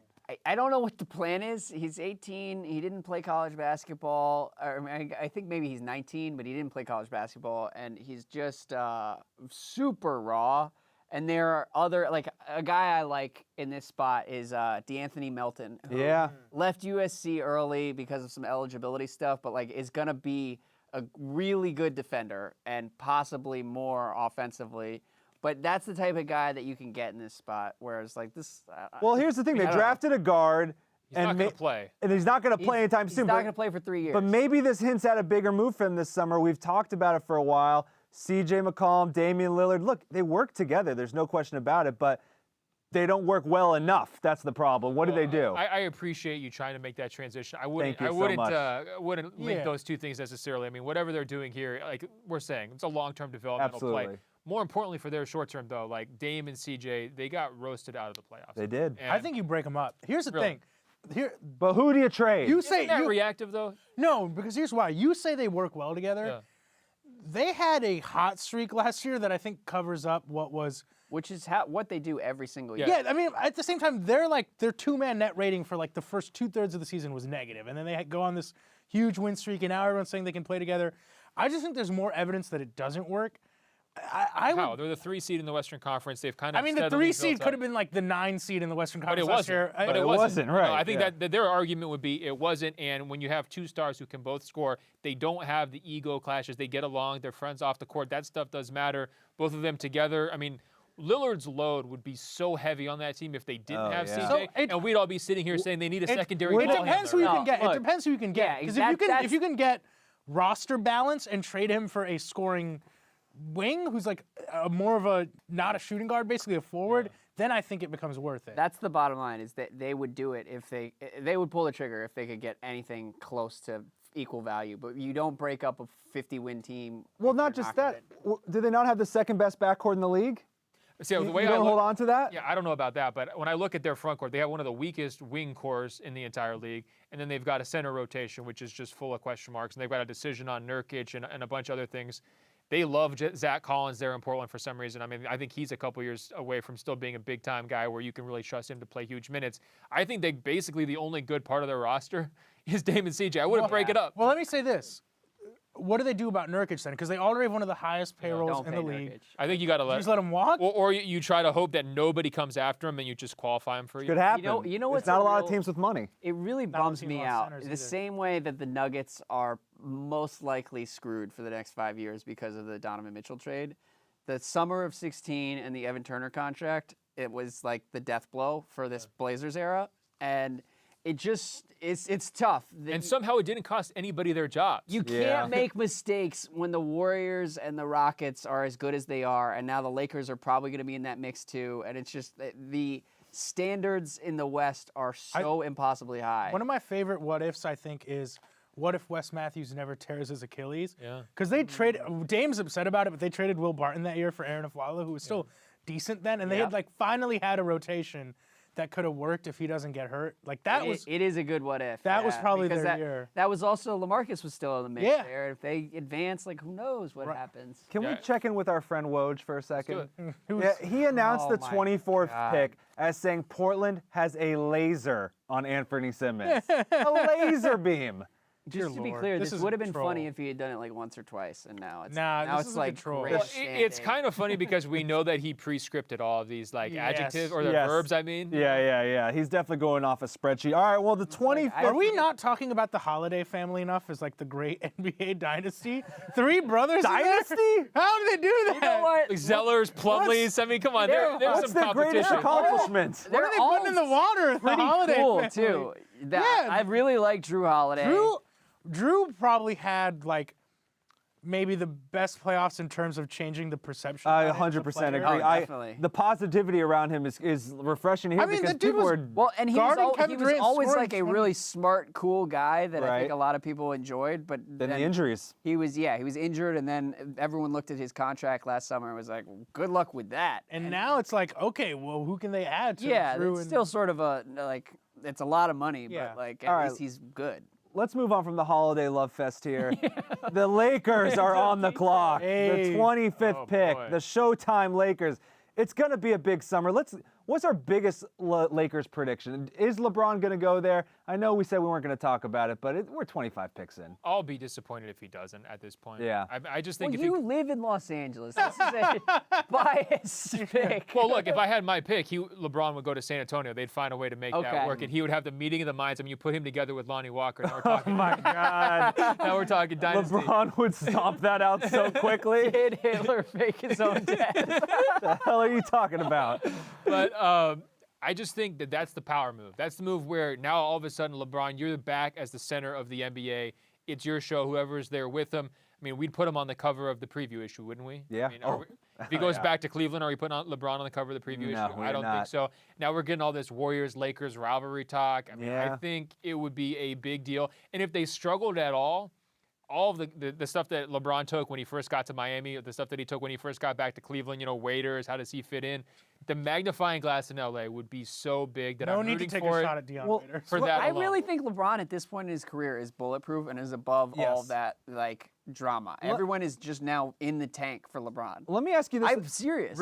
You Well, think he's above the criticism? Yeah, I think that like the type of nitpicking that he faced in that first year. But if they or don't 18 win, months in I'm Cleveland. saying I'll people do are some going to nitpicking. I guess What? I thought it was ridiculous that he wore that wrist brace to the post-game press conference in Game 4. I will say Sharp. Exactly. If he had done that 4 or 5 years ago, a lot of people. Bro, you would have just got beat by the openly- best team in history, and you Sharp- did everything you could. You don't need an excuse. Yeah. I think Sharp is onto something that he brought up a good point. Like, which credible people are criticizing LeBron at this point? Like, the playoffs this year was like a huge love fest for him, and I'm not saying What that are you wasn't gonna say, though? that wasn't earned. No, but there's some of that you can criticize. Like I agree, and I do think if he went to LA, like, there's another issue or like another possibility of the team struggles and people immediately go to the teammates and not LeBron. Well, I think that's possible, but that's what I'm saying. The magnifying glass doesn't have to go onto LeBron, but it goes onto the whole situation. Like, if they start 10-10, Luke Walton's fired, right? I mean, how much rope are they giving Magic, him? Magic comes right? down from the front office to coach That's the team. true. Sharp, let me ask you this, though, because you go to this angle a lot, and I'm happy you do because we watch basketball because it's fun. Is the NBA more interesting if LeBron's on the Lakers? Definitely. Yeah. And I think that's the main thing and it's no shots at Cleveland or the people of Cleveland because I actually really like Cavs fans. I think like Celtics fans are pretty miserable and Warriors fans, same deal. But like Cavs fans have a sense of humor about it. So I feel bad for them. But the one outcome that can't happen is LeBron going back to Cleveland. No. Because Thank you. we need We're there. We all change. agree. We need to like turn it over. LeBron in Philly, I feel like is the most entertaining outcome possible. Combustible. Exactly, like high upside, really dark downside. He's going to send a lot of subtweets if he goes. Yeah, it'd be really interesting. Before we get to the Lakers pick, Ben, I want to know, do you think there's any scenario where LeBron and Lonzo Ball are on the same team. Well, I love it because I coined LeBronzo. It's the greatest, LeBronzo, right? greatest name for a coined super it? team ever. I What? coined He it. Ask coined Sharp. it. Ah, man. No, I disagree. I coined it. Oh yeah. No, you did. No, Okay. I disagree. But We have to check the I'm tapes. saying no way they're going to be on the same No, team. I think Okay, that if they get LeBron, Lonzo's the first guy out the door, and I think it's because of LeVar. And I think hey, if LeVar not a had basketball chilled, thing at all? No, I mean, well, it's not a great fit, but I Yeah. think you try to work with it because he's a low-salaried guy who can play some defense and he can be a role player. He doesn't need to have the ball if you have LeBron. But I think the circus element would, I think LeVar would sort of make his own bed. Cue up the Indianapolis tourism video for Lonzo. Careful what you say.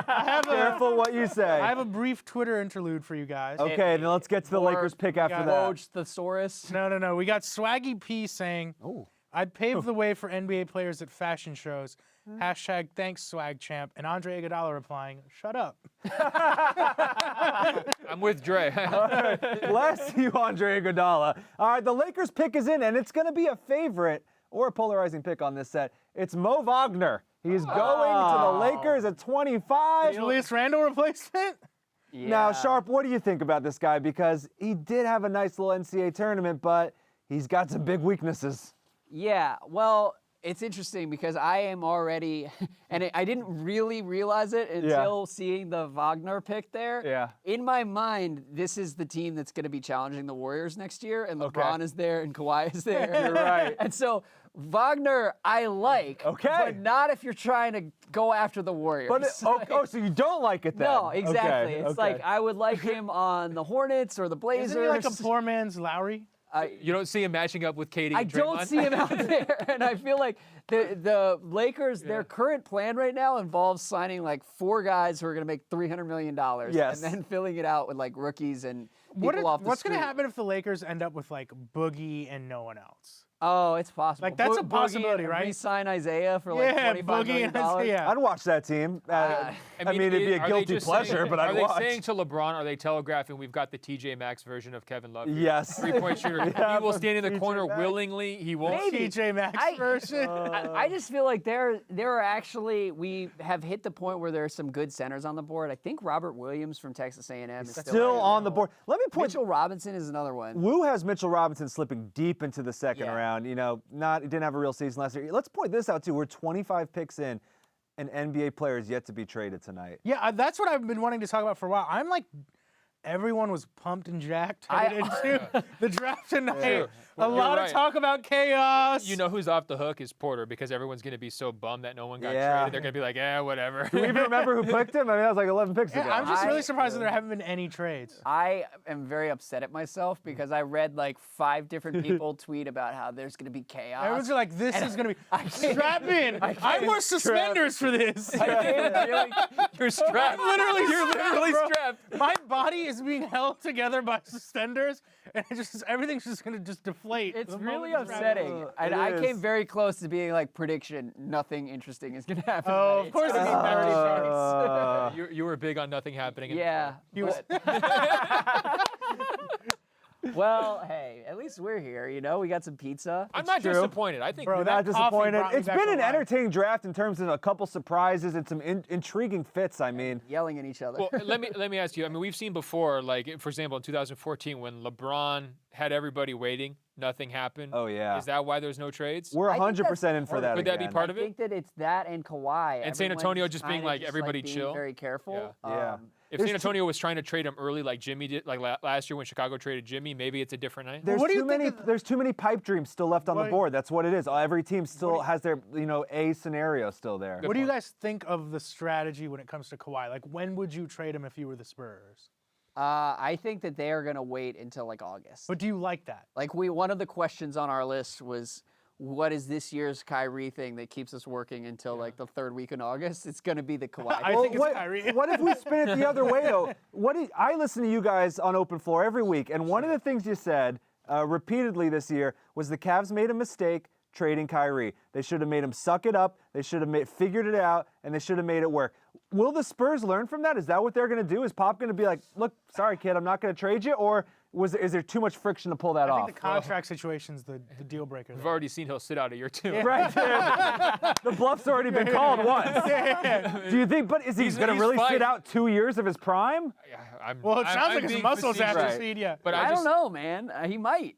Like Kawhi apparently told Pop point blank, "I don't want to be here." That's pretty bad. And that's hard to come back from. Eric Bledsoe. And by the way, Kyrie told the Cavs, "I'm going to get knee surgery if you bring me back." So like, it's a good threat. Superstars have real power, and I think it's very easy to sit on the sidelines and be like, "No, of course you don't trade him. Like, just call his bluff." Like. I think it's the least likely scenario is they just somehow find a way to magically patch it up and bring him back. I think that the most likely scenario if they can't get a blockbuster deal together would be somebody gives them a decent package of young guys and flexible contracts for a rental, and they're just like, okay, somebody else can deal with Kawhi. I think that's more likely than just bringing him back on bad terms. I also feel like it would be a cause for like Spurs fans to file a grievance against Pop because it's like, I understand you're trying to prove a point here, but like you can at least get a Jaylen Brown or Brandon Ingram to build the next era around.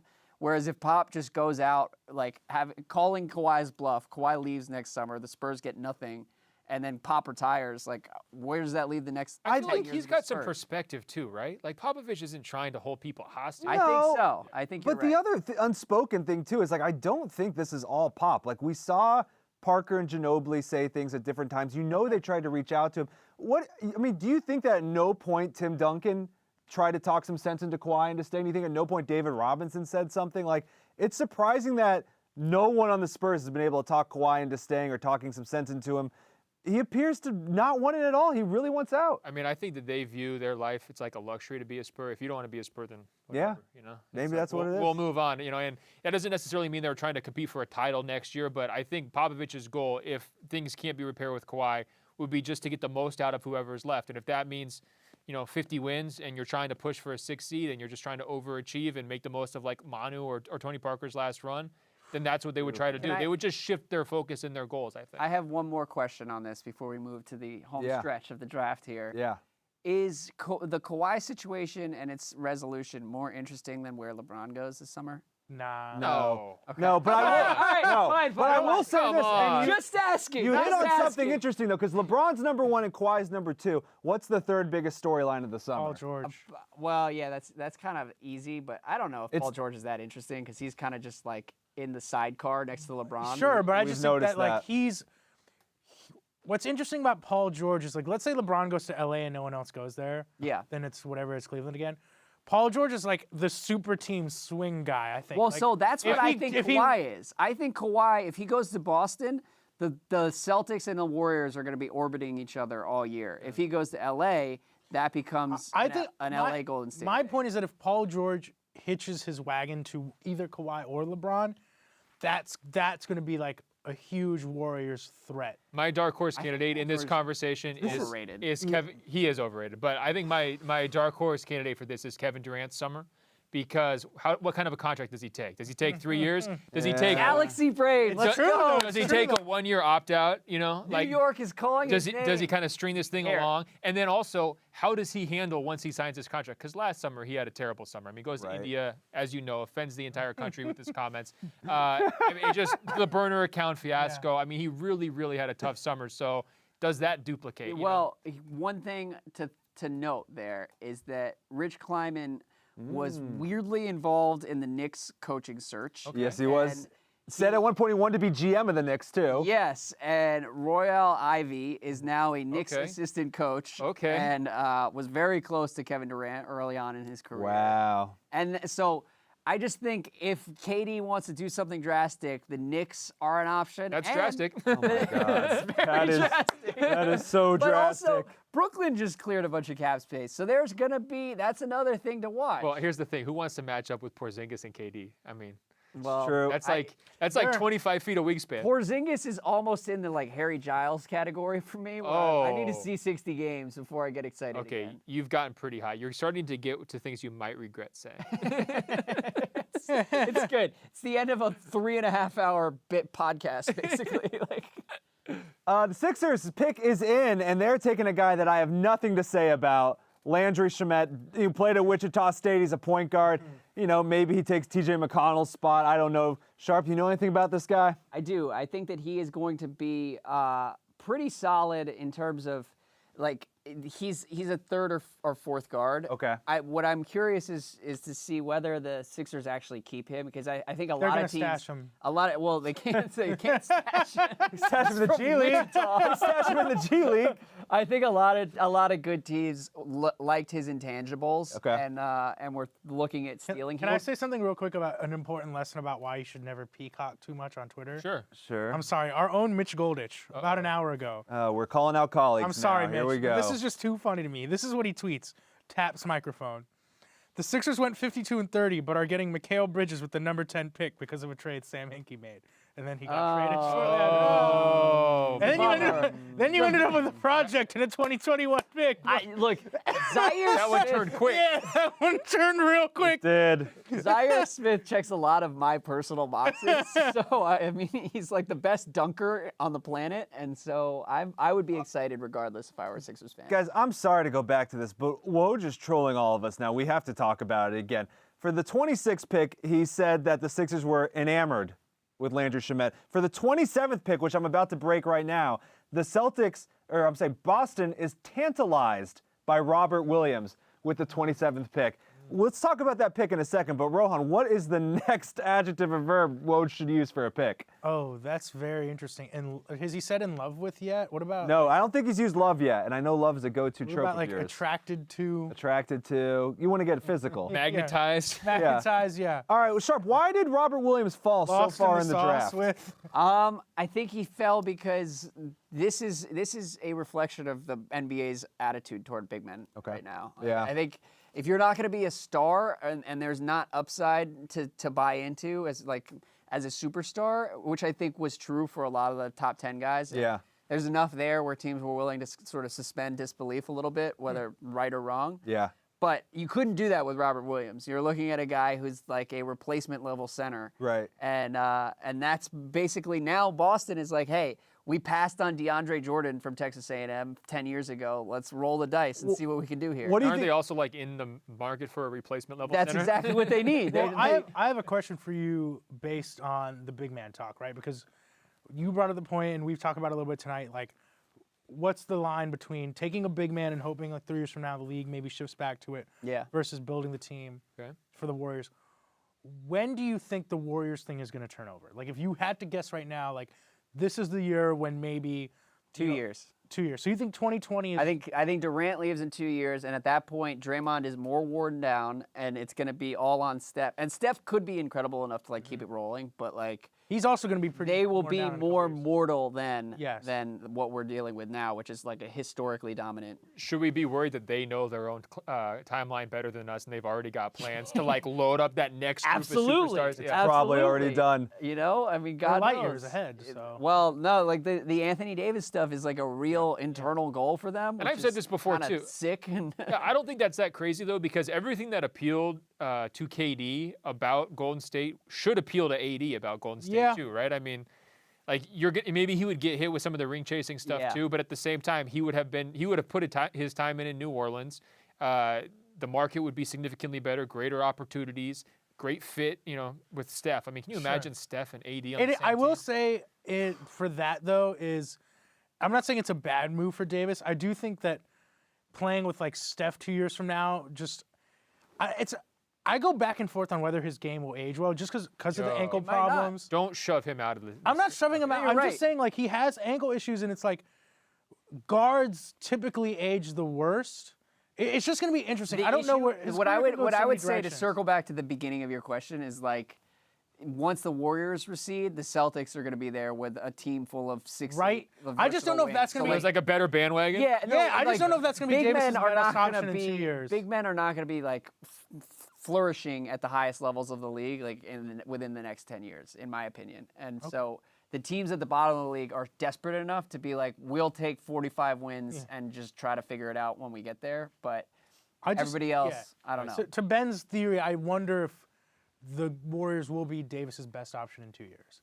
Well, what I'm saying is maybe Boston. I mean, I think we're looking at the super teams. Yeah. They're all angling to be in the Davis sweepstakes, right? And fit-wise, I think Golden State and Boston make more sense than anybody else. Are Davis and Giannis free agents the same year? Or are they 1 year apart? They're a year apart, I believe, but I don't know. Giannis is a year earlier, right? Yeah.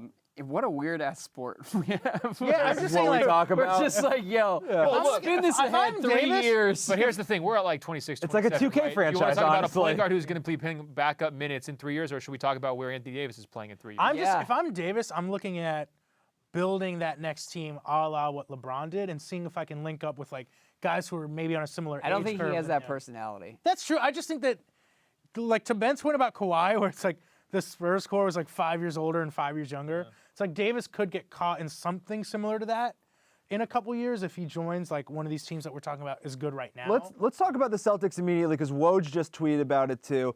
Woj is pushing the narrative that Robert Williams could be the steal of the draft, and you just know the next coming days you're going to read 10 stories about how the Celtics coveted Robert Williams. We're going to trade up for him, and then he fell to 27. I It's know just for a huge fact. win. I know that they didn't covet Robert Williams. Go ahead. But I just, you're right that we are going to read a lot about Robert Williams, and that particular front office is so plugged into the media. You I got to don't like know. Brad Stevens' chances with him if there's anyone who's going to coach him up. Yeah, well, and that's why it takes money to make money. Right, Like right. This cluster of 4 or 5 teams at the bottom of the draft are so smart, and that they're going to get the most out of these guys. Can I give you some reassurance? Robert Mark? Williams would have sucked on the Wizards. Can I is give you my some? point. Can I give you some Wizards reassurance? Yeah.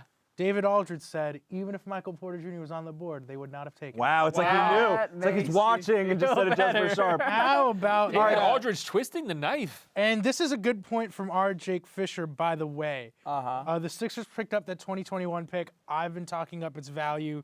This is a good point. I think that if they want to trade for Kawhi, that's another good chip to throw in there. I guess so. I think Miami's going to be pretty good. And Yeah, but that just could be an like especially deep class. Yeah, I just remember the Suns in particular talked up the value of that 2021 pick, and it's like Ryan McDonough was touting it, baby. The Heat, by the time they may be kind of like treading water in Yes. 8 seed territory for another year or two, but they're gonna figure something. The Suns were this close to having a press conference for that 2021. The argument that you made about how this pick's going to land Kawhi is like one step short of saying that LeBron's so impressed by this 2021 pick that he's going to go to Philly. I don't know about that. We're going overboard here. All I'm saying is it's not a terrible asset to have for Philly in multiple ways. Doesn't mean they're going to get the best guy on the Sixers trade. fans are gonna have to talk themselves into that. They're going to have to spin this hard. I would be pretty pissed off if I were a Philly fan giving away Mikal Bridges. I agree. Only because Zaire Smith makes a lot of sense. There's a lot of pressure in a on him number of now. different situations, but like he can't dribble and isn't really a reliable Apparently, the shooter. Sixers tweeted out a GIF of Bridges' mom. I saw, yeah. Well, had to delete. All right, guys. Well, the Warriors are about to be on the clock, and we probably know that they're going to get an NBA-ready player, and then we're all going to kick ourselves. Let's talk about some of the guys still on the board, Sharp. Tell me if any of these names interest you. Jalen Brunson, maybe that's an option. I like Jalen Brunson, yeah. Bruce Brown.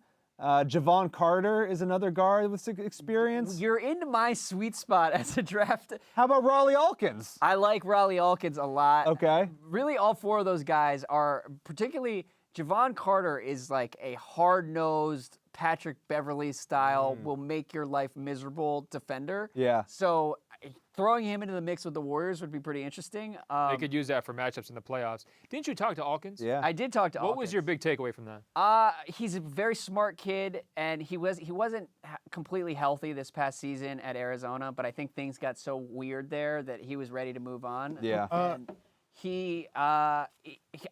honestly, talking to him, I was like, this kid is going to be successful in the NBA, and it's just a question of whether he finds the right situation early on, but he's got a lot to work with. I just want to toss to something real quick, and I promise it's not a background check, but this photo has been going around Twitter a little bit. It's Lonnie Walker on stage with his hat on. Just check this out.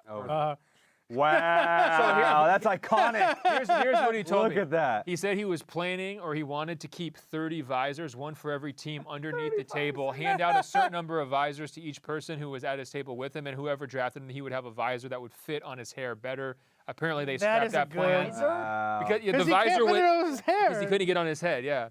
All right. Well, we know the Warriors pick. It's in. It was none of the guys we discussed. So Bob Myers is not watching the show. Apparently, they're taking Jacob Evans out of Cincinnati. Oh. A small forward, a little experience as well. Sharp, we know anything about Jacob Evans? Wu appears to be low on his offensive impact, but the Warriors don't really have to worry about that. Yeah, I mean, I'm not saying he's a first-round pick, but I think Jalen Brunson has a chance to be a decent pro. I think he's going to be good. Right? Yeah. Like he's a guy you can definitely count on giving you 15 or 20 minutes a game. For sure. Well, a big storyline during the playoffs was too many centers, not enough wings, especially when McCaw went down, right? So are they just plugging the hole? This is like a Jordan Bell of a wing. It seems like Iguodala insurance too, possibly, or the next guy to fill in the void there. You just got to trust the Warriors at this point, right? The best luxury the Warriors have is like on any other team, Iguodala would be almost a liability because he just can't play, but like the Warriors need him for like 5 games a year. Well, it is kind of interesting though. Toward the end, it didn't really matter because Cleveland was like a ghost ship. Yes. Like through most of the finals, but the Warriors were easier to guard than they should have been because they like Draymond wasn't shooting. And they just, like, the defense was collapsing around Steph and KD. And so, I don't know. I mean, Jacob Evans, like, you can't just ignore offense entirely. Yeah. Well, what I'm saying is they're not going to ask that much of him next year. But they had like, especially in the Houston series, without Iguodala, when Iguodala was hurt, they had minutes that they needed to put somebody in there, and they just didn't have any, like, healthy body. They just needed someone who's literally mobile enough. I mean, this could mean McCaw's on his way out of Golden State. You know, there'd been some talk there, someone going to kind of come out and poach him. I don't know. But I think that there's a role for him to play minor minutes in certain matchups in the playoffs. What has to happen next year for someone to challenge the Warriors? Is there any combination of players on a team right now where you're like, if this comes together, it happens? Or do we need to see something crazy? They got challenged this year. Yo, Chris Paul not getting hurt and the Rockets not got missing. challenged this year. You're They right. went to 7 You're games. right. It's easy to forget when you have a sweep in the finals. I was about to curse at Ben, so it's been 3 hours. They did not really get challenged. Oh, come on. They're down by 15 points. Iguodala was out, and they still won those games with relative ease. They didn't go to 7 games? In 6 and 7, they were on cruise control for the entire first half of both games. And I see they won by double digits. Now I see Sharp's point where it felt like were they shook? It felt like that series. Steve Kerr at halftime of Game 7 or at halftime of Game 6 predicted winning 6 games in a row. Yeah, well, that's called confidence. That's called good coaching, getting your team up off the mat. Look at his interview at the end of the first quarter of Game 7. He was pissed. He was pissed. I just out at halftime of Game 7. He was freaked out too. But here's the thing: why was he pissed? Because they played like they weren't caring. Yeah, exactly. And to Sharp's point is like they were challenged, but in large part because they were like, oh yeah, we'll just turn it on at the end. Yeah, that's fine. They still had to go 7. They were challenged a lot more. So aggressively that it's going to get close. Here's the thing. I think to answer your question, the Celtics, if they're healthy, can make things interesting because Brad Stevens has traditionally like screwed up whatever it is that makes the Warriors so dominant. And I hate that I've praised Grayson Allen on this show. It's really bad. And, there's been a lot of Celtics praise. The Bhagwan, Brad Stevens. Brad. But I do think that they can make it fun next year. More fun than it's been. It just seems like they have a log jam, though, right? Who do you think is going to be the guy to go? I mean, they just don't have enough minutes right now for all the talent they have. With the Celtics? Yeah. Gotta be Rozier, man. They got trade. Yeah. I'd trade high on him. I mean, if I'm a team like Phoenix. Or do you try to bring back Smart? I think they're going to pay Smart and try to trade him at some point, which is. They're later on. Yeah. Their finishing 5 is going to be the best lineup the Warriors have seen throughout this run. Right. Like structurally, they've got the right pieces. Yes. Yeah. I think Rozier's the odd man out. I mean, I think what's the likelihood that his stock's going to be higher than it is right now? Oh, yeah. Given where his contract's at and given Someone's how well gonna do he something played in the stupid, postseason. too. I don't know if it's stupid. And there's teams that just don't have point guards. You know? Yeah, that's what I'm saying. It's not stupid, but it is a little bit like the Thirsty. sample size is small with Rozier. I just need to see it for a little bit more before I'm like, Phoenix maybe doing something insane. You know what I mean? Yeah. Well, look, I mean, it's not insane to replace Alfred Payton. Right. The Nets are on the clock. They're discussing several trade possibilities right now, according to Woj. So we've got a little time to talk. I want to get a little preview of a column Ben Golliver is going to write for SI tomorrow. NBA draft winners and losers. Man, I'm stuck on Porter as the biggest loser. I think we're all losers. Yeah, well, that was easy. Do you guys feel like losers? Yeah, a little bit. Are very clearly. I got all dressed up. No trades. Rohan and I are going to Peter Luger's after this, actually. We're dressed for it. Yeah. Winner, I honestly think, is Dallas. I think Dallas won. Biggest winner. I think that they got what they needed. Yeah. And it was a clean move. It didn't cost them too much. And I think from Atlanta's perspective, I could talk that into being a win-win trade. Sure. You know, I mean, I guess depending on how it shakes out with Trae. But Is your boy Lonnie Walker on the winners list? whew, I mean, if Yeah, they keep that's him, I think he is. 100%. Yeah. Good situation. That's where he wanted to be. What about Mikal Bridges? He's got to be one of the biggest losers of the night. He went from being a guy who's going to catch and shoot on the Sixers to a guy who's going to be carrying maybe a heavier load on the Suns. I mean, no pressure. No pressure. No pressure. Young, upcoming. Your glass half full. True. That's true. No pressure. actually. Whatsoever. People forget the Suns exist halfway through the season. So I mean, it's not the worst thing. Yeah, I don't know. I'm going away with Ayton and Bridges is a pretty good night for them. I think the Suns are winners. No, I think you guys are going too far. I think Ayton's a winner for coming out of this draft as the number one. Oh my God. What about the Clippers coming out with I hated the Clippers. Shea and Jerome? And I know nothing. Granted, I know nothing. Sure. We're guessing. Obviously, I just think that. Too honest.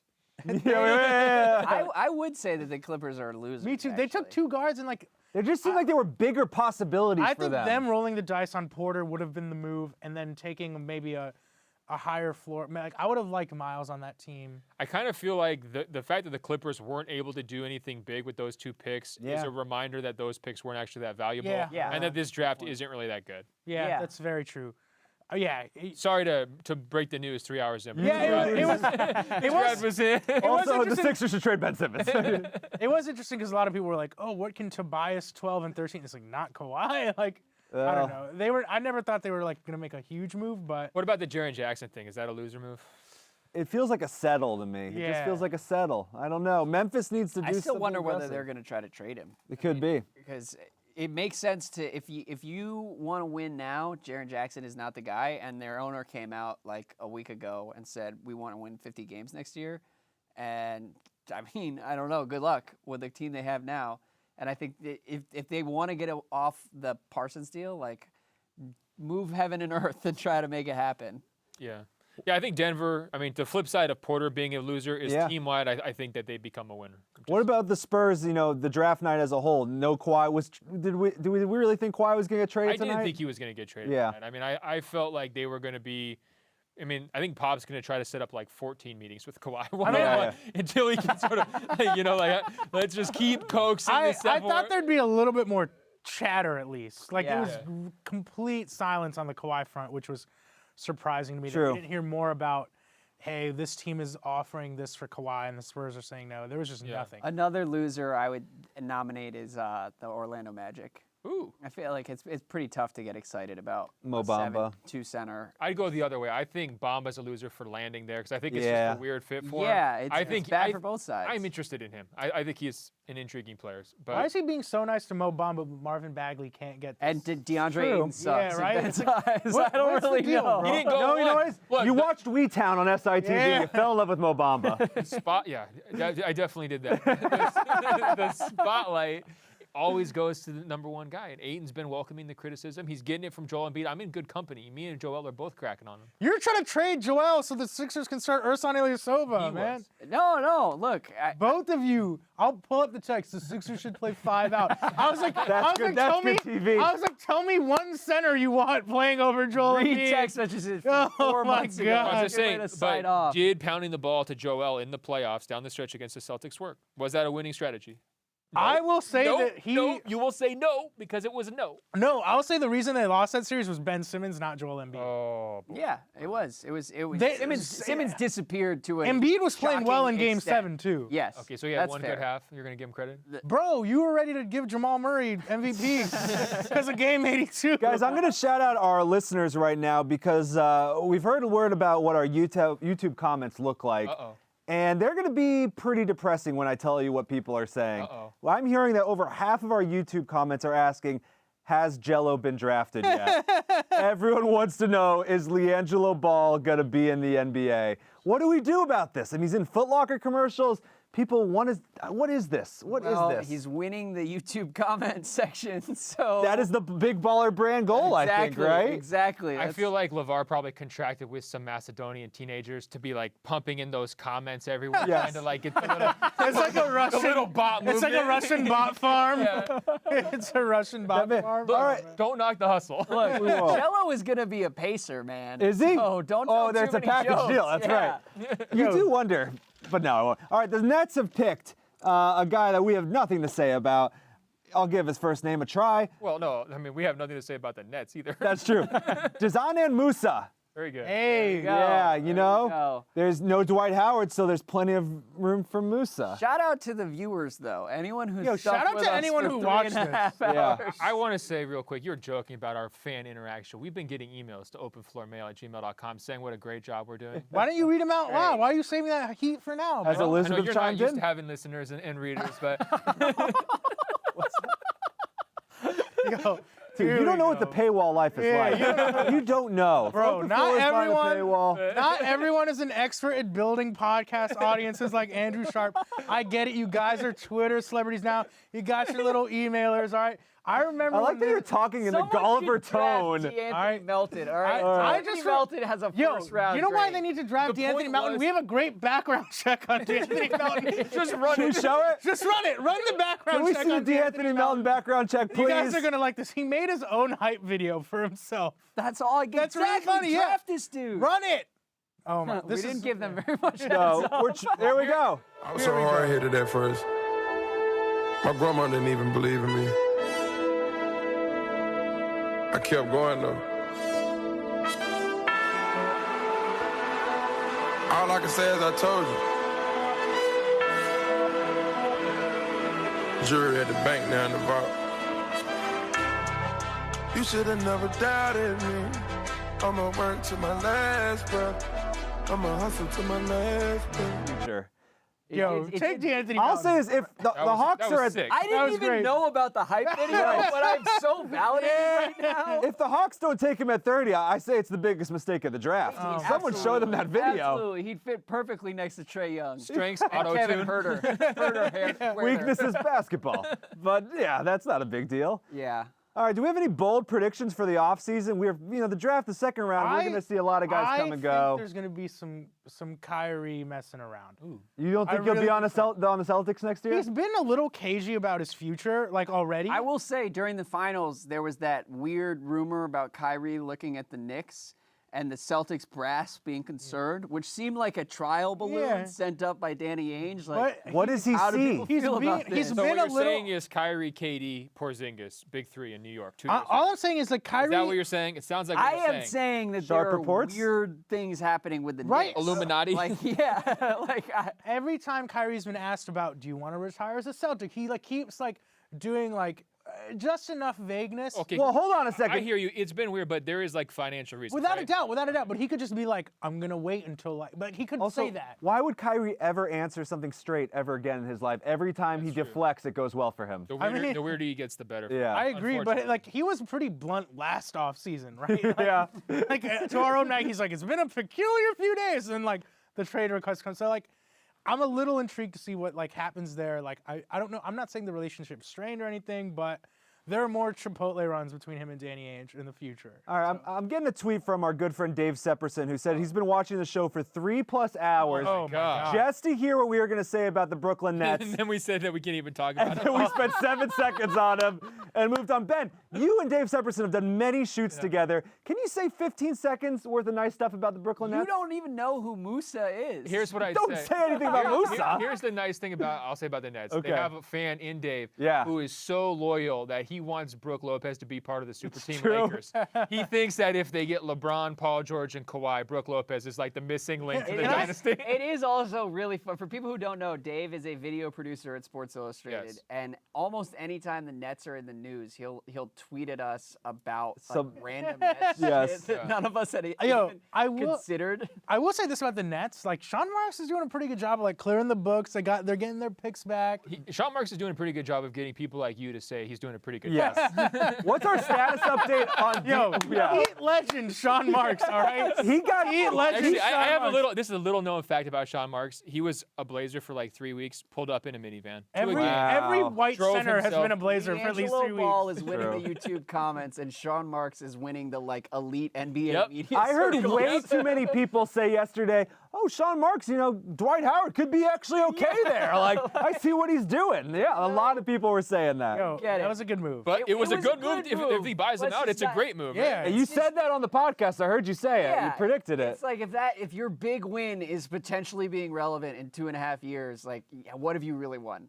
All right. I mean, It's a step in the right direction. They're setting Let's just themselves not up. overstate it. They're That's all setting I'm themselves saying. up to be good once the Warriors are starting to get back. I get it. We I should get give it. Jay-Z credit for distancing himself from the Nets. That was Exactly. How quickly did he go from courtside to never been, never associated? You know. It was he's still waiting on him to make that move with Tidal. But Guys, someone who has a Tidal press account, shout out Tidal. You've been very good to me. It's a great music service. We get paid for this? No, we're not. Good. That's why it's weird. That hi-fi quality, bro. All right, guys. getting paid for this is a good way to sign off the show. The Hawks, the final pick of the first round is in. They're taking Omari Spellman from Villanova. Hey.